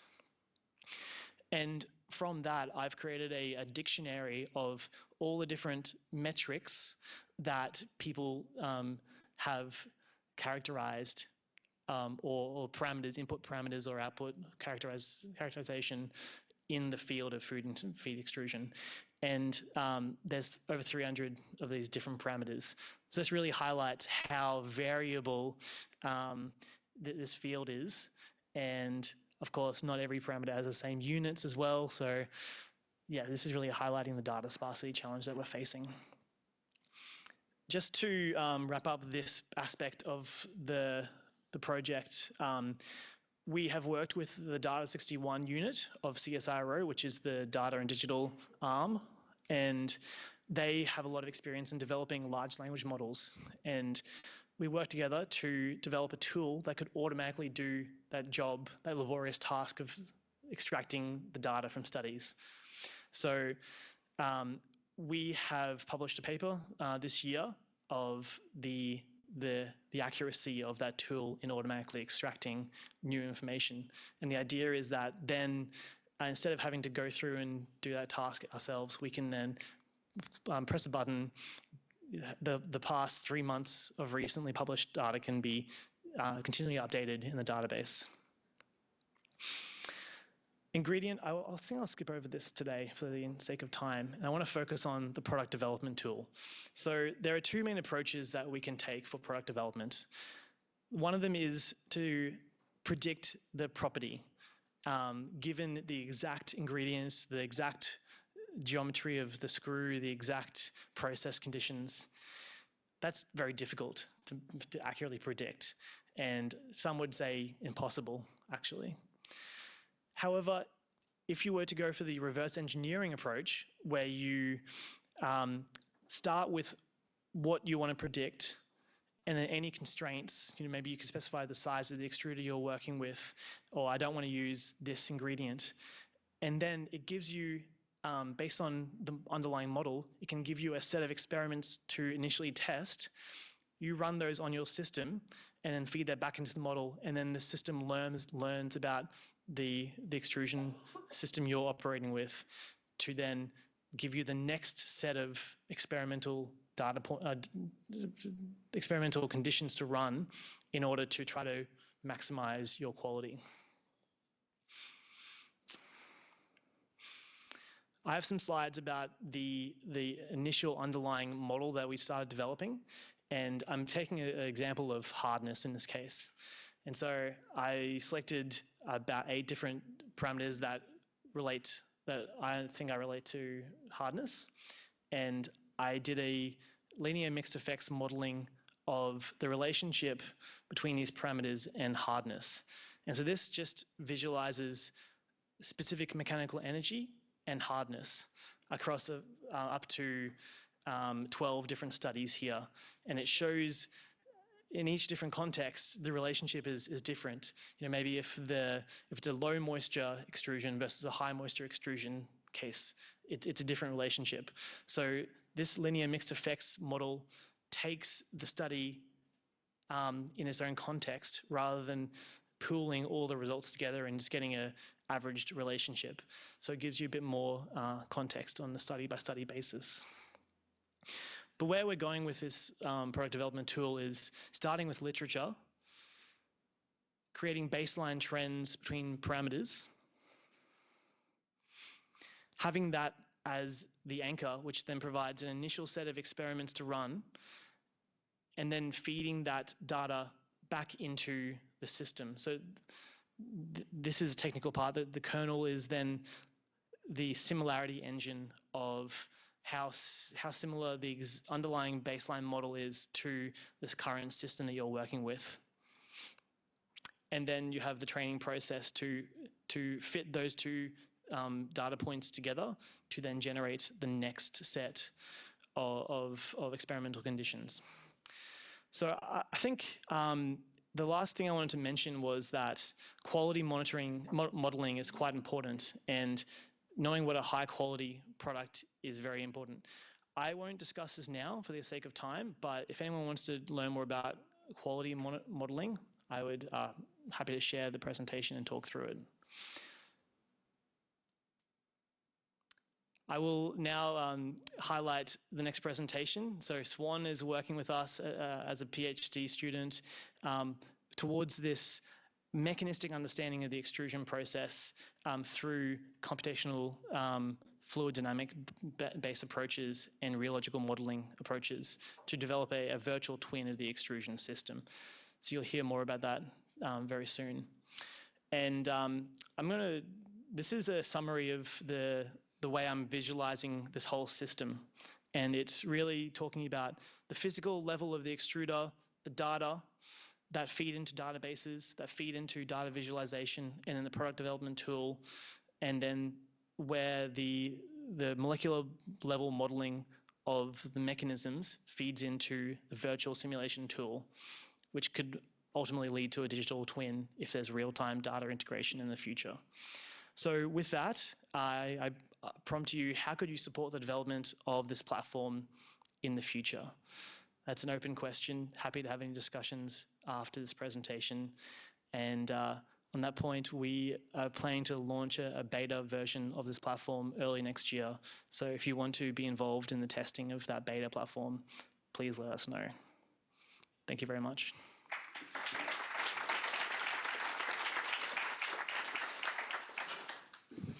Thank you, Jordan. Any questions? Oh, thank you. Hi, Jordan. Thank you for the very interesting presentations. Regarding your database, I'm interested in knowing, you try to extract those values from the papers published, especially on those material properties. Some of those material properties depends on the measurement conditions. Yeah. So I'm just wondering whether your database actually take that into account. Yeah, it's a very good point. The database takes into account what type of characterization method it was, but then the exact parameters, say for a texture analysis of, the speed of the test or something, that is not taken into account at this point. But that also highlights the variability of the data. And so I think if there is an automated system that can read that aspect of the study, then we can make the data set even deeper with that extra information. Cool. Thank you.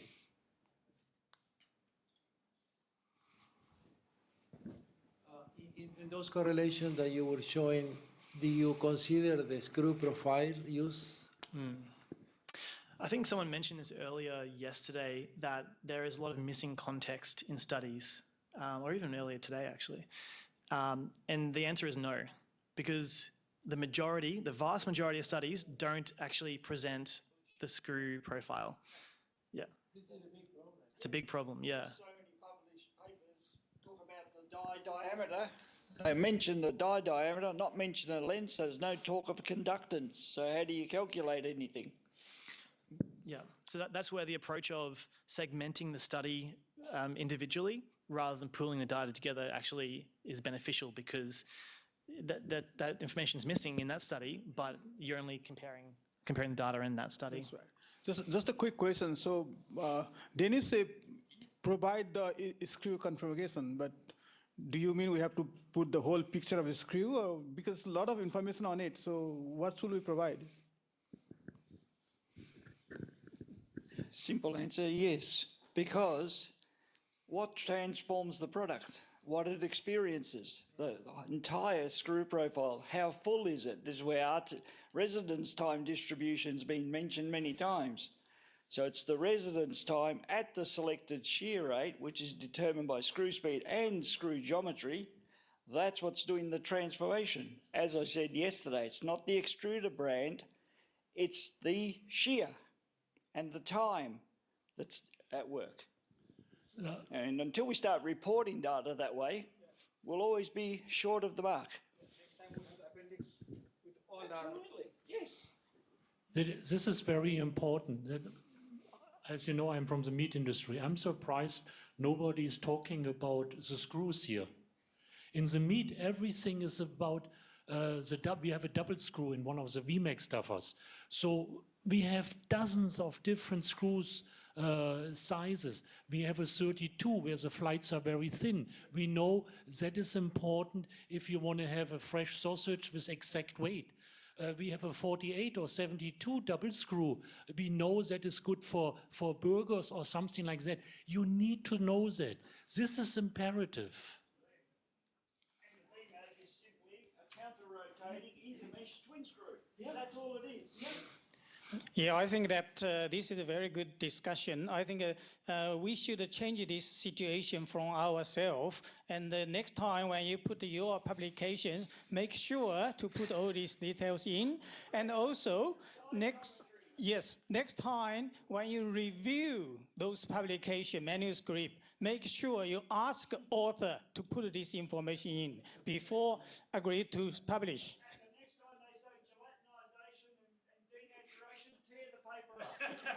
Not happening. There is a problem. Sometimes when you are working with companies, they don't allow you to do skill consideration. There is intellectual property. That is what I'm saying, that sometimes the company, they don't allow you to do it. I mean, if you do academic work, it's okay. We can put it. But if you are including companies in general, they are not going to disclose that information. Yeah. Thank you very much. I think that we have a lot of good questions. I think this is a very good venue, like this kind of a platform to push this extrusion research to another level. Everyone here has these duties to do that. And we'll provide you another feedback forms in later slides. If you can put your good suggestions to put in that feedback form, that will be very valuable. And next, I will invite the next speaker.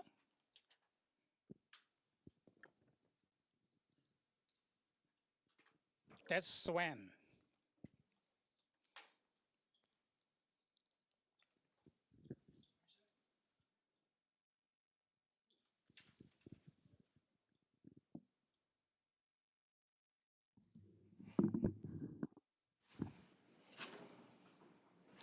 Good evening, everyone.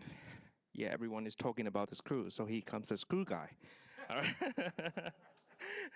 So, my name is Swan. I'm an industry PhD candidate from CSIRO and Monash University, currently developing a virtual twin for high moisture plant protein extrusion with a Data 61 and with my industry partner, Dassault System.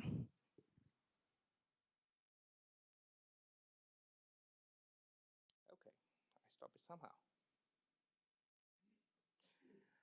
So, we all know the feeling. You adjust the screw speed, you kind of tweak the temperature zone, maybe change the feed and hydration rate, and cross your fingers. Even with the same ingredients and screw profile, with the different mechanical and thermal cooking profiles, a different product can be generated. Extrusion system is obviously a dynamic, multivariable, nonlinear system.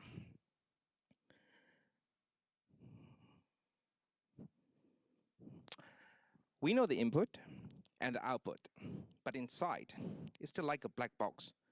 Texture formation, water migration, phase transition, cross-linking, under the high shear cooking process. There are a lot of conflicting hypotheses. That is why we are here, basically, and their own supporting evidence as well. So how to figure it out, how to approach this type of complex problem? So now imagine you can create the exact replica of the extruder in a domain where we can literally go inside the extruder and test these hypotheses. So it's kind of like we are sending an army of spies that we can communicate to crack the encrypted codes of the extrusion. So these spies, they can send us their location, their deformation, their travel path, how they have been deformed, who they have collided, and then we know their history time, so we know how they have been deformed and where they are deforming and how long did they take in the extruder. This is the nature of a virtual twin. So a virtual twin is more than just a model. It is a virtual replica of your system that we can test instead of like running the actual machine. So, why virtual twin? Every extrusion trial runs cost, time, material, money, and energy, obviously. So, with a validated twin, we can test a fed of different processes and ingredient parameters before making anything physical, which is before heating the extruder. We aim to predict the measurable outcomes from our virtual twin, which can help to predict the final product texturization quality. So it will be a tool for manufacturers, operators, and scientists for faster troubleshooting, proactive process modeling, quicker recipe iteration, design optimization, and eventually environmental sustainability. So how do you design a virtual twin? So basically, you have a system, you try to figure it out, what are the first level governing model of the system, the relevant thing, and then these will represent your computational model. With the computational model that you have, you try to simulate it, you get the result, but of course you have to validate it back with a real world result to make sure that that model that you are simulating is correct. So first of all, we need to understand our system first. Because the screws are rotating, we have a moving fluid platform. We have a moving fluid domain. And the next thing is, the extruder is never fully filled from the feed section till the die. So assuming that the whole extruder as a whole continuous fluid domain, it kind of contradicts from the real life situation. And the next thing is, it is not a non-isothermal, which means the temperature is not constant. It's a high shear. And the next thing is, the material that you are dealing with are obviously non-Newtonian behavior. So we need to consider these type of facts. So as a quick literature, so there are different types of approaching in these problems.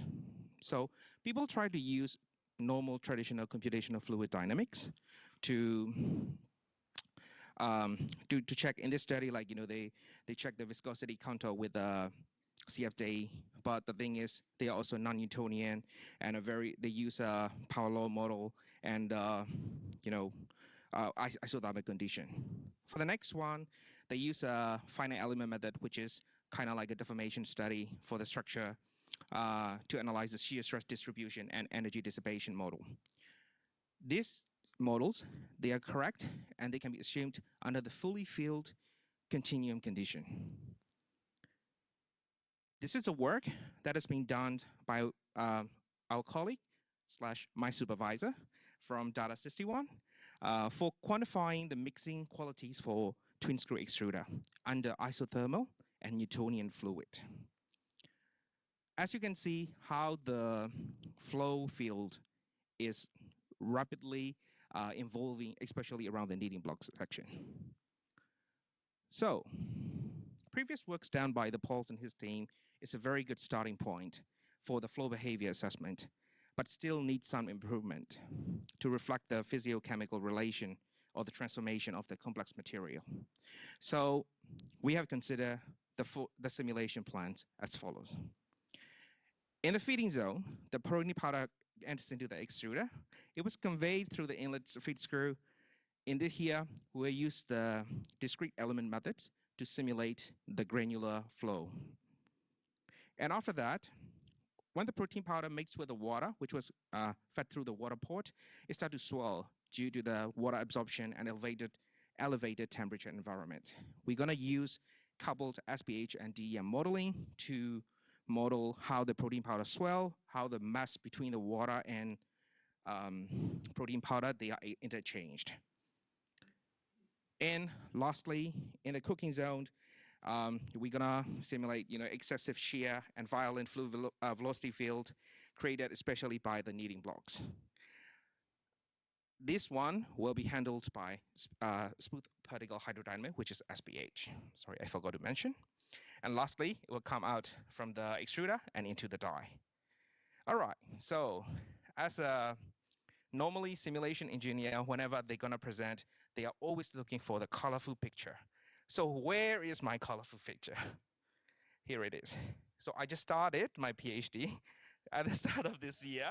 So I will be communicating my future works, of course, accordingly. So my simulation plan is, I'm going to simulate each and every section. And whatever the coming out of that previous section will be the input for the next section. And then when I combine it at the end, it will create a virtual twin, which is the whole extruder simulation. And regarding with that simulation part, I have three basic validation point. The first thing is simulation work. Second is the experimental validation. And another thing is model sensitivity analysis. It will depend, model sensitivity, what am I talking about is, I'm talking about with the various ingredient dependency. I want to see what type of, how the model is behaving with the different ingredients and how accurate this can not predict, simulate. Okay, and then my result, as Dr. Jordan has mentioned, my result will feed into the surrogate model, which will eventually be developed by Dassault System to create a digital twin for the extrusion system. Thank you so much.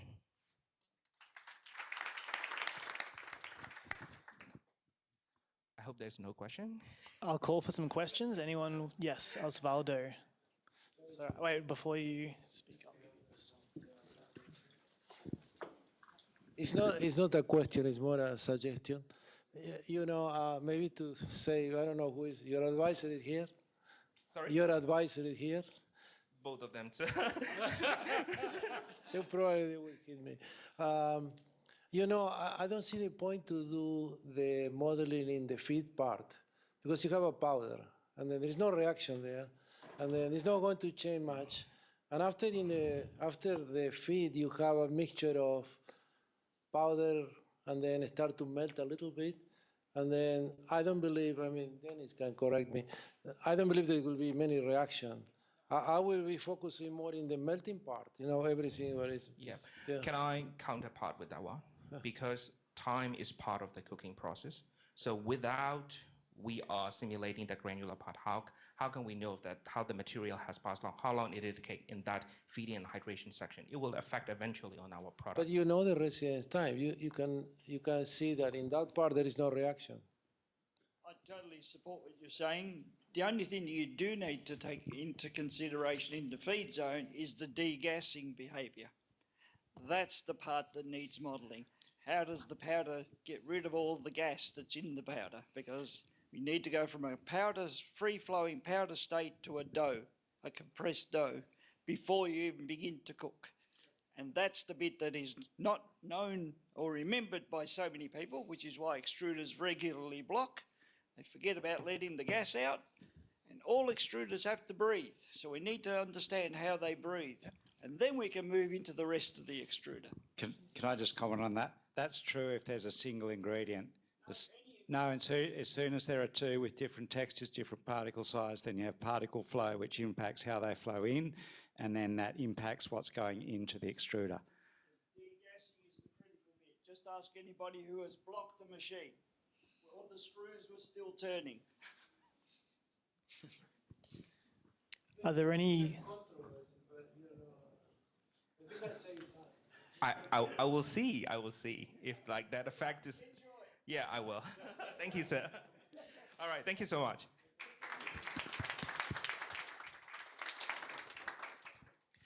Okay, next I'll invite Jay from Extra Tech to give a second presentation at the symposium. Thank you, Jay.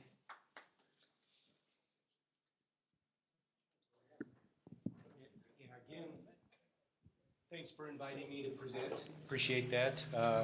On behalf of both Winger and Extra Tech, I want to talk about what we're doing in a practical application point of view in production settings, not R&D. We're not developing products. This is a sort of plug and play tool. I say that loosely. It's not really that easy, but it is very well developed. It's working. It's commercialized. It's a very powerful tool that we're doing to optimize for some quality parameters.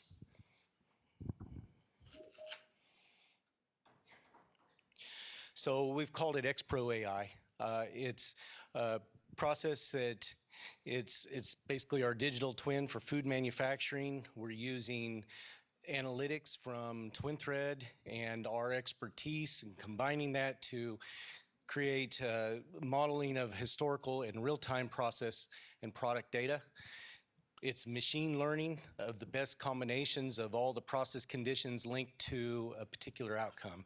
In what I'm going to get into here, we're going to focus on moisture, finished product moisture, and bulk density. And I'm looking at not just at the extruder, the whole process.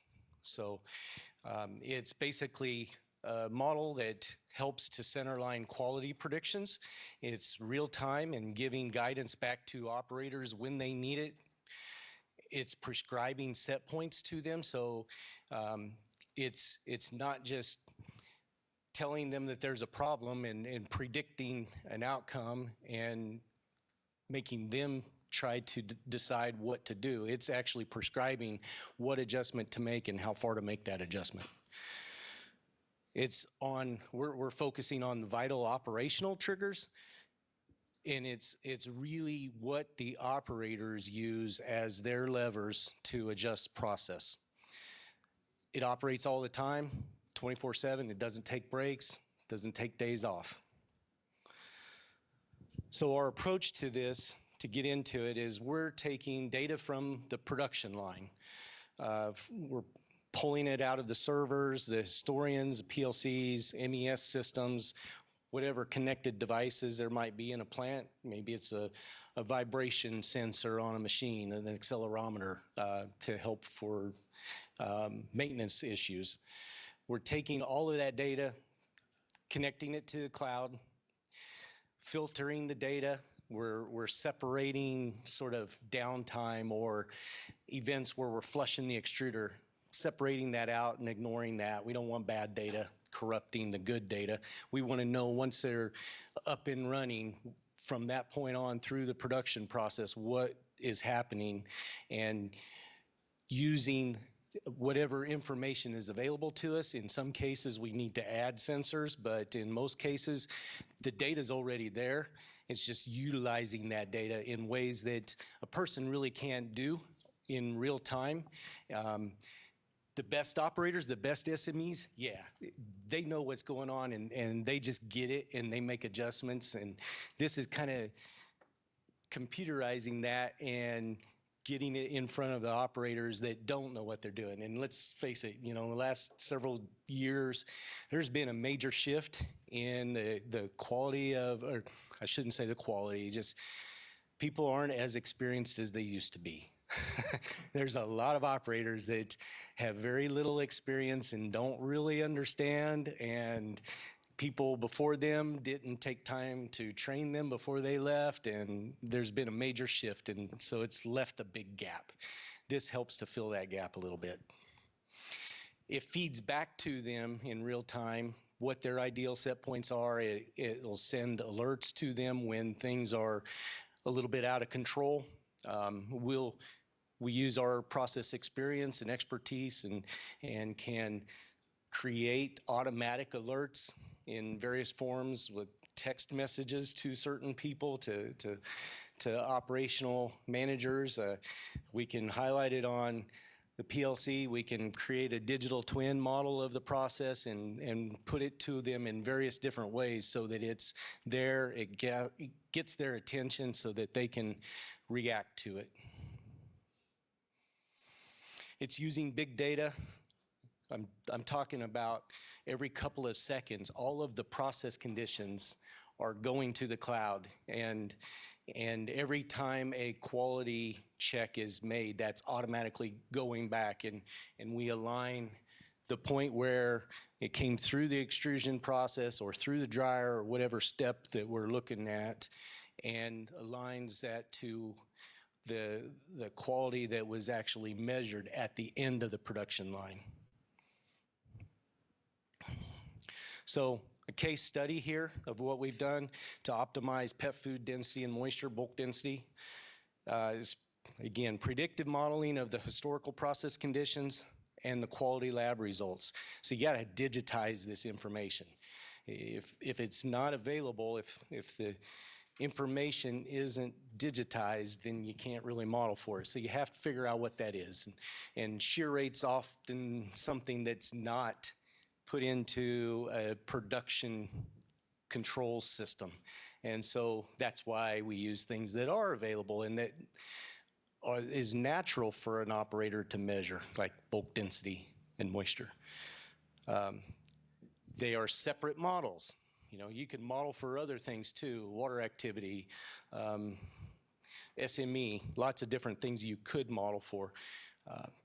But it's, again, kind of taking the ingredients coming into the process, understanding what those are, all of the extrusion conditions, the rates, the moisture added, the steam, the screw speeds, the temperatures that you get out of that, the pressures through at the end of the barrel, the temperature of the extrudate, not in the barrel section like we talked yesterday where you can't get into the product, but in the product zone right before the die. So you do know what that temperature of that extrudate is as it's going through. And then all the drying conditions, things that happen in the coating process, the liquids and the powders that get added to it and the percent that's added, all of that is fed into this data set that is being analyzed. And then, again, the results that the operator normally records anyway, that information then is matched back up to the point in the process where it comes through the extruder. So you know the conditions that were used that made the quality that you're analyzing. And then you can match those. You can begin to understand what conditions make great product and which conditions don't. That's when you start to really predict and get models that are very valuable. The models have to be analyzed, they have to be validated. There's process we go through to make sure that if we're predicting a process change, is it taking the operator the right direction? Is it at least steering them the right way? That's very important. If the models aren't very accurate, then you need to figure out why. And there's often a lot of learning, a lot of troubleshooting that's involved. We've seen load cells that aren't accurate. We've seen steam traps that are plugged up, and so it's giving you an erratic signal on the steam flow through the process. I could go on and on about things like that through the process, the data tells you the truth. I had a VP of engineering at Mars Pet Food that used to say, "In God I trust, all others bring data." And so here we go. You train the model, you figure out what needs to be adjusted, what needs to be fixed, you do that, then you retrain.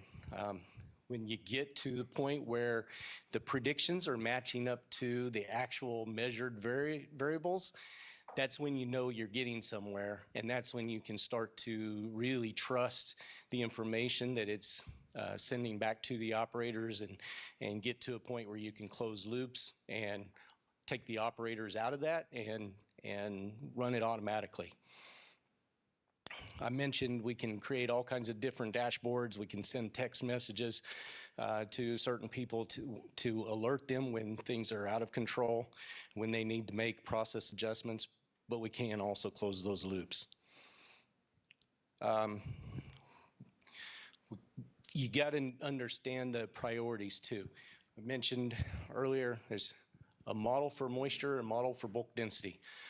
We teach to fix bulk density first, fix the kibble, make sure you're making the kibble right before it's going into the dryer. And so adjust for density first, get that right, and then start to adjust dryer temperatures, dryer times, whatever the proper variables are for an operator to adjust on a dryer to fix for moisture. So the results of this, it'll spit out ideal startup conditions and then the situational awareness dashboards. Give you a couple of quick examples here. This is a busy slide. I'm not going to get into the details, but we've got a list of startup variables for this one's density here, and that's moisture. These are both the same product. It's a canine lamb diet. And you can see that there's ideal set points for all of the process variables. There's a lot more that I didn't try to snip out of the tables. There's a lot more variables that are listed, but it just gives you an idea. This gives the operator the ideal starting points. So these variables in this table don't change until you retrain the model, which you can set up to automatically perform once a day, once a week, whatever. So it updates a lot. So different set points for density versus for moisture. Then we can create some dashboards like this. We can show trends on the screen that the dots in that little trend up there represent samples that an operator has taken and gotten results back from. The line is representing the predicted values. So within about 5-10 minutes after started up of an extruder, the predictions are going to start kicking in, and it's going to update to an operator every few minutes. It'll give them a different prediction of process set points and adjustments that they should be making to center line the actual results. So that's usually an hour and a half downstream where the product comes out and the operators are taking their samples and analyzing. So this is saving usually more than an hour's worth of production time, getting them to make adjustments proactively instead of reactively.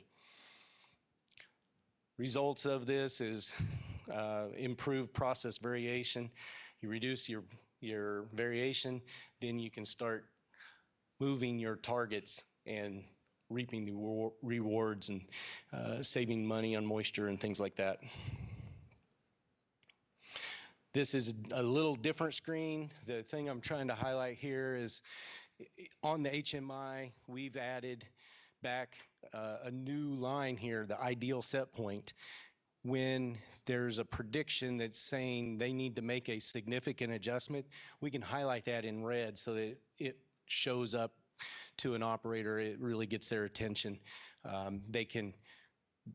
We have different ways of doing this. You know, starting out especially, we just kind of recommend an adjustment, and then they can click on the screen and choose to accept that change or modify and take just a step that direction, if until they get comfortable and used to it and gain confidence in it. So we're prescribing adjustments this way.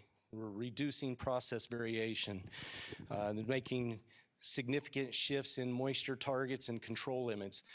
Moisture targets on one of these, we've gone from increased the target by between 0.8 and 1.2%. That's a lot. I mean, that's very significant dollar savings by adjusting your finished product moisture that much. I'll say that it was kind of low-hanging fruit. They were running low moistures to begin with, so it wasn't very hard to get them to make a pretty significant adjustment for moisture. On density, we tightened the control limits by 60% because of the improvements that we made on this.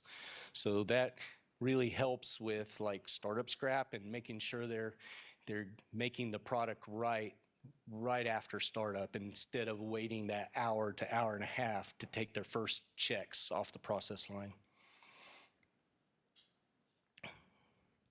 Benefits, and this is really from a customer's point of view, feedback given to me, and I just documented what they've said: improve product quality, reducing variation, and optimizing targets. Enhance production and insight, understanding, when there's been steam trap problems and weigh belt issues that were out of calibration at the coating system, and a variety of different things. Faster training, fewer mistakes, reduced startup waste. a quote from them, X-Pro AI improves operator awareness, making their job to be done easier, faster, more effective, and often with less training and oversight. So it is like taking a B operator and turning them into an A operator. So that's a case study for specifically bulk density and moisture. There's a lot of other quality attributes that could be modeled. I mentioned water activity. We've been doing a little bit of work with that. Predicting SME. There's many others that we've got kind of in our minds and we just haven't gotten to yet. Predicting when equipment is due for a rebuild. You know, you don't want to wait to the point that you can't make normal production rate anymore, that the quality is suffering. You want to be proactive and know when you need to do that rebuild so that you can make sure parts are available and you can do it quickly. Production on uptime or predicting downtime events, you know, anomalies that are going to cause downtime, and alerting operators on what adjustments need to be made or what they need to do to figure out how to avoid that event that actually shuts the line down. Energy optimization is another one. Requires data. It means often putting meters in place, gas meters, you know, measuring, summing all of the electrical, the amps off of every motor on a dryer, for example, things like that. Not everybody has that kind of data. Sometimes you have to add hardware to extract that. If it's just something that's written down on a clipboard and filed away at the end of every shift, that kind of data doesn't help us. It's got to be digitized and it's got to be done in real time right now, because otherwise you'll never line up the time that data was gathered to the process conditions when it was made. So with that, I'll open it up if we have time for questions. So.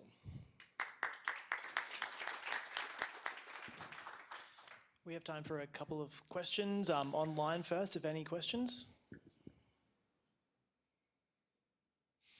Otherwise, we'll go in person. How do you deal with data drift? Obviously, the data's got to be real, so calibration of something as simple as a thermometer. So we've noticed that when the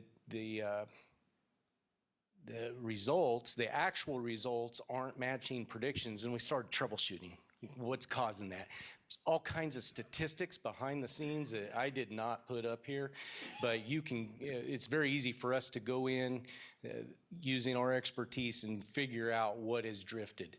We've got trends set up to automatically help us so that it's not labor intensive, it's not taking your SMEs 6 hours at the beginning of their shift every day to figure out what went wrong in the middle of the night. We can do that pretty quickly. So we see that. The other thing is retraining the models often helps tremendously, and that actually helps with things like extruder wear and ingredient changes as well. We have one, Regina, your question? Yeah, thank you. And thanks for the great presentation. Just wondering, you just mentioned the word we. So just curious, how do the operators deal with needing to interact with the AI in such a smart system? Like, what's the experience there? So typically what we look for, you know, when we're working with a customer, we want somebody that can help with IT issues, because if we lose the connection of the data to the cloud, then we have a data gap. And so that's a problem. And we've done this in remote areas of the world where the only connection to the internet is Starlink, and sometimes that comes and goes as the satellites move and everything. So we've been through that. So we need IT help. Typically we want a process engineer or a subject matter expert, a lead operator of some sort, that, you know, whoever's the main process guru in a production plant. We want that person to be part of the startup team. And then maybe somebody representing the quality side of things to help make sure that the data from the actual analysis is timely, and that's really important, is to know when the sample is taken from the line and when the result is available and how it's matching up to the process conditions when that product came through the machine. Yeah. Right, thank you. Perfect. Okay, we will thank Jay again for his presentation. Yeah. Can I add one more thing? So this is assuming I've listened to the other presentations. This is assuming in production, once you've got it out of the development phase, you don't change the screw configurations and the dies and things like that. And the other thing is, this is not generalized. This becomes formula specific. So you can change the screw configuration to make a cat food versus a dog food, but always do it the same way every time you run that specific product, because it's hard to get maintenance people to digitize when they change parts in the machine. And especially if that happens like on a night shift or something like that. So this is assuming screw configurations are consistent every time they run that specific recipe. And same with die plates and number of knives being used and those types of things. Sorry, I just have a question. So regarding with the data point, right? So where do you put the data, the sensor, and how many are there? To collect the data. So it's just the normal process data that's typical on either a Winger or an Extrutech process line. We're using that existing data. We can add more. There's online moisture sensors that are starting to become a lot more robust than they ever have been. There's other types of sensors that can sample and measure bulk density periodically, and I mentioned vibration sensors, things like that. If you want to add more to it, that's great, but usually most modern plants these days have an awful lot of data, and the point is just start with what you've got and go from there and see if you need to add anything else. Okay, thank you.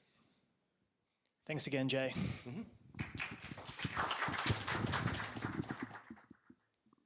All right, so the last presentation of the day, we're going to hear from Laurent Rat. Is that a good pronunciation, guys? For the Clextral guys? He is from Computers Consultants, and he's going to be giving a pre-recorded presentation. So over to Laurent from the past. Hello, bonjour à tous. Hello, everyone. I'm very pleased to be here today, even if I'm not with you on your site. So I'm Laurent Rat. I'm the sales manager of the SC Consultants company, and I'm really pleased to present something, even if I'm distant. I had to present something I hope interesting for you. So let's start with the presentation. Okay, the idea today is to give you a kind of highlight of what we can do with numerical simulation for optimizing industrial processes and especially agro processes. So I am really thankful to the CSIRO for its very nice invitation. Thank you very much, Jordan. Thank you very much, Dan Young, for this invitation. I hope you will enjoy the presentation I prepared today. So before jumping directly into the presentation, the idea is to give you some background about our company. So we are a French company. We are located near Lyon, and our idea, our target is to provide manufacturers with tools in order to improve and understand the mechanisms of their own processes, mainly material transformation processes. So we deliver software and consulting, and that's the reason why I'm here to present you one of our software, which is dedicated to twin screw extrusion. So here it is, the Ludovic software, which is dedicated to co-rotating twin screw extrusion process. It's a very light software, very fast, very easy to handle. And for sure, we have some other software dedicated to mixing and other topics. The idea with this software is to give you very fastly a picture of your process. Somewhere we want to open this black box to better understand what is happening from the material point of view. This will give you the keys of the thermomechanical understanding of the material behavior evolutions, considering the geometry you use, the materials you have, and the operating conditions. And as long as you will have those data, we will be able to provide you forecasting results, so thermomechanical analysis of your process, in order to help you in analyzing the process. Very quickly, the model, as I told you, is very light, very easy to use. So we feed the main equations of the software with the input data. It's roughly 15-20 minutes to do it. So very fastly, you can have the configurations. And in 10 seconds, we can run the computation. The advantage here is to have the possibility to run many configurations to observe the trends of your process.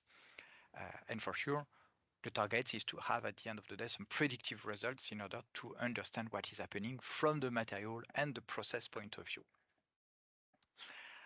Now, the purpose of this presentation, we have some applications. A kind of use case is, okay, we deal with agro material and it's not so easy to have a quite good characterizations of such complex materials because of the proteins behavior, because of the starchy product viscosity and its evolution all along the process.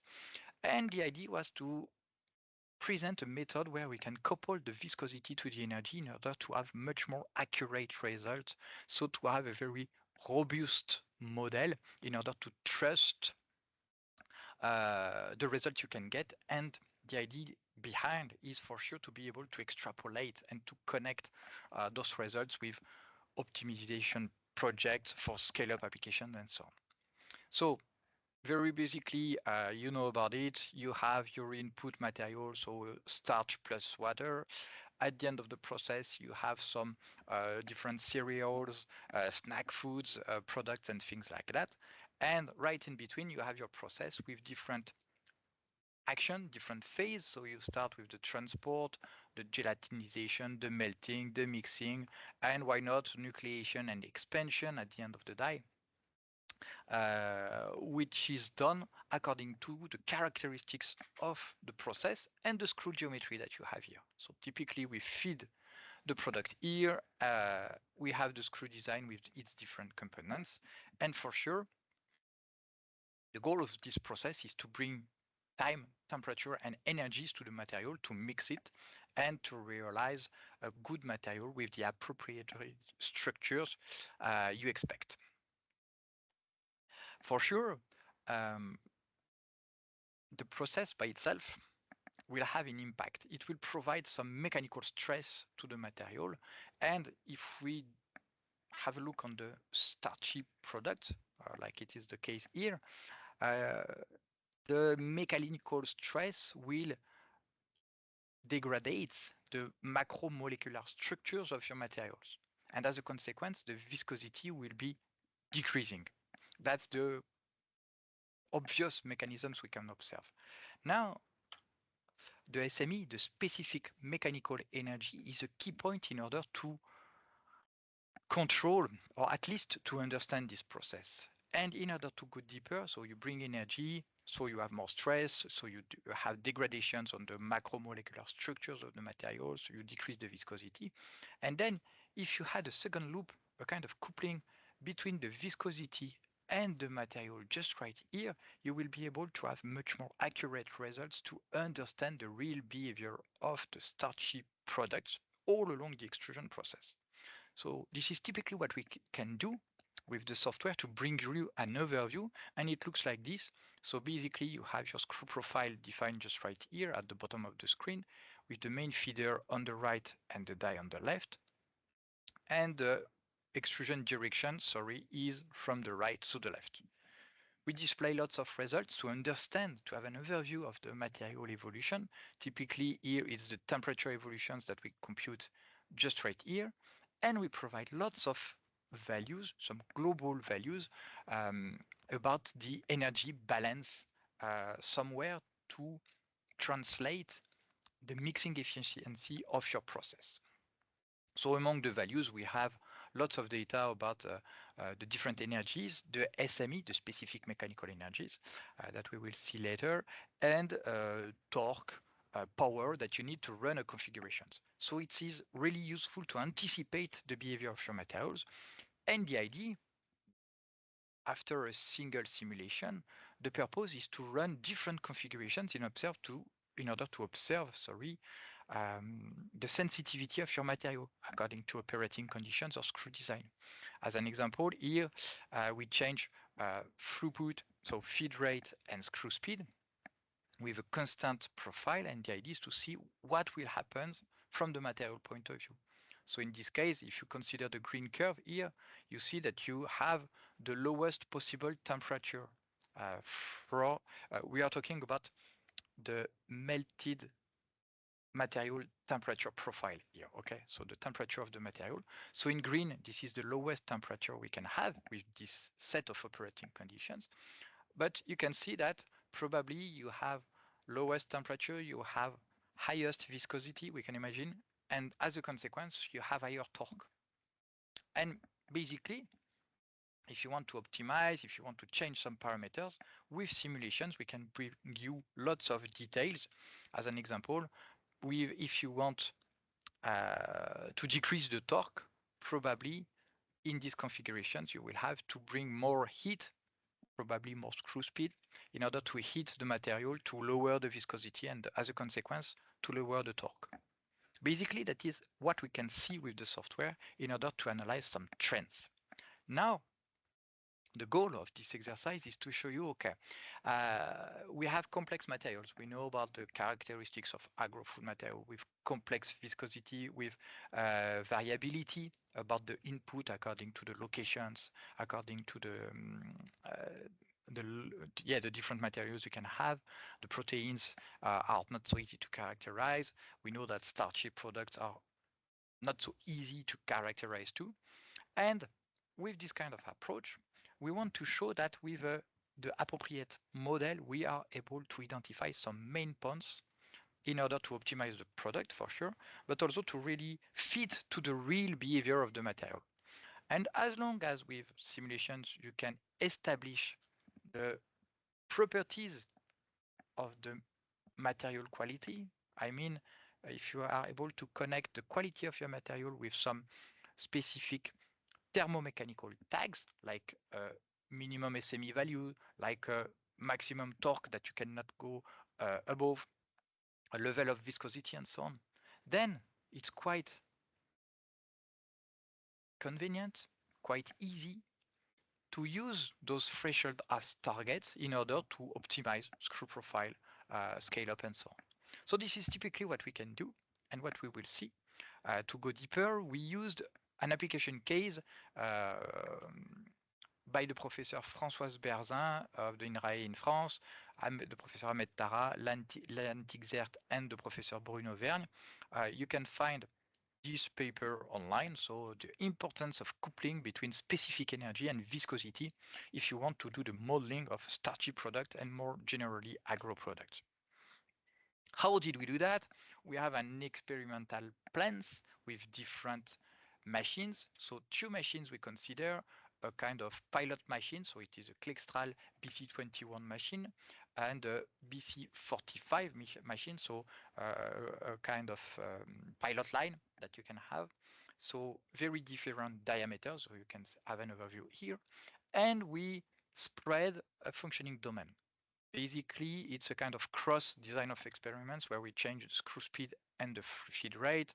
Here, we consider the smallest machine, and in black, you have the larger machine with a design of experiments where we can reach higher feed rate. So typically, to present the case, here, we have different screw profile in order to test different conditions. So we started with a kind of standard profile adapted to starchy product with only one mixing zone and a kind of smooth screw profile. And for the BC21, the small machine, we integrated new mixing elements in order to bring more shear and see the impact on the shear, on the stress, on the energy, and on the viscosity. So the profile number 2 and the profile number 3 are more severe, more harsh in terms of shear. And we have a last profile on a kind of pilot or semi-industrial machine, which is designed that way. Now we have all the elements. The idea is to be able to characterize the viscosity of the starch. And basically, we use two models. The first model, where the viscosity of the starch only depends on the temperature and the shear. Okay? And then to have more details and to have a more relevant analysis, we decided to couple the viscosity evolution not only with time, temperature and shear, but also with the SME. And this will improve the results. You will see that. So in our method, we have three different steps. The first one, very easy to assess the link between the viscosity and the SME. The second step is to perform simple simulations, so with the first viscosity model, without coupling. So the viscosity is only depending on temperature and shear. And the last stage, the most important, where we couple viscosity with temperature, shear, and SME. Now, just to have a look, so first stage, okay, quite logical, I will be very fast. You have the viscosity decreases as long as you increase the shear. This is quite logical as a principle. Now, okay, what we see here is typically the same thing. We use different way to represent it.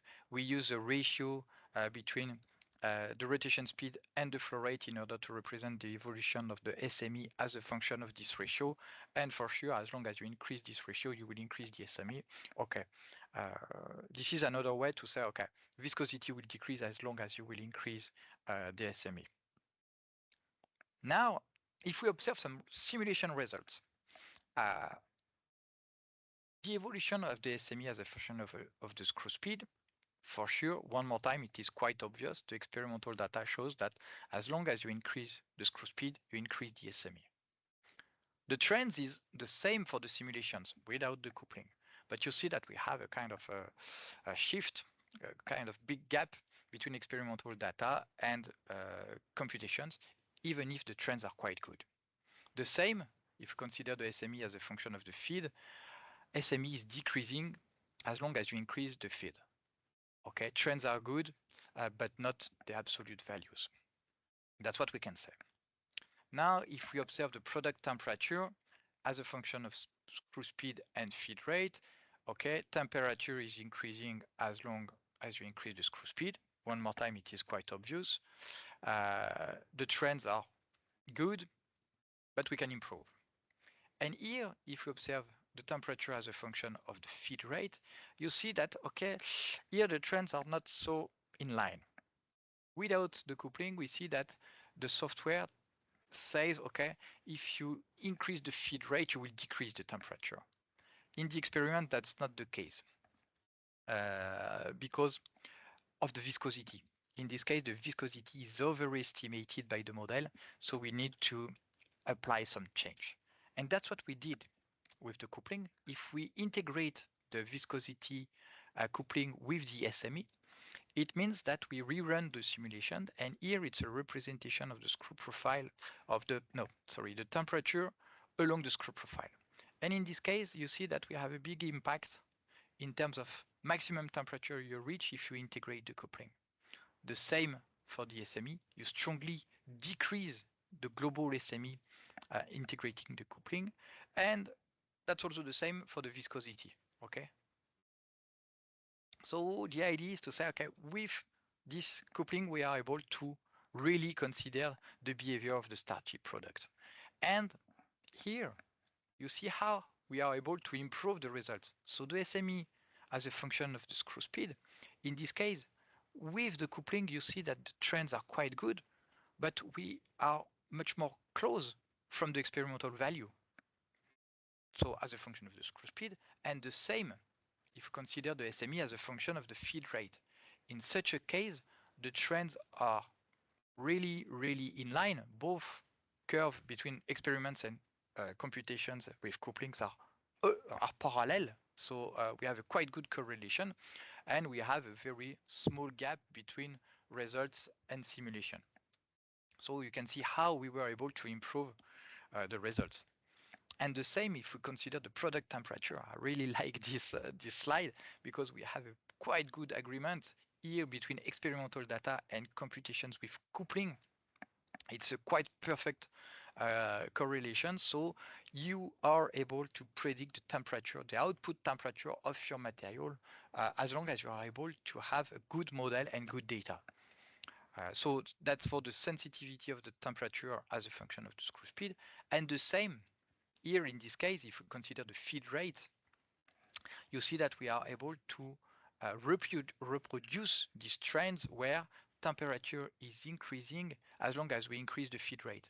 This is not the quite normal or standard behavior we observed without the coupling, and in this case you see that we have a very, very good agreement, and the gap is only a few degrees Celsius, let's say 5 degrees of difference between simulations and experimental data. Here is another representation where we evaluate the intrinsic viscosity to highlight the accuracy of the model. So you see that if we consider the coupled computing way, we are able to have something very close to the experimental data with less than 10% of differences between the results, whereas if we consider without coupling, the differences can be higher and can reach, let's say, more than 30% of differences. So the conclusion is to say, okay, using simulation is very interesting. It depends also on the quality of the data that you have. And typically for complex material, it is sometimes necessary to dig to advanced model. That's what we did with this coupling. And finally, with the accuracy, the capability of this modeling, now it is quite possible to open the doors to next steps. So basically, I talked about process optimization, scale up, that we can do with virtual design of experiments. The idea is for sure to use numerical method in order to reduce your costs, and it's an open door to connect the simulations with the digital twin and also with AI.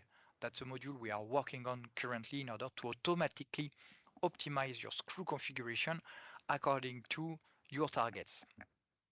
So you can find the references just right here if you are interested. I'm sure that Jordan will share the presentation and all the details you may need. And finally, I thank you for your attention. I hope you enjoyed this presentation and learn lots of things and may have interest in our product. So please feel free to contact us. I remain at your disposal for any questions. You have all my details just right here. It was very fast. I did it as short as I can.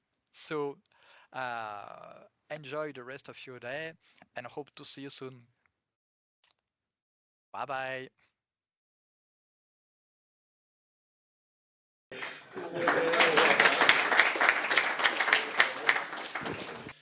So I will pass over to Dan Yang.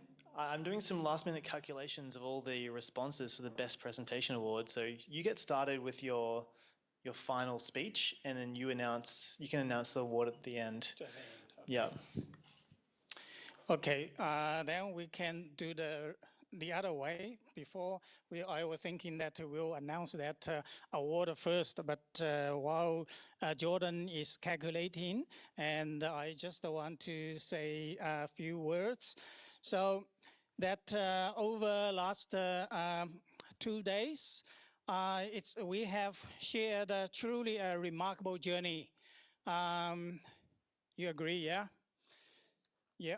So that has brought together a dynamic and a diverse community of scientists, engineers, innovators, and industry leaders from across the world. And the symposium has showcased the breadth and the depth of the modern extrusion science and innovation. From its foundational principle to its transformative applications, together we have explored historical perspectives on the evolution of extrusion, thanks to thoughtful talks from Dennis, from Carsten, Peter, and Azad. And also the scientific advancement in protein texturization, ingredient functionality, rheology, and material behavior, and extrusion for nutrition. Thanks, Annelien. Technological breakthroughs such as cholesterol cooling dye, CSIRO cooling dye, and also Azad's flow forming technology. It's non-disclosure, but we know how good the product is. And applications of AI and machine learning for process control, and sustainable and circular solutions from upcycling underutilized vegetables to develop novel feeder formulations. And most importantly, we've seen the power of collaboration. With collaborations from presenters spanning from Australia, Canada, United States, Europe, Asian, and Latin American.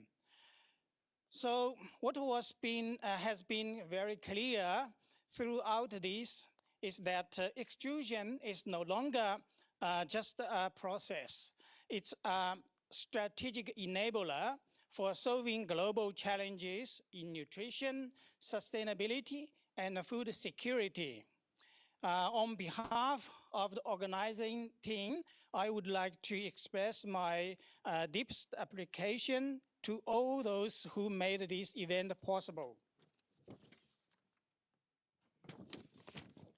So first, our keynote speakers for their insightful, visionary insight. All our presenters for sharing cutting-edge research and industry case studies. Our generous sponsors, especially Cholesterol, our golden sponsor, and Colin Lab and Pilot Solutions, our bronze sponsor, and our industry booth sponsor, Australian Food Engineering Association. I'm sure that Yakindro Treasurer was here, and he recruited many new members. And also that Anton Parr Australia, Food and Beverage Accelerator, Thermo Fisher Scientific Australia, and the Rheology Solutions Australia. And of course, our organizing committee and the team here at CSIRO, Food and Innovation Center. A heartfelt thanks to Desley and Jordan for your tireless work behind the scene. A special thanks to Desley.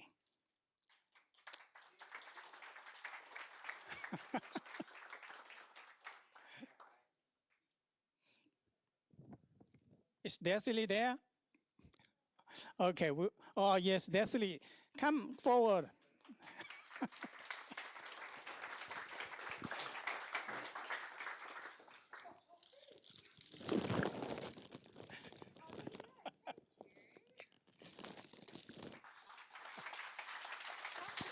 Thank you very much, Desley. Thank you. You're most welcome. Thank you. It's been a pleasure. Thanks, guys. That's beautiful. Thank you. Then before we leave, and I also kind of ask you to scan the QR code. Where is the please? Yeah, put the QR code here and scan this QR code, and you must fill the feedback form before you leave.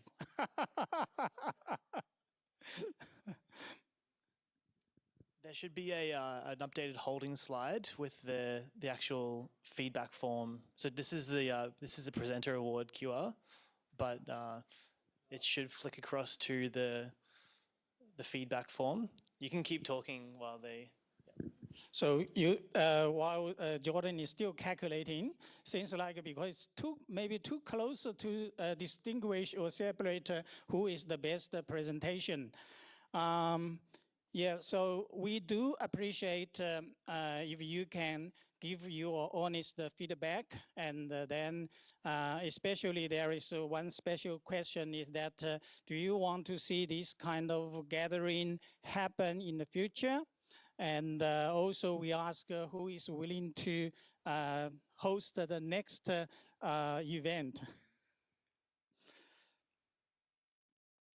So as we come close, I encourage each of you carry forward the momentum we will build here. Stay connected and nurture ideas sparked here, and pursue collaborations that began in this very room. The future of food and feed extrusion is bright, and together we have the knowledge, tools, and a partnership to lead it. Thank you once again for being part of this journey. I wish you safe travel and a continued success, and look forward to seeing many of you at next symposium. So you got the final winner? Okay, yeah.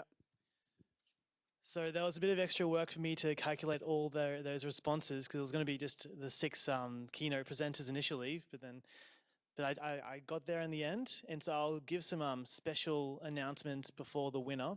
So coming in the group behind the winner is Michael Cellini for his talk earlier today. Yeah, thank you.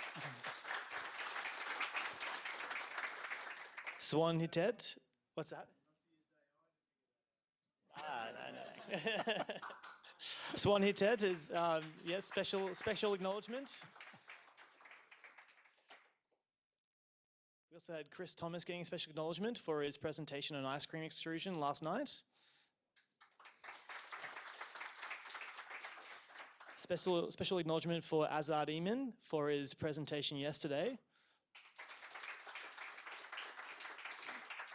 But the winner, today's presentation by Jay Baconi. Come up, Jay. Welcome. And I'll ask Cholesterol, Gaten Cholesterol come forward to present the Best Presentation Award sponsored by Cholesterol.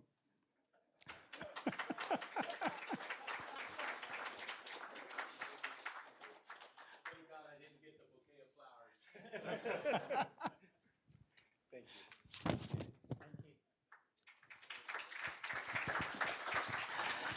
So now I officially close the International Symposium on Food and Feed Extrusion 2025.